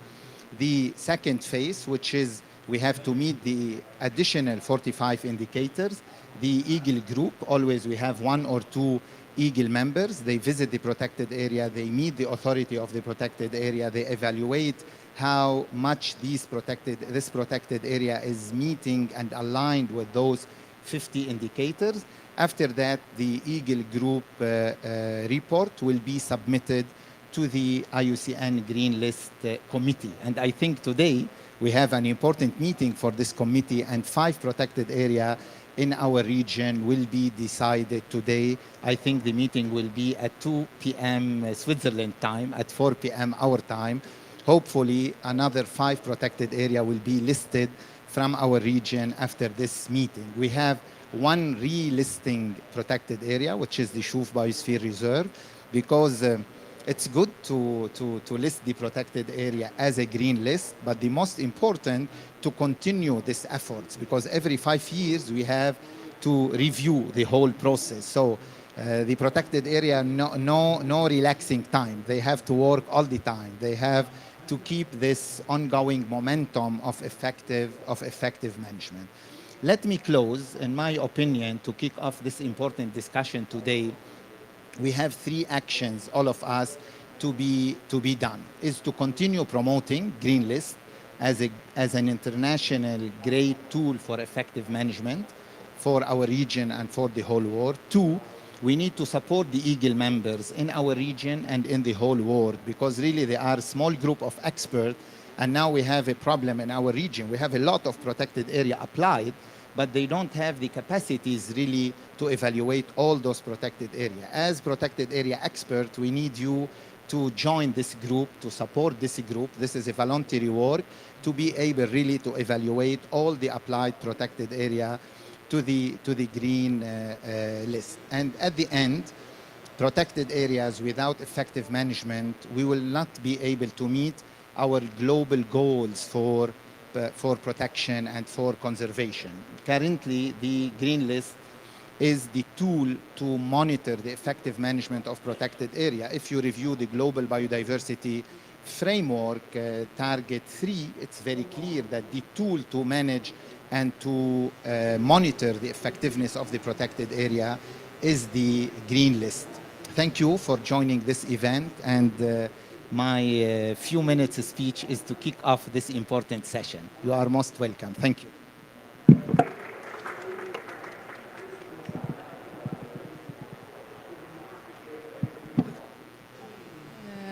Thank you so much, Nizar, for this great introduction. And now we will continue with our second panelist, which is Dr. Nigel Dudley, and he is going to give us a presentation about the management effectiveness tracking tools and the green list and the synergies, and also the adaptation process of the management effectiveness tracking tools to serve the effective management, the effective governance, the good governance, achieving conservation outcomes. So Dr. Nigel, please. You can use this one or this one, whatever you find comfortable. Yes, thank you very much. How do I turn on the slides? Do I just ask, or? Oh, okay, perfect. Yeah. Okay, thank you very much. Thank you for the invitation to speak, which, as Natalia said, she didn't know I was here, so a little bit last minute. But Natalia asked me to do 3 things this afternoon. To talk about how the management effectiveness tracking tool that we did in Jordan earlier this year and have done in many countries, how that relates to the Green List, then say a little bit about the management effectiveness tracking tool, and I'm going to say briefly about management effectiveness in general, and then a little bit about what we did in Jordan back in the summer. So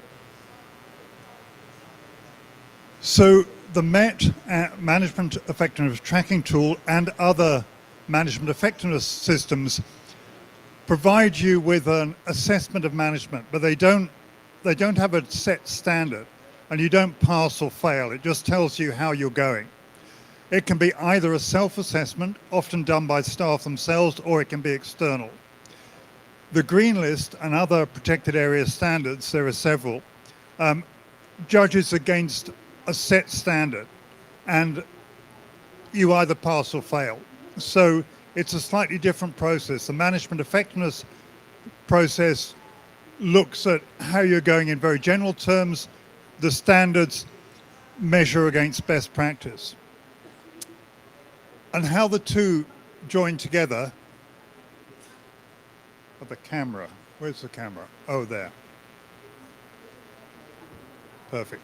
In practice, what happens is that the MET is often used as the first stage in a green list assessment, because if you do a green list, you have to look at how the site is going. The MET or another management effectiveness tool would be, if you like, the first stage in working out if it's worth going for green listing.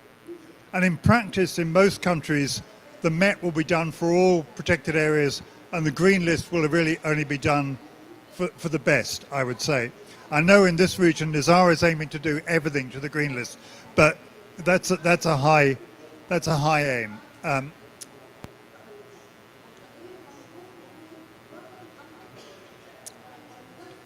then I'd just like to say a little bit about choices of assessment.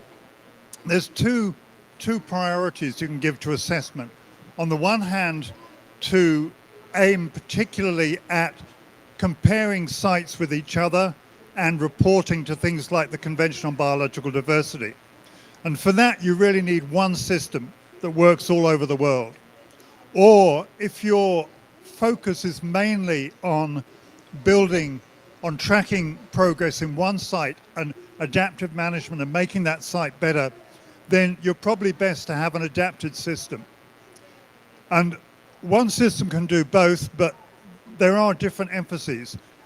Now, most of the people who get involved in management effectiveness are academics, and they love big data sets, so they really like standard systems.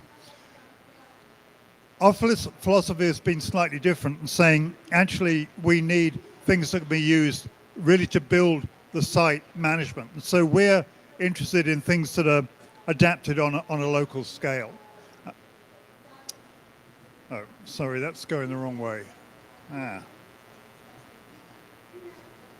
have no idea how this works. Okay, got it. Sorry. So the MET is primarily aimed at tracking progress in individual sites over time. And that it works in three ways. We collect data from the site. We go through a multiple choice question. So you score yourself against 4 choices from very good to not so good. Collect the evidence, record the evidence for why you're making that decision, and then identifying next steps. And for us, the next steps are probably the most important point of all, because at the end of this system, you're going to have a list of things, actions to take, which are almost like your work plan for the next year or two of what you need to do to make things better.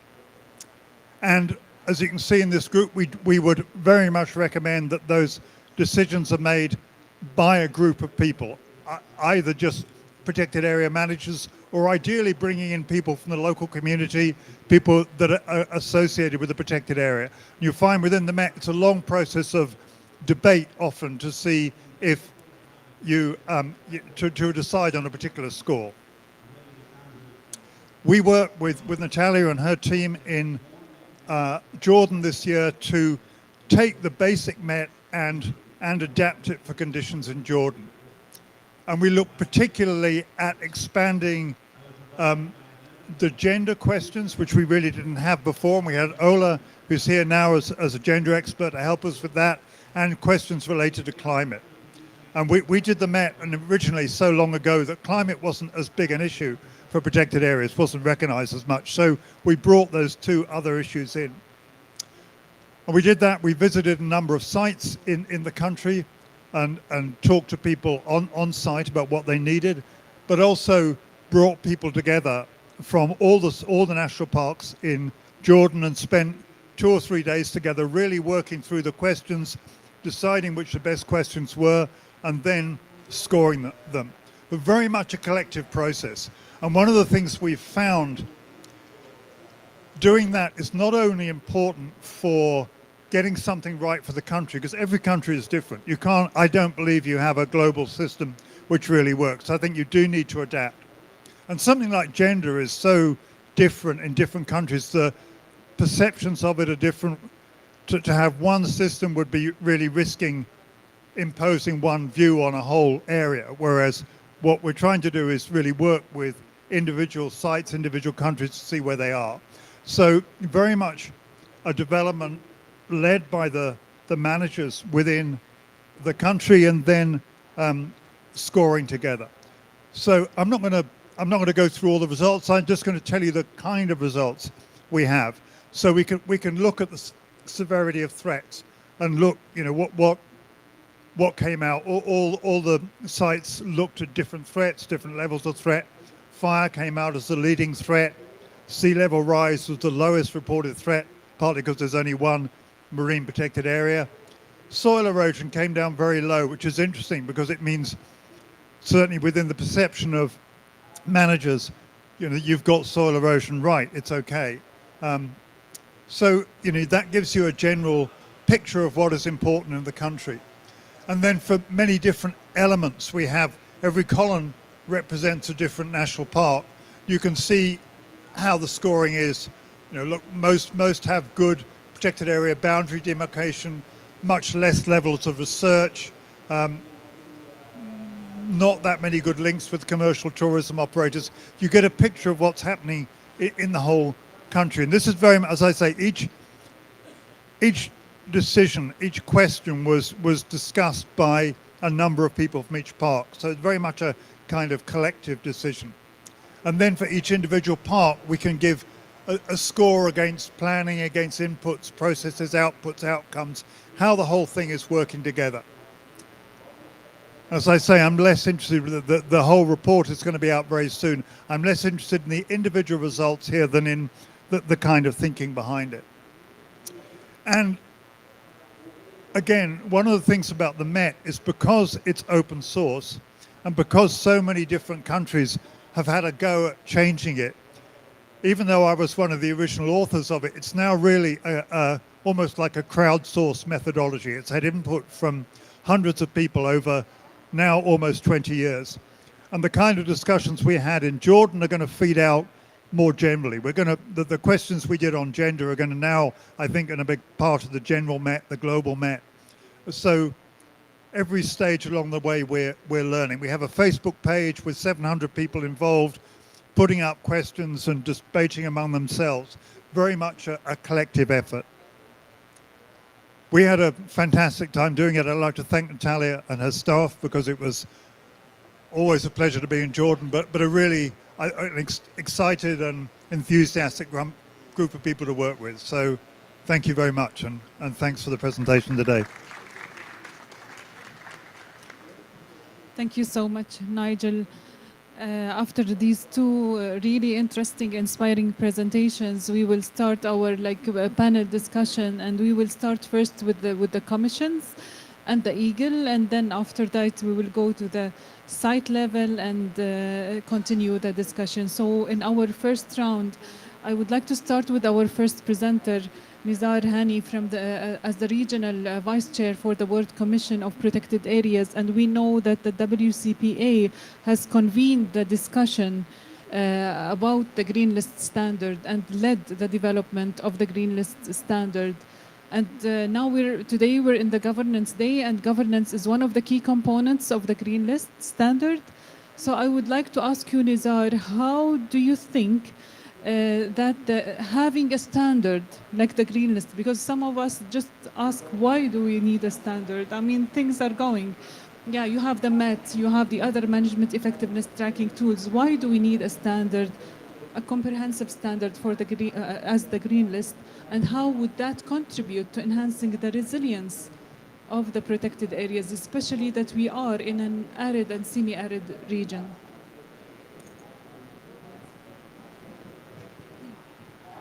It's working, yeah. So the importance of having standards, I think we have practitioners here today and managers of protected area and leaders for the authorities of protected area. Sometimes because of the daily work of the protected area, we forget the main values of those protected area. We forget the long-term conservation goals. We forget our conservation outputs and outcomes for those protected areas. The importance of these standards, the MET, the IMET, all this will complement each other. But the ultimate goal, as Nigel said, is the green list. I will show you one of the slides that I prepared. Let's move a little bit. Yeah, but another slide, a little bit more. More. Yeah, I would like to show you this slide. If you look carefully to this slide, really, we have to look carefully to the values of our protected area, to the natural, cultural, social, and aesthetic values. We have to look carefully to our long-term conservation goals. We have to understand our threats and our challenges, because we have global challenges for the protected area, mainly the climate change, but we have a lot of local challenges. What happened in Lebanon in the last two months, the most all the protected area in the southern part of Lebanon were bombed, and really we lost a lot of land cover of these protected area. Those are specific local challenges. We have to be sure that our protected area is legal, is following the national and local policies. Our governance is a good governance. We have transparency. And the most important, we have to understand the social and the economic context of those protected area. I think Saudi Arabia right now is doing great job, and maybe Mr. Abdullah and Mr. Ahmed will talk a little bit more about this, because now there is a huge effort to understand the social aspect of those protected area, to understand the impact of those protected area on the local communities. All these standards and all these principles in protected area management is there in the green list standards and indicator. So it's a great opportunity to review our work in the protected area every 5 years, and really to look carefully with the team, with the stakeholders, with the EAGLE members, our evaluators, to review the whole process. Now we have some protected areas, their management plans are fully aligned with the green list, and this is something, let's see the results of those management plans. I know many management plans in the region of existing protected area are fully aligned with at least with the green list components and standards, because this is a good tool for effective management of our protected area and a good guidance for the teams and the management authorities of those protected areas. Thank you. Thank you so much, Nizar. It's very interesting to hear from someone who has extensive experience in the field as a protected area manager, and at the same time working with the WCPA, and also part of your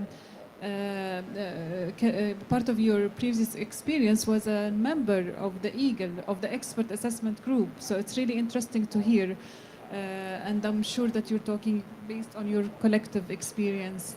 And I would move now to our chair of the Middle East West Asia EAGLES. And EAGLES, by EAGLES, we refer to the expert assessment group of the Green List. And this expert assessment group is the group that conducts the assessments and the evaluations of the sites that submit applications to the Green List.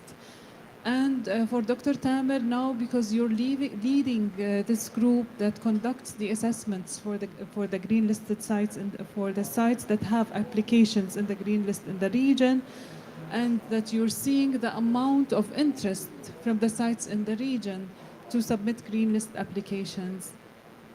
As an Eagle chair, how do you envision the future of this important initiative in West Asia? Thank you very much, Natalia, about the invitation. Yeah, I've been asked this question in RCF and looking for the vision. So I want to repeat again that I am now the chair after two previous chair that started the Eagle since I think 2018. And the work was great, and then we faced the challenge of the COVID, and then there was a slowdown, great slowdown in the process. So I agree with the experts sitting in the room that we need to avoid the term paper parks. So the first things that I envision for the Eagle groups is to actually guide the sites in the region to the right track. I've been working in protected area long ago, and I feel that there is lots of efforts being putting in place for all protected area, but it needs to be guided on the right track. And this is, I believe this should be part of the Eagle groups to assess the sites while evaluating their works and put them on the right track. Mr. Nizar mentioned very important things about the values. So we need, even when we are assessing the site, guide them to the basic information that they need to start with. The values, the natural values, the cultural values, the ecosystem services. This is one of the things that I can see that we need to support the protected area in the region in the future. Also, Nizar, as he was before an Eagle member, he mentioned the point that we need even to increase the experts, the Eagle experts, because we have a great wave now coming with many sites. More sites are actually applying to get the assessment, the green list assessment. But also we have a very few Eagle experts that it can cover the evaluation process. The Eagle green list assessment process is very long process, and actually it needs lots of effort from both sides, from the sites itself and from the Eagle to go through the indicators and work with the sites.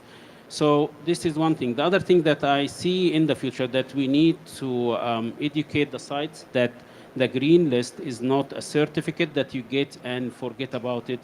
You are okay, go on. No, it's a very resilient process, and it actually needs a continuous work. It's kind of a running race with no end. So the site need to keep working, no rest at all, because after 2.5 years there is a midterm evaluation. After 5 years there is the relisting, and relisting means that it's something that you need to start from scratch. So building the capacity of the Eagle experts with the capacity of the sites, this is the vision that we are working towards this for the coming 5 years or 4 years. Thank you, Dr. Tamer. And yes, we highly appreciate the efforts of Dr. Tamer as the current chair of the MIWA Eagle, and also the previous chairs, Dr. Khalid and Mohammed Zarour, the previous Eagle chairs of the MIWA Eagle. You started with a small number of sites, and now the interest is increasing. The number of sites submitting applications are increasing. There is a huge need for general capacity building for Eagles and for sites and for PA managers to know how to submit applications that have chances of success, and also most importantly address the gaps that are in protected areas to have successful applications, because our ultimate goal is to have successful conservation in protected areas. I thank you so much. We can have a couple of questions to the current panel, but we will need in a few minutes to listen from the site perspective, because we have also esteemed panelists that represent the sites. So after hearing from the commissions, after hearing from the Eagle, we can receive just a couple of questions before moving to our second group, our second round of panel questions with our site representatives. So does anyone have a question to our three esteemed experts?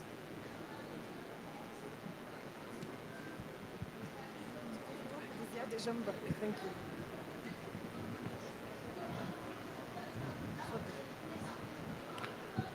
Good evening. I'm Khalid Khawaldi from Dana and Qadisiyya Local Community Cooperative Jordan. I'm member of ICCA, Indigenous and Community Conserved Areas, and I'm the Global Coordinator of the World Alliance of Valley Indigenous People and Pastoralists.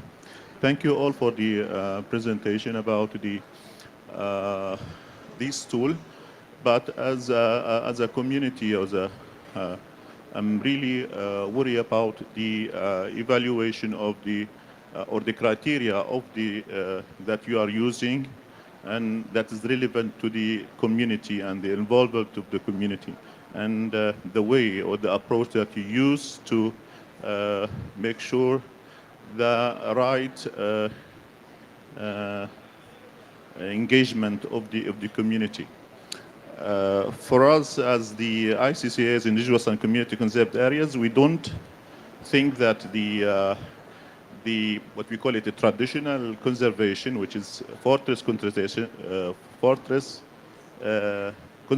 without people, is not the right way to have a sustainable conservation. We believe that should be done by and with the governance of the communities themselves, either local communities or indigenous people.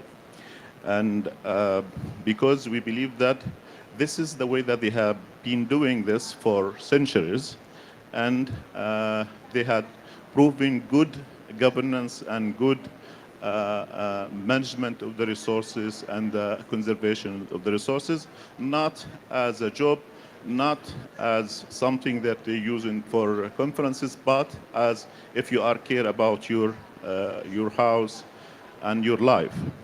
So I would like to hear more, because I didn't hear much about the real how do you really measure the involvement of the community, how you approach them. Thank you. Thank you. I think you are talking with the right person who support this approach, because protected areas without the full involvement of the local communities, it will not be sustainable. The main objective of all this work, when we say effective managed protected area, how much the communities are involved in the management of those protected area. When I showed this slide and I stressed out the importance of the socio-economic assessment, really to understand the social aspect of these sites, of these regions, the main reason of this work is to involve communities in the governance of the protected area.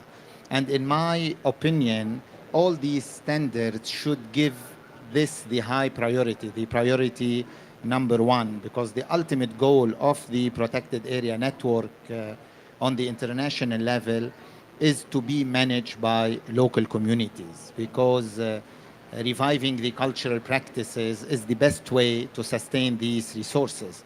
We have some sites in Saudi Arabia and in the region. They were managed since a very, very, very long time ago. They are the previous protected areas, the HIMA, which is they manage for thousands of years in a very sustainable management for grazing, for using the resources in a very sustainable manner. I think this is the ultimate goal of all these standards, of all these guidelines for protected areas management on the global level. I think we have a question from Dr. Khalid Allam. شكرا على سؤال حضرتك. انا بس اوضح جزئيه اللي مخلي الجريني ليست ستاندر يونيك ان هو مبني على 4 بيلر. واحد منهم الجفرنانس which is deal with all the issue related to the local community. يعني there is a standard indicators. تمام. These standard indicators is really reflecting the interaction between the local community and the protected area in different perspectives, like that the protected area can hear from them, can receive their complaint, can discuss with them, can engage them in the different stages of the management of the protected area, starting from the planning, design, implementation, and so on. So this is the uniqueness of the Green List standard, that if you check any other evaluation tool, they neglect this or they touch it in a very superficial way.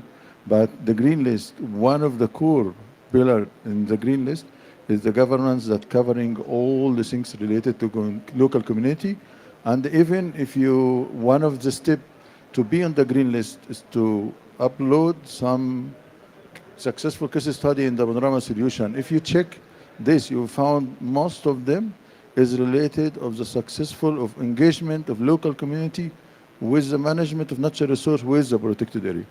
So this is a uniqueness. So Green List sure that local community is deeply involved in the process.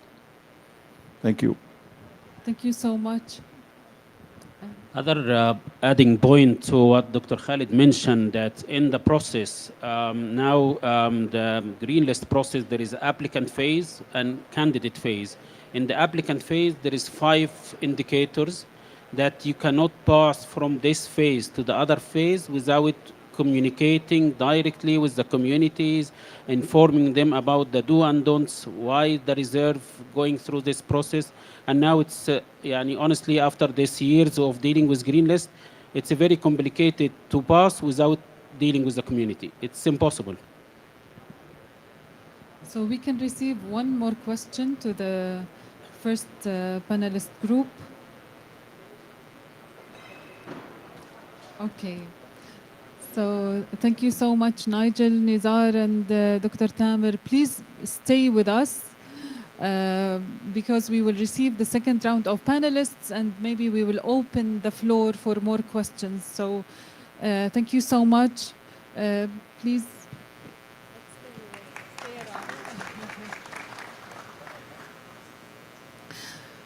Okay, the topic of the Green List is so interesting. So we had a big group of panelists. So bear with us today.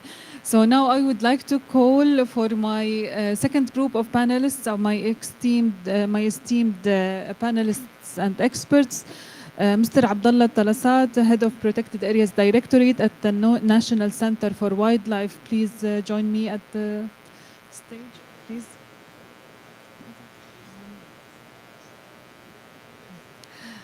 Dr. Ahmed Al-Maliki, Head of the Nature Conservation Directorate from King Salman Royal Nature Reserve, previously has worked in many locations in the Kingdom of Saudi Arabia in the field of protected area management and conservation from the Royal Commission in Al-Ula and also with the National Center for Wildlife. So welcome, Dr. Ahmed Al-Maliki. And I would also like to call Dr. Ahmed Mohammed from the Royal Commission from Al-Ula, Head of the Restoration Management Department. Also, I would like to call Dr. Huda Shawatfi from the Ministry of Environment in Egypt. Dr. Huda is the Assistant for the Minister for Ecotourism Affairs. And Dr. Huda Shawatfi has a long experience with the Ministry of Environment in different positions. And one of the key positions that she took was heading the JEF unit at the Ministry of Environment. So she is very well aware with the Global Environment Facility projects requirements and that cover also protected areas and nature conservation. So now we are speaking after hearing from the commissions and from the Eagle Group. We would like to hear from the site perspective, the added value of the Green List and how does the component of enhancing governance from the Green List standard has helped sites enhance their overall resilience and the resilience of ecosystems and the resilience of communities. So I would like to start with my guest, Mr. Abdullah. We heard very interesting interventions from you this morning in the morning session, but now I would like to switch to the topic of the Green List standard. And this year we celebrated the listing of 2 sites from KSA, the 2 first sites from KSA that have been certified for the IUCN's green list. And one of them was the Ibex protected area, and the second was King Salman Royal Reserve. So during your journey of certification as one of the 2 leading sites in KSA, I'm sure you faced challenges and the process was not easy. So we know that the process of listing is long and is very intensive process of evaluation. So we'd like to hear from you the challenges that you faced and how did you overcome these challenges, and any messages that you would like to transfer for any sites that are in the listing process. I would highly appreciate focusing on the governance issue if there were any things that were a bit specific more for the governance side. Thank you, Natalia. شكرا, Natalia. I'm gonna speak in Arabic, so it's fine.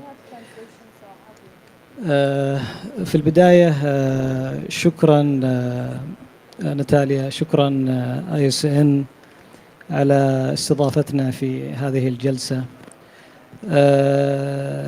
في الحقيقة كل فخر واعتزاز أنه المملكة العربية السعودية هي كانت من أوائل الدول في العالم التي قامت بالإعلان عن حماية ما نسبته 30% من مساحتها البرية والبحرية لتكون مناطق محمية.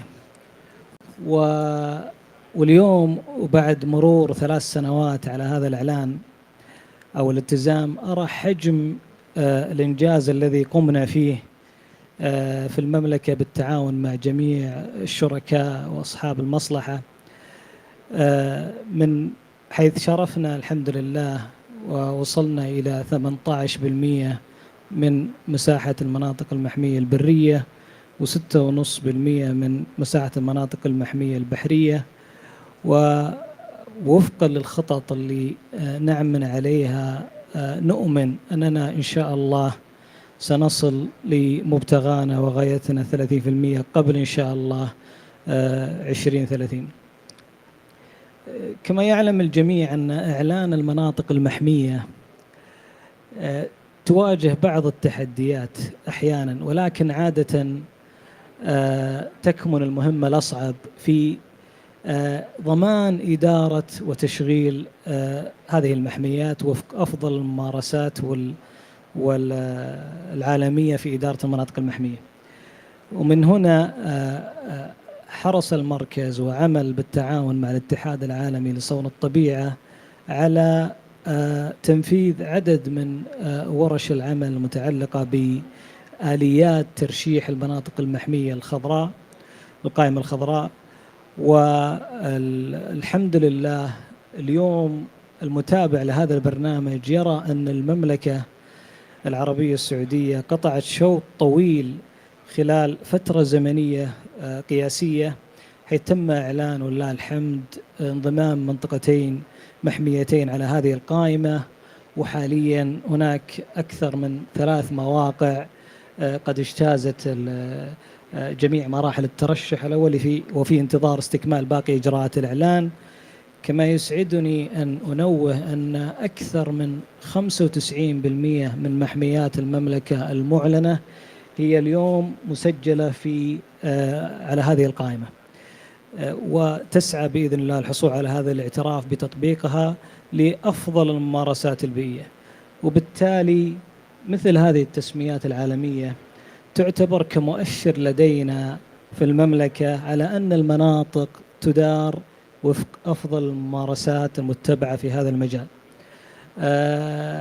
بناء عليه حرصنا أنه يكون لدينا تجربة وفق منهجية واضحة وأسس مع جميع الشركاء في المملكة لتحقيق هذا المبتغى. بالنسبة لي ممكن أعرج على تجربة المحمية التابعة للمركز الوطني للتنمية الفطرية الوعول. لعل من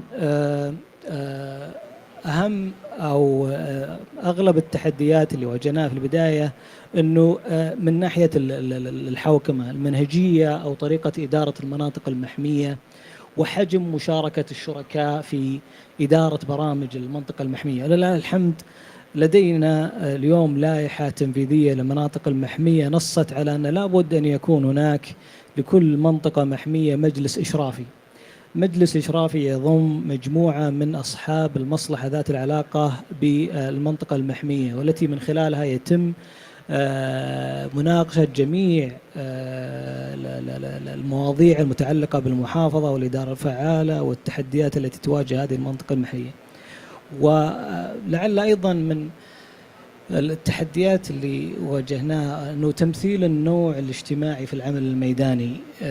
تعرفون أغلب المناطق المحمية في مواقع نائية، وإعطاء فرص وظيفية دون تمييز عن الآخر كانت تعتبر غريبة نوعا ما، ولكن الآن الحمد لله نجد أن هناك تكافؤ في الفرص. المرأة تعمل بوظيفة جوال، ولكن هنالك تجارب عديدة اليوم في المملكة. اليوم أثبتت المرأة أنها قادرة على العمل الميداني، والحمد لله اليوم بتحقيق هذه المعايير ال50 بجدارة في محمية الوعول، الحمد لله تم إعلانها وتسجيلها في القائمة المناطق الخضراء. شكرا جزيلا. شكرا سيد عبد الله، واكيد احنا بنبارك لمحميه الوعول ومحميه الملك سلمان، وان شاء الله باقي المحميات اللي موجوده بالعمليه التقديم. Thank you so much, Abdullah, and I will move to my next speaker, my brother Dr. Ahmed Al-Maliki, head of the Nature Conservation Directorate at the King Salman Royal Nature Reserve. And Dr. Ahmed, you are like responsible for managing the Nature Conservation Directorate for one of the biggest protected areas in the world. So your protected area is almost in the size of some countries and even bigger than some countries. So it's a really complex example. And the fact that you have managed to achieve the Green List certification within this complex context indicates that you have done a lot of work, and that has resulted in your certification in a process. I'm sure that the certification process was not very, very smooth. So I would like to hear from you from any key advices that you would give to protected areas with similar context or with some similarities. It will be hard to find a protected area as complex as King Salman, but whatever advice you can transfer to other similar complex sites. And we can, of course, we can switch to Arabic at any time.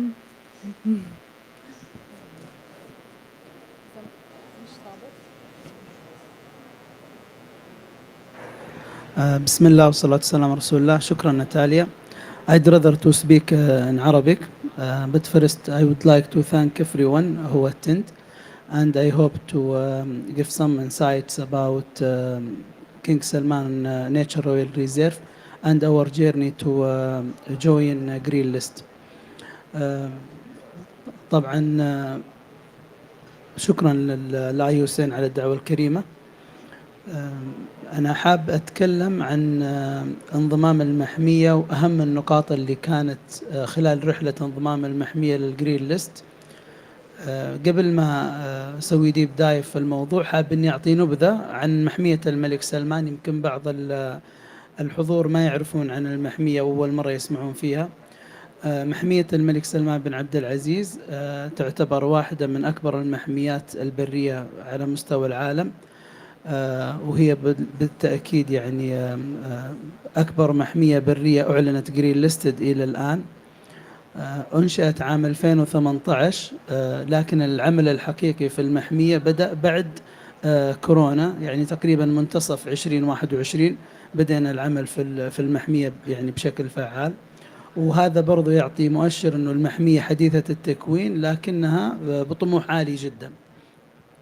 طيب، محمية الملك سلمان 130 ألف كيلو متر مربع المساحة، في فعلا يعني حقيقة أكبر من بعض الدول. فيها أكثر من 400 ألف ساكن كسكان داخل المحمية. حول المحمية حوالي 1.5 مليون ساكن جيراننا. ما ذكرت أختي ناتاليا أنه المحمية معقدة، فعلا المحمية معقدة التكوين اللي فيها وعدد السكان وما إلى ذلك. هذه المساحة الكبيرة جدا تغطي ايكو سيستمز مختلفة، ففي تمثيل للجبال، في تمثيل للحرات، نظام الحرات البركانية، النفود. عندنا أجزاء كبيرة من المحمية نفود، ففي عدة نظم بيئية متداخلة داخل المحمية، وهذا برضو خلق أيضا تنوع بيولوجي عالي في المحمية. إلى الآن سجلنا قرابة 600 نوع نباتي في المحمية، بما فيها أنواع متوطنة ما توجد إلا في محمية الملك سلمان بن عبد العزيز الملكية. أيضا سجلنا أكثر من 350 نوع حيواني، ما بين طيور. المحمية تعتبر من أهم المناطق للطيور، وأيضا مسجل في المحمية أو مسجل المحمية كمناطق هامة للطيور 5 مناطق هامة للطيور عالميا، حنتكلم إن شاء الله عنها خلال الحديث. المحمية نظرا للتنوع البيولوجي اللي فيها تعتبر أيضا من المناطق الهامة للتنوع البيولوجي عالميا. فإحنا نتكلم عن محمية كبيرة، محمية هامة على مستوى المملكة، ومحمية هامة على مستوى الإقليم، ومحمية هامة على مستوى العالم، بما أنه عندنا في المحمية بس في محمية الملك سلمان أكثر من 290 نوع من الطيور المهاجرة اللي تعبر المحمية سنويا، فإحنا ملاذ آمن لها خلال هذه الرحلة. طيب إن شاء الله أني أعطيت أوفر فيو بسيط عن المحمية. من ضمن أهم أهداف الاستراتيجية لمحمية الملك سلمان، وهذا يعطي إشارة مهمة على التخطيط الجيد، من أهم الأهداف الاستراتيجية أن محميتنا تكون معلم دولي للممارسات الصحيحة وأفضل الممارسات الدولية فيما يخص الإدارة الفعالة للمناطق المحمية. إحدى هذه المبادرات كانت الالتحاق أو الانضمام للجرين ليست، وأنه نعلن محميتنا كمحمية جرين ليستد على القائمة العالمية. طيب الرحلة ما كانت سهلة، الرحلة بدأت قبل تقريبا 3 سنوات عن طريق أنه يكون هدف استراتيجي لنا إعلان المحمية، والحمد لله تحقق within the time. وهذا برضو يعطينا أنه التخطيط الجيد كان من الأمور المهمة جدا للمحمية. طيب عدا عن التخطيط الجيد، كان عندنا دعم يعني التوب مانجمنت أو الإدارة العليا للمحمية كانت داعم لنا بشكل كبير. أشكر معالي الأستاذ عبد الله العامر الرئيس التنفيذي للمحمية، ومعنا أيضا الرئيس التنفيذي للعمليات مستر دوارتي جوزيه، كان لهم دعم كبير، ولولا دعمهم ما كان نقدر يعني نحقق هذا الإنجاز في المحمية. من الأمور المهمة جدا اللي لازم يعني أتكلم فيها خلال الرحلة هو العلاقة الجيدة مع مختلف الجهات. المحمية الحمد لله علاقتها ممتازة مع الجهات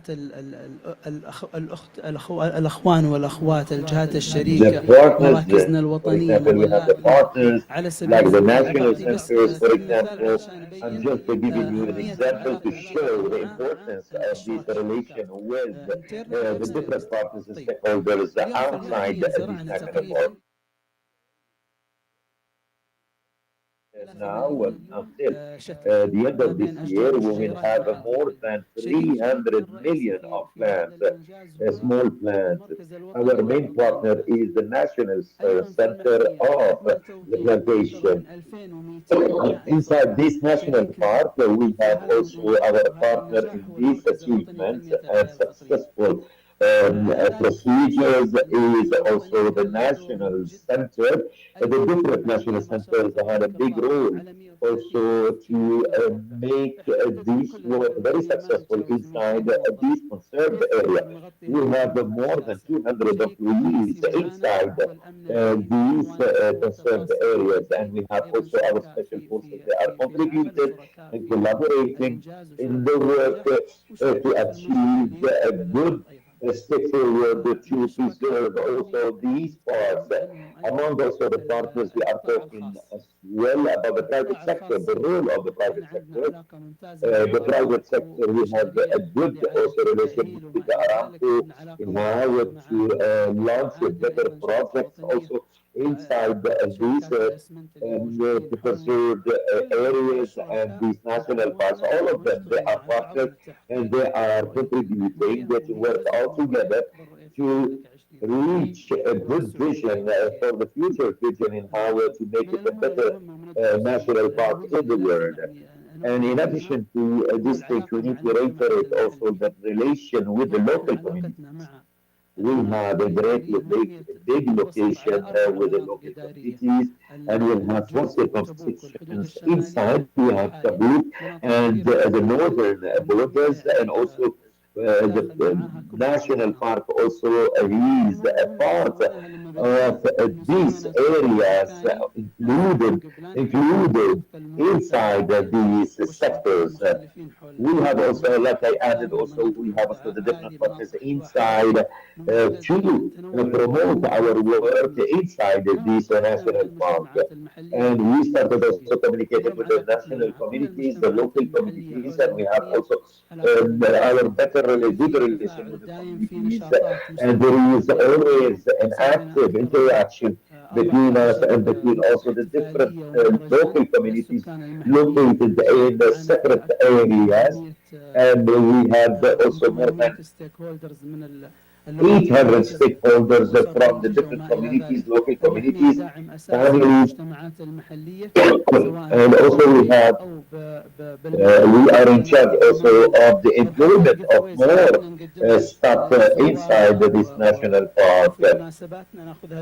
And we always take into, we have a different occasions, and we always keep also picking these local communities to participate in our events inside these national parks. Without this good relation with the local communities, we couldn't see this achievement, a successful achievement, and we couldn't also witness the registration of these conserved areas in the green list. And the local communities, they were a main factor for a better evaluation, specifically during the different phases of our main work. And also we had also the other communities from the organizations, non-profit organizations, NGOs, and business people, businessmen, and we have all of our best partners. Without any doubt, during the last 3 years, we achieved the main goal to build a good relation with the IUCN. They supported us deeply, and they supported us also to start also organize and plan for a workshop. We had more than 14 workshops to just identify the main goals of our work in the future. And we had also, for this platform, we have also more than 300 documents, supportive documents, which is also supporting the green list of the national park. And I wanted also to evaluate and appreciate the efforts, the tremendous efforts of our colleagues who work with us at the IUCN, and more than 60 stakeholders, they contributed with us. I'm talking about the government or the public and the private sectors, and they contributed with us to improve the work of more than 60 employees from our team, 45 from the different areas, 15 from the team we have in Riyadh. There was a big effort. And it was, for example, we have this long destination, we have this great work that was achieved, especially we started in Riyadh and 10 days inside the national park. And this trip was very long.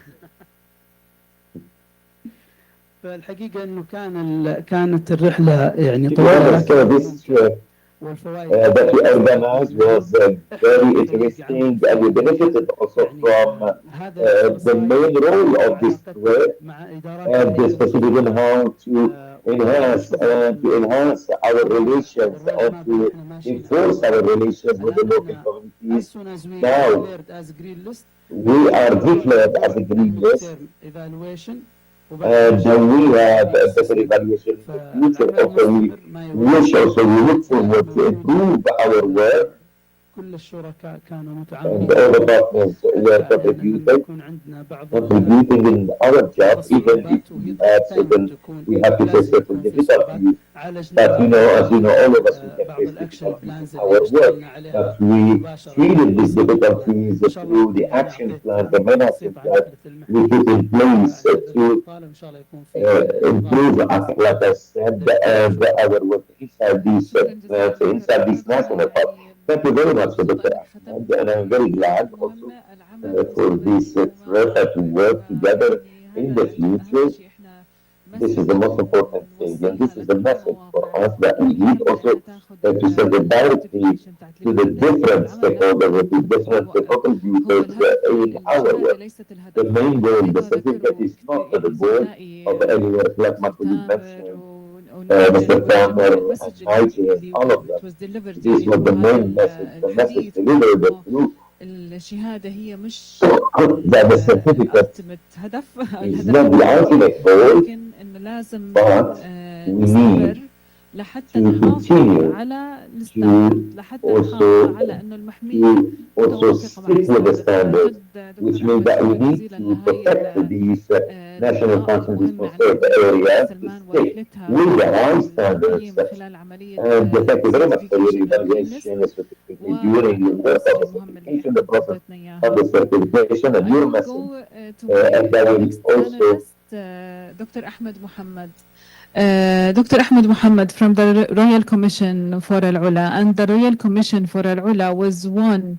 Dr. Ahmed Al-Maliki mentioned the IBEX assessment that they conducted for King Salman, and the IBEX assessment for the colleagues who haven't heard about it before is like a gap assessment tool that you apply for a protected area to see its compliance with the green list indicator, with the green list standard. So the criteria by checking the 50 indicators, and it helps you identify the gaps at a very early stage before you even start at any stage of the application process, and ideally before you even start the application process.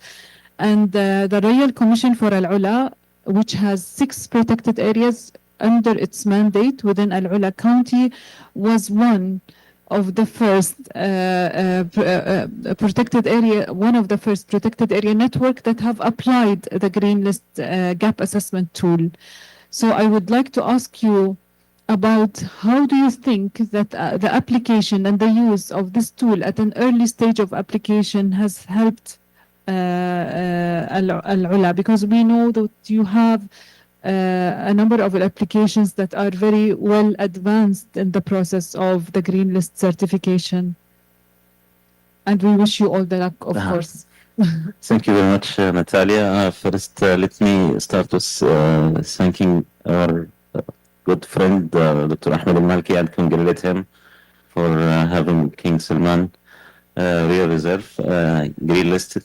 Dr. Ahmed used to run our nature reserve, which is like 1.3 million hectare, and now he's like managing like 13 million hectares. So it's a very tough job for him, but we are very happy that King Salman now announced as a green listed, and inshallah many more other Saudi Arabia protected area will be listed in the green listed. So our nature, our protected area in Al-Ula is 6 protected area, like you mentioned, Natalia. They have 1.3 million hectare of arid degraded ecosystem. They divided to 6 protected area in a region. It's like each one has its unique, and it will be managed in a different way. So when we started to work in the protected area as part of our RCU, Real Commission for Al Ula strategy to conserve nature in Al Ula, in the whole Al Ula County, which is like 2.2 million hectare of land. It's not only the protected area, but our job is to safeguard and protect all Al Ula County land areas. We started working with the IUCN, trying to test our plan, our strategy for creating 6 protected area, to do the gap analysis and see what we have planned and what we have running in the ground, and how this is could be helpful for us in the future to be green listed. Because the green list is not, it's not only just a certificate, it's a commitment. It's like commitment of certain level of management, commitment of certain level of monitoring, of community engagement, of governance. So a lot of stuff might need to be changed in your plan if you would like to be green listed. Like green list, as all we know, it has 4 components, 3 components that is including good governance. So if you'd like to change your governance, then you need to know what you're gonna change. And before we apply for a green list, we need to know if this governance, for example, will be applicable for our own or not. The same for sound planning and design with local community, etc., and effective management. So we started this project. The project was IUCN because we knew this IUCN will be the right partner for us. RCU now has its own membership with IUCN. We also have a framework agreement with the IUCN to support us in managing the protected areas. We had the project started at the time was Dr. Ahmed was running our protected area, Al Ula Protected Area Network project. When this project, after we started the IBEX assessment tool, and we applied it, we did it in whole nature reserve on the whole protected area, we identified that we still have some gaps need to be filled, like we need, for example, ecosystem rehabilitation plan. We need to have a climate change mitigation or adaptation plan. We need to have a grazing management plan. We need to have biodiversity, state of biodiversity assessment. We need to have certain level of baseline, and also we have in all over this we need to have, and each nature reserve for each protected area needs a management plan, which is already developed. So in the last 3 years, we were able to complete all this planning, all the sound design and the plan, and this was all by involving the community. We have, for example, Harrat Award, we get the 3D mapping and Harrat Award with the local community, and also we have a lot of work in place that is really in line with the green listed, but to have our protected area green listed, it will also make us commitment to continue our work, to monitor our own work and make sure that is we in align with the global standard of the green list. So this IBEX tool was very helpful. Maybe we applied it, we started it 3 years ago. Now, alhamdulillah, we have two protected area. We submitted 2 application for 2 protected area. One of them, inshallah, we think it's maybe in advance, and the rest the second in its way. And I'm thinking also the rest should come. We also identifying the suitable one by one to see to which level which protected area could be green listed, etc. Because before we submit our application, we would like to make sure it's really qualified, and we will be able to commit to the green list characteristic. So I'm not gonna take a lot of time, but thank you very much for this. Thank you. Thank you so much, Dr. Ahmed, for this really good overview of the work that the Royal Commission for Al Ula is doing. And the special thing in the Royal Commission for Al Ula in dealing with the protected areas was that the strong alignment that they tried to build between the management, as you said, between the management plans and the green list standards. I think the idea of having standard operation procedures for management planning of protected areas that aligns with the green list standard started from Al Ula. So I think we have a really excellent story in each one of the sites that we have talked about today. So thank you so much for this. And I would move now from KSA to Egypt because we have Dr. Huda Shawatfi from Egypt. And so maybe like at a higher level and not like at the site level. So Dr. Huda, we know that Egypt is one of the advanced countries in the field of protected areas, and you've been leading as a government several initiatives that are related to protected areas and nature-based solutions with the different COPs that you have organized in Egypt over the past few years. And this has stemmed into a number of initiatives that Egypt is leading on. And regarding protected areas, I mean, Egypt was one of the countries that has expressed its interest to increase the sites that commit to the green list standard. And you already have 2 sites on the green list, and Wadi al-Hitan and Ras Muhammad. Yes. And you've already expressed your interest to increase the commitments and to increase the sites. And you have already, as I recall, last year, there was like an expression of interest to commit to the Act 30 initiative, and the Act 30 initiative calls for increasing the percentage of protected area coverage. So I would kindly ask you to elaborate on this, give us your vision for enhancing commitment to protected area success in general through the Green List Standard and the Act 30, with special focus on enhancing governance of protected areas. Okay, thank you, Natalia, for this introduction, but I'm going to switch narrative a little bit. طبعا أنا يعني بشرف إن أنا بكون معاكم إن أنا أتكلم في هذه الموضوع. I will talk about this topic. I will talk about this topic because our ladies and our ladies, especially 2030, it's because we need also to transfer 30% of our job, like national parks or preserve parks.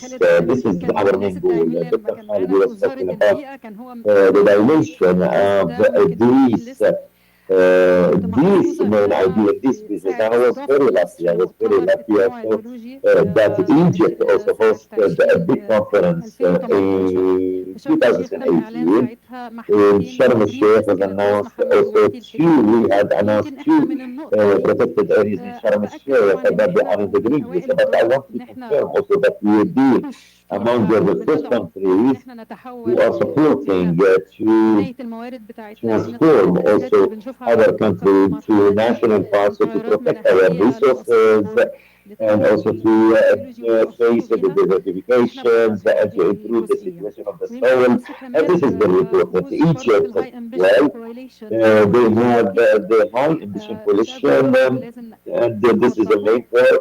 We need also to clarify it.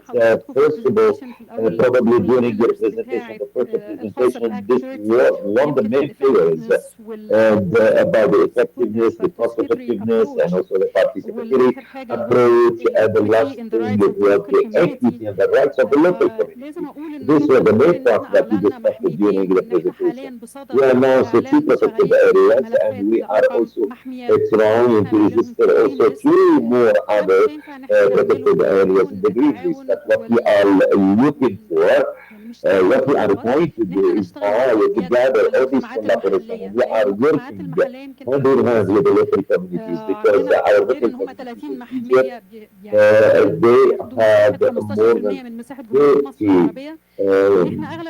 also. كنا محظوظين ان فيها We مجتمع are lucky, like I said, we are lucky because the local communities فكان help us لازم واحنا also. بنشتغل They دلوقتي في provide to us a good protection for these natural reserves and the natural reserve, and most of them they are written as rangers inside these national parks. We are considering them like the main managers of these also these protected areas, and they are protecting the wild heritage of our country. And we need also without them we can't move forward. And we are not also doing just this, and we have also many other things which is giving them as successful stories. We are calling the different national communities to help us to protect these areas. And if we saw or if we witness certain negative activities, we are trying also to find certain solutions. And because we need also to have a better model, successful model, we have our role with Nabilia, and we started working with her, and we started also with better practices to give her, provide for her better practices in order to involve her in our work. And this lady was one of the successful model for the leadership, and she attracted also other ladies in how to support also the protection of these protected areas. And she's participating in the social media, and most of the conferences and the events, international events, they are mentioning this lady as an example or a model of a good model. And we are also, like I said, we are working on supporting the different local communities to protect the biodiversity in the different species of the plants inside these conserved areas. And this also products we are trying also to improve them, because we are intending to export them, to extract certain products from these plants in order to export them. And as Egypt, we started also to update, for example, certain activities. I'm talking here about the strategies, the national plans, and the biodiversity. And we start also having a better administration, management for these also protected areas. And we started, like I said, updating it to adopt specifically like better operations and better also activities to improve the work. And we're still working as well with the different partners. We have also certain procedures, and we are trying to adopt these strategies in order to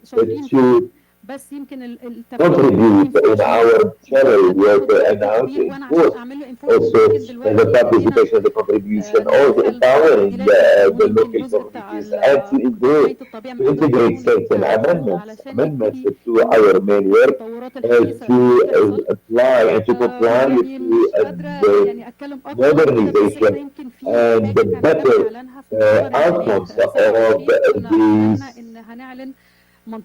these protected areas, inside these protected areas. And in 2024, we announced that the Red Sea is one of the protected areas, and 50% of the Red Sea are national parks.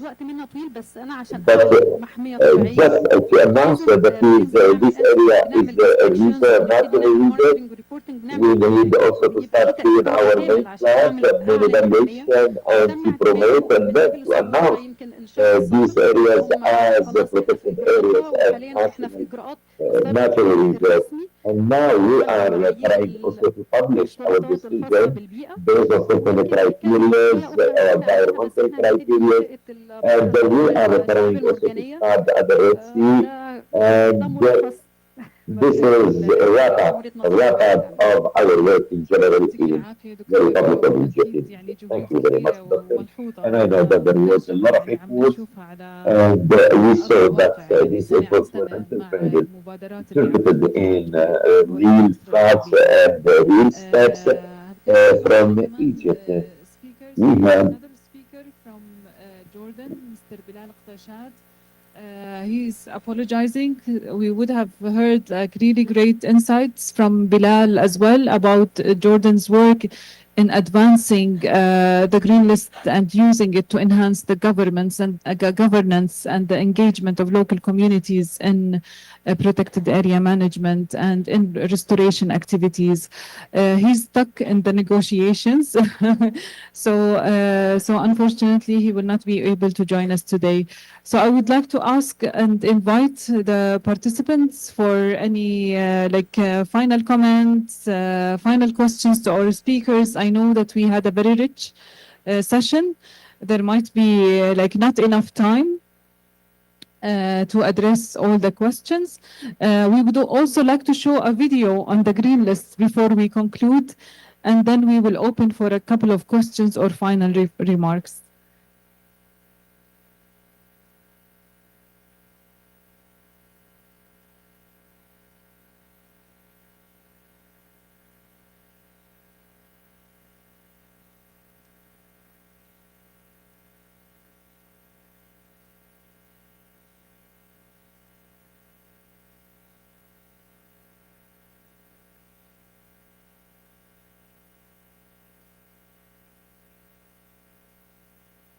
So you see the first group of protected areas that were green listed in our region. We had 2 sites from Jordan, 2 sites from Egypt, 1 from the UAE, and 1 from Lebanon.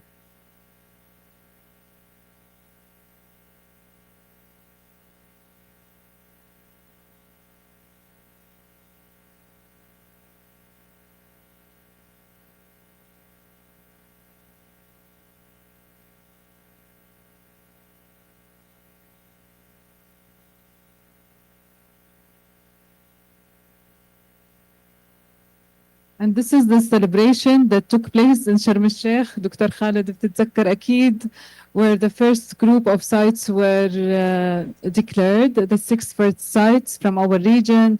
We hope that we will have a similar celebration sometime soon with more sites.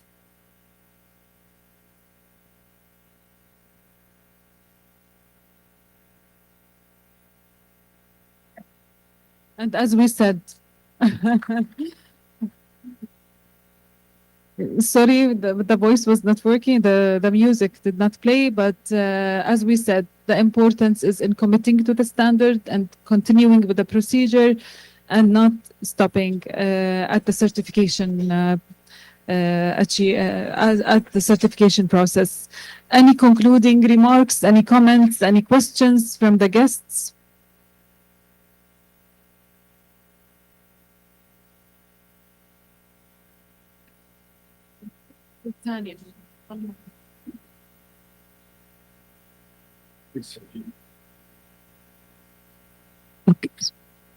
Okay, thank you for giving me the chance to participate. This is very important session for me. My name is Tahani Ali. I'm from Sudan. I'm a wildlife specialist. I work for Department of Wildlife, University of Bahrain. I speak in Arabic. Okay. أنا عندي بعض الأسئلة على الملك بن سلمان. the natural reserve of